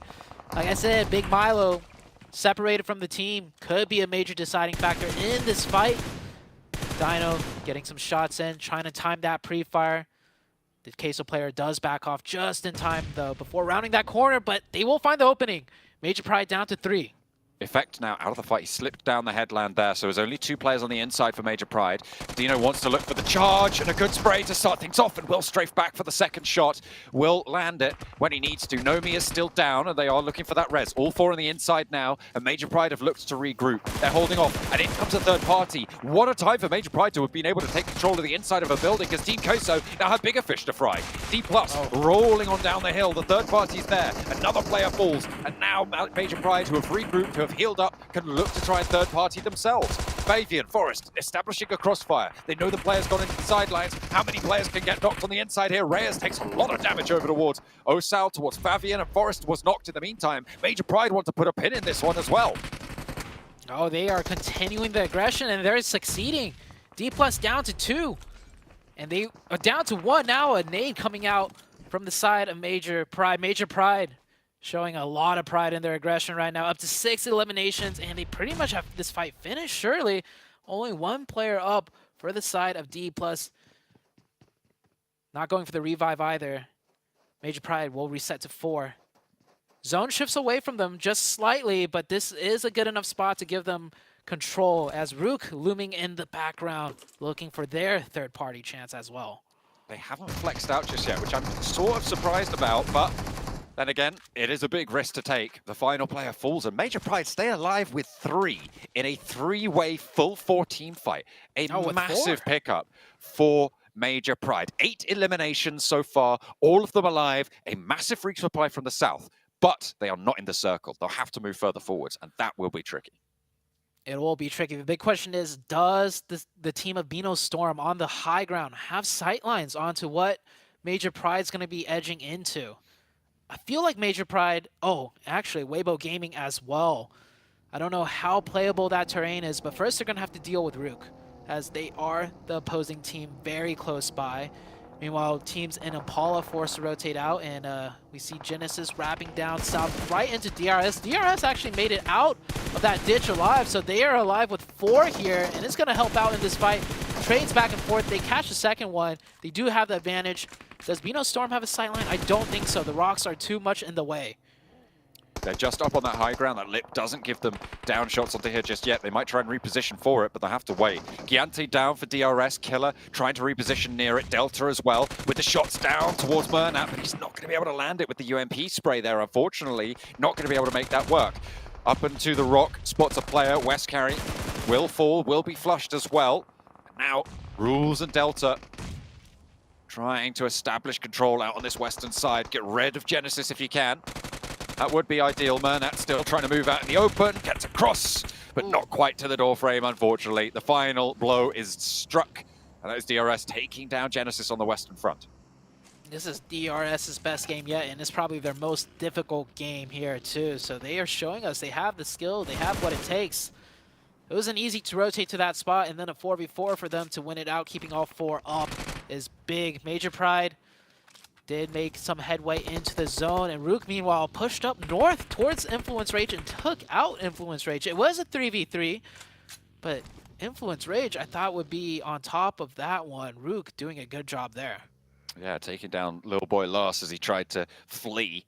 Major Pride moving up the hillsides now, trying to take a little bit of pressure over towards Weibo, who are a little bit more central into the circle. BTR, 2 players left on their front. You've got Satalis and Apar still in action here against the Japanese team of Bino Storm. Razzie has the top of the church, has got that rooftop. BTR just praying he doesn't drop down onto them with the backup of the rest of his team. Next stage just about to close. I've avoided talking about them for a while, but Vampire, they're fairly isolated on the north. I was just about to mention Vampire. I mean, we kind of have to. This is the furthest they made it with all 4 players up. They are on that north side, too. The circle closes. Rook, Major Pride, DRS. Got to condense just a little more. And I think DRS won't be able to really find a way in. Those rock paths don't allow for much more other than passing through BNS. And BNS should have an easy reign over them on the high ground. I'm interested to see how this Weibo versus Major Pride conflict concludes as well. Out on the east side, because Weibo having to go a little bit further up the hill. They're going to have to regroup to their top spot. Major Pride going to be given an opportunity to potentially move past this. So we'll have to see the route they want to take. Naomi going to start to scout out. You can see Beano Storm have a couple of sightlines down this hillside, but it is right at the edge of their back position. And we'll see if they are going to be able to leverage that, because Weibo are covered off from it. Weibo Gaming about to mount their defense now, as Major Pride looking towards their position. Weibo Gaming still have 4 up, though. They've been pretty quiet at that compound. Not a lot of sightlines, so they couldn't do much. But with 4 towards the end game, this could be Weibo Gaming's game to turn things around. Sitting in 11th place, not where they want to be. Sook finds 1. Great position for Sook, passing a lot of info to the rest of his team as well. He needs to make sure not to be too greedy, though, because he could get knocked still. And he's the only one up there for the team. Definitely need to assuage that greed somehow. Dino down, Major Pride.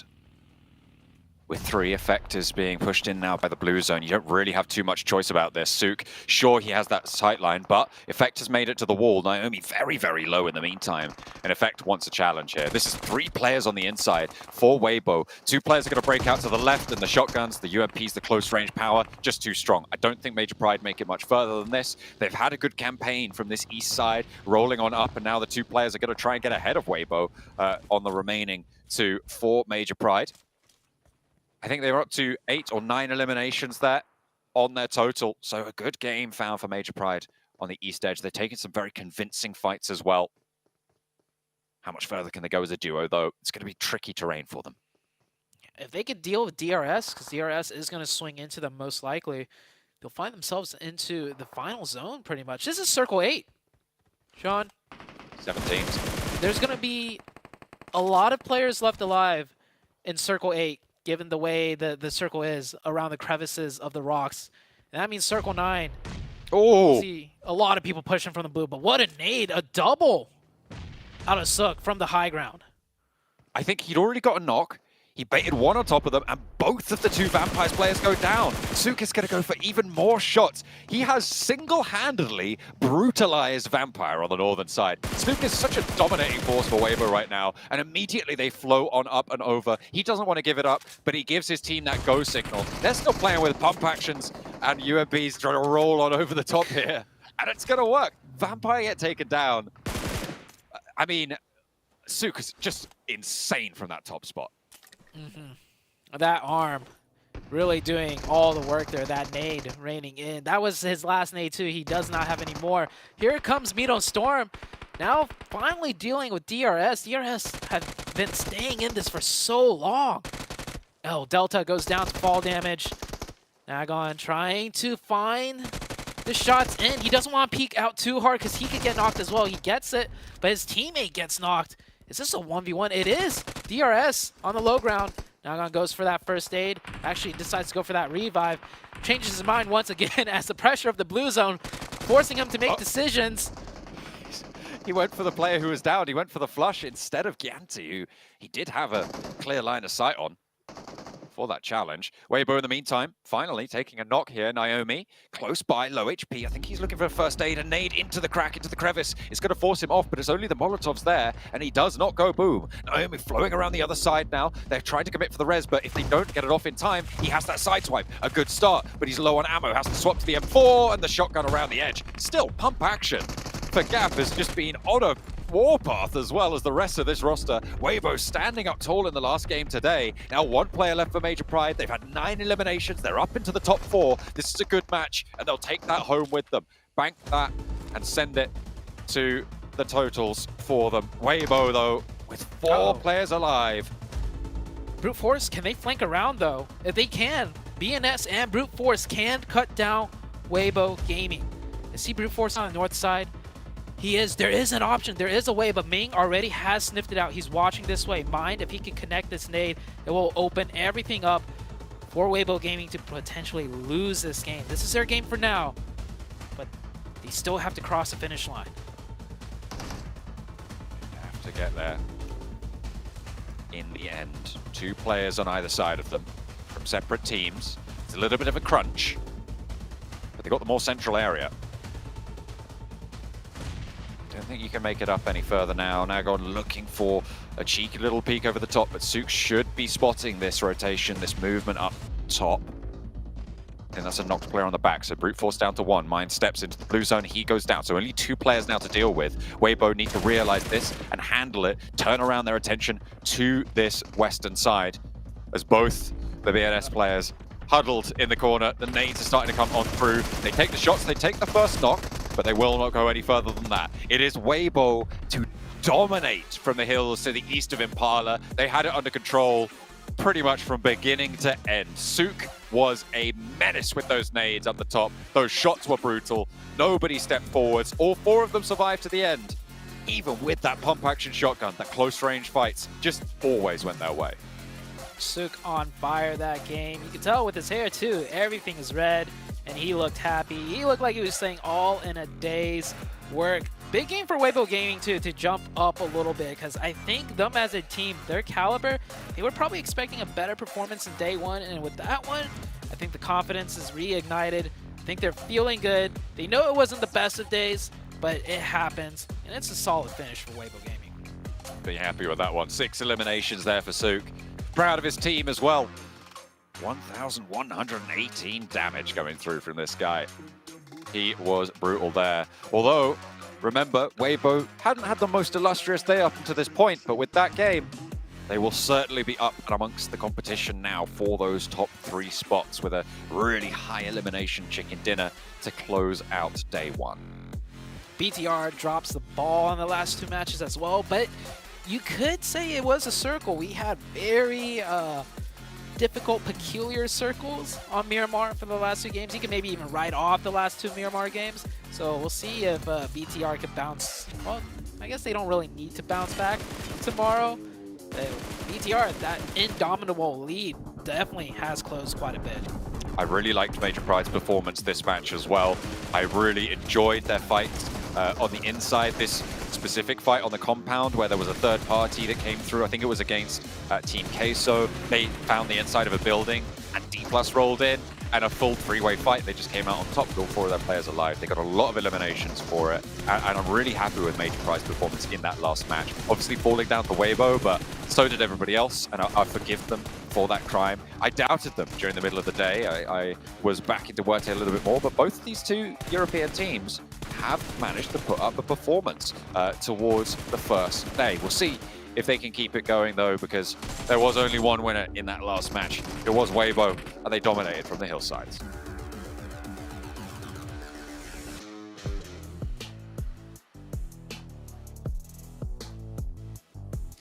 Well, Sook's first victory, first chicken dinner in 1,000+ days since he last participated in PMGC. He's going to be extremely happy about this one, and not to mention a nice little bump up in the rankings for them as well. But as we heard John talking about, Major Pride, Brute Force, 2 teams, at least to me, and I think we all agree about this, that have actually performed probably better than expected, and very happy to see such a performance out of these teams. Yeah, and for Major Pride, I mean, the defense that they had against 4 Miracle as well, the push that they were able to do on Team Queso, and then being able to defend the third party there from D+. Great gameplay out of them. By the way, Weibo, what a performance too. We got to give them some props. Not only were they fed by the circle, but they were also able to take advantage. We always talk about some of these teams being able to take advantage whenever the circle does end up going their way. I feel like they did just that, being able to take a lot of fights, being able to put up 12 eliminations, 22 points whenever they were coming into this match with just 20 points after 5 matches. Good to see out of them. Yeah, definitely an impressive round by Weibo. They were given the opportunity by the circle, but they were the ones that were able to get all 12 eliminations through it, keeping all 4 up until the very end, and put themselves in a much better position now, jumping up to 5th place. And not too far from actually being able to break into the top 3 because of Influence Rage, unable once again to follow up 2 like really good matches in a row. Interesting, by the way, that there's an exact tie between Weibo and Demorte, and I'm not sure about how teams, what's the tiebreaker past chicken dinners, placements, and eliminations, but I guess there's something going on there, and that might potentially actually matter, considering you can see Major Pride and Influence Rage currently separated by 0 points as well. But you know, all in all, today we've seen an I think that for me throughout the entire day was just Bigatron. I'm so used to just talking smack about this team, and obviously it's a different team now with the Twins gone, but I'm so used to beating them down year after year.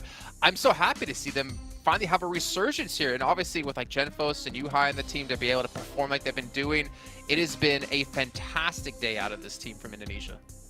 Yeah, and the best part is that it's a full team effort. Yeah, there were some really good individual moments by a couple of the players. Yeah, exactly. Yeah, I was gonna say Lapar specifically has come up really, really hot for this team. But just as a general crew, as a general squad, they just look so dangerous. At least until Miramar. You know, I want to say 7. To be perfectly honest with you, I feel like they were the only really dangerous team in my eyes. Like they were kind of like Vampire back at PMWI, just chasing after eliminations, looking like no one could contest against them. I didn't see that kind of confidence out of any other team really so far today. Yeah, I didn't either. It came down to their fights too, the way they were able to set themselves up with those fights.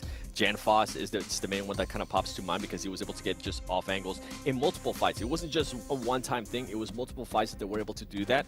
And I mean, I hate doing this, but we do have to give him a break for Miramar because it was just such a crazy, bunch of crazy circles that it was kind of hard for them to push in and actually set themselves up. But overall, with their performances, what they were able to do in Erangel and then what they were able to do in Sandhawk too, kind of makes up for how horrible Miramar was for them. That being said, I don't think that their success that they saw on the first couple of rounds is going to continue in quite the same way. I think part of the reason why they were so successful is that while other teams were still sort of getting used to this lobby, getting used to this group, BTR just went full steam ahead to start a fight. I think teams are going to be more ready for it. Other teams are going to be more ready and have sped up themselves. In fact, you saw that from teams already at the end of today, looking at BF and MP specifically, of like getting more active, getting more into it. I think D+ started to get better. The Storm team started to get better. A lot of teams are really gearing up. Well, we'll actually head down to the stage here really quickly as you do have an interview with Bigatron. Unusual circles and high octane and competitiveness. This is exactly what expected here on day 1 of Group Yellow of the 2023 PMGC. Honestly, this is to be expected. This is a group of death, and a team that has really set the bar high today is none other than BTR, who not only managed themselves to get a chicken dinner, but also placed themselves so far ahead of the rest of the teams. And with me, I have Lapar, one of the superstars of the team. First of all, how are you feeling? Apa kabar, Lapar? Baik. I'm fine, thank you. All right, so let's get into business. Nice job on your incredible day 1. So can you share with me your team's mentality heading into this week, given the fact that this is the group of death? Oke, jadi pertanyaannya adalah gimanakah mental anak-anak buat masukin ke minggu ini, karena minggu ini kan bisa dibilang grupnya grup neraka gitu. Jadi apakah ada pressure lebih karena grup ini grup neraka dari anak-anak? Kalau dari anak-anak sih sama gue juga paling nggak ada pressure, paling hantam aja sih semuanya. So basically from my team and myself, of course we don't felt any pressure. We don't care about other team. We're just gonna focus on ourselves and we're just gonna keep scram everything and we're just gonna fight with everyone. That exactly shows that. So let's talk a little bit about performance today. Your team is incredibly aggressive. Even on rounds where you guys are knocked out early, you guys still manage to get 9 elimination points before you guys are knocked out. So let's talk a little bit about how aggressive you are on day 1. So usually, from what I heard, in day 1, if you are super aggressive, on day 2, you guys are a little bit more passive. So are we going to be seeing this trend from you guys? Oke, jadi di 2 minggu sebelumnya ini kita bisa lihatlah pattern dari tim-tim yang perform di hari pertama. Kebiasaannya itu di hari kedua mereka bakal lebih pasif. Apakah pattern yang sama bakal ditunjukkan? Apakah gameplay yang sama bakal ditunjukkan oleh BTR sendiri? Kalau dari kita ya paling kita bakal konsisten sih, insya Allah. So from us BTR, of course we're gonna still stick with our performance. We're still gonna stick with our gameplay. We're just gonna fight and we're just gonna be aggressive as we can. As aggressive as they can, and honestly, that's been one of BTR's signature style gameplay. And speaking of signature style gameplay for prep, now Coach Kent was loaned to you guys from Boom Esports for this tournament. Were there a lot of changes to your playstyle given the fact that he has joined BTR for PMGC? Jadi apakah dengan kemasukan Coach Ken yang di-loan dari Boom Esports itu merubah sedikit sebanyak gameplay daripada pasukan BTR, ataupun gameplaynya masih sama aja kayak biasa? Kalau tentang Coach Ken sih ada perubahan sih dari segi makro mungkin. Of course, from Coach Ken itself, we have a bit change for our playstyle. Maybe it's because of, maybe it's part of macro thingy. So yeah, that's all. Okay, so without revealing too much to other teams and other players, can you share a little bit more about what it is like super different with Coach Ken? Bisa nggak cerita dikit aja tentang Coach Ken itu, apa yang membedakan Coach Ken dari coach-coach yang lain? Coach Ken tuh membedakannya ya tegas dan disiplin sih. He is a disciplined person and of course he is a fierce person. Fierce person, it definitely shows in that gameplay. So let's talk a little bit more about the other teams, your group of death. So is there any team that you guys are keeping your eyes on in case they might upset your team?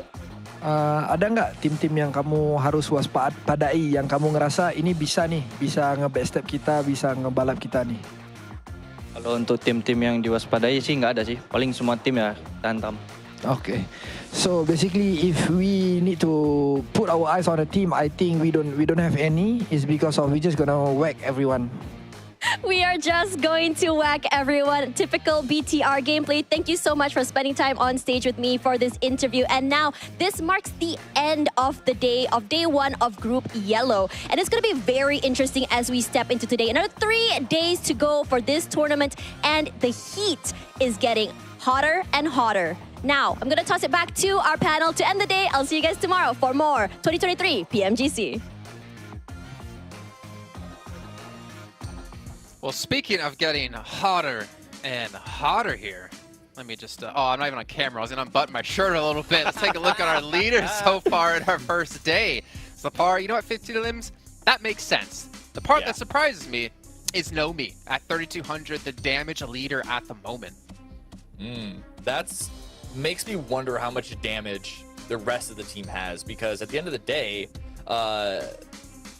Pride only is like, they're in 4th place, it's a good 4th place. But we saw how active ETR was throughout the first 3 or 4 rounds, so that you know, it's good for Nomi. He's definitely been one of the best players so far today for sure. I just wonder what the damage looks like across the board now. I mean, the damage seems to be in their hands. I mean, they're both holding their hand like, I heard it, carpal tunnel. They didn't get, you know, those hand exercises going on. But yeah, I mean, the fact is, like, Lapar, we saw have 1,200 damage. I think it was in one of our earlier matches. Ooh, look at that little movement. And he was able to have more damage himself than his entire team combined. But again, you said before, Seven, this is a team effort. This isn't just one player, even though we are talking about Lapar here. He obviously has to have a supporting crew to be able to perform like this.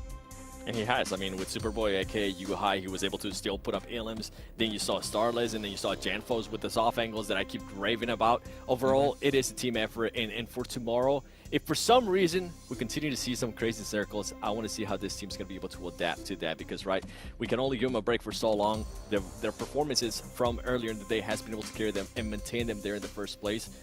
And I also want to continue to see if they're going to be aggressive, because that's the main thing, right, out of this team. Continue to be aggressive, continue to have those great plans. And like Cam was saying, it could be completely different tomorrow, because a lot of these teams are going to be watching those VODs and are going to be seeing how that team was setting themselves up, and they're going to try to counter there. So tomorrow's going to be exciting.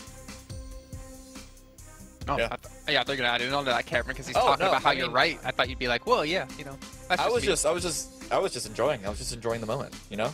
It's not very often Seven talks nicely about people, and you gotta really savor those moments. But as Seven was saying, right? I mean, like, I think for me, Bigatron, they didn't play Edge the whole day. They didn't play Center the whole day. They were just playing on the hunt the whole day, and that makes him such a deadly team. But he's also very right. Tomorrow, I couldn't tell you what team's gonna be on top.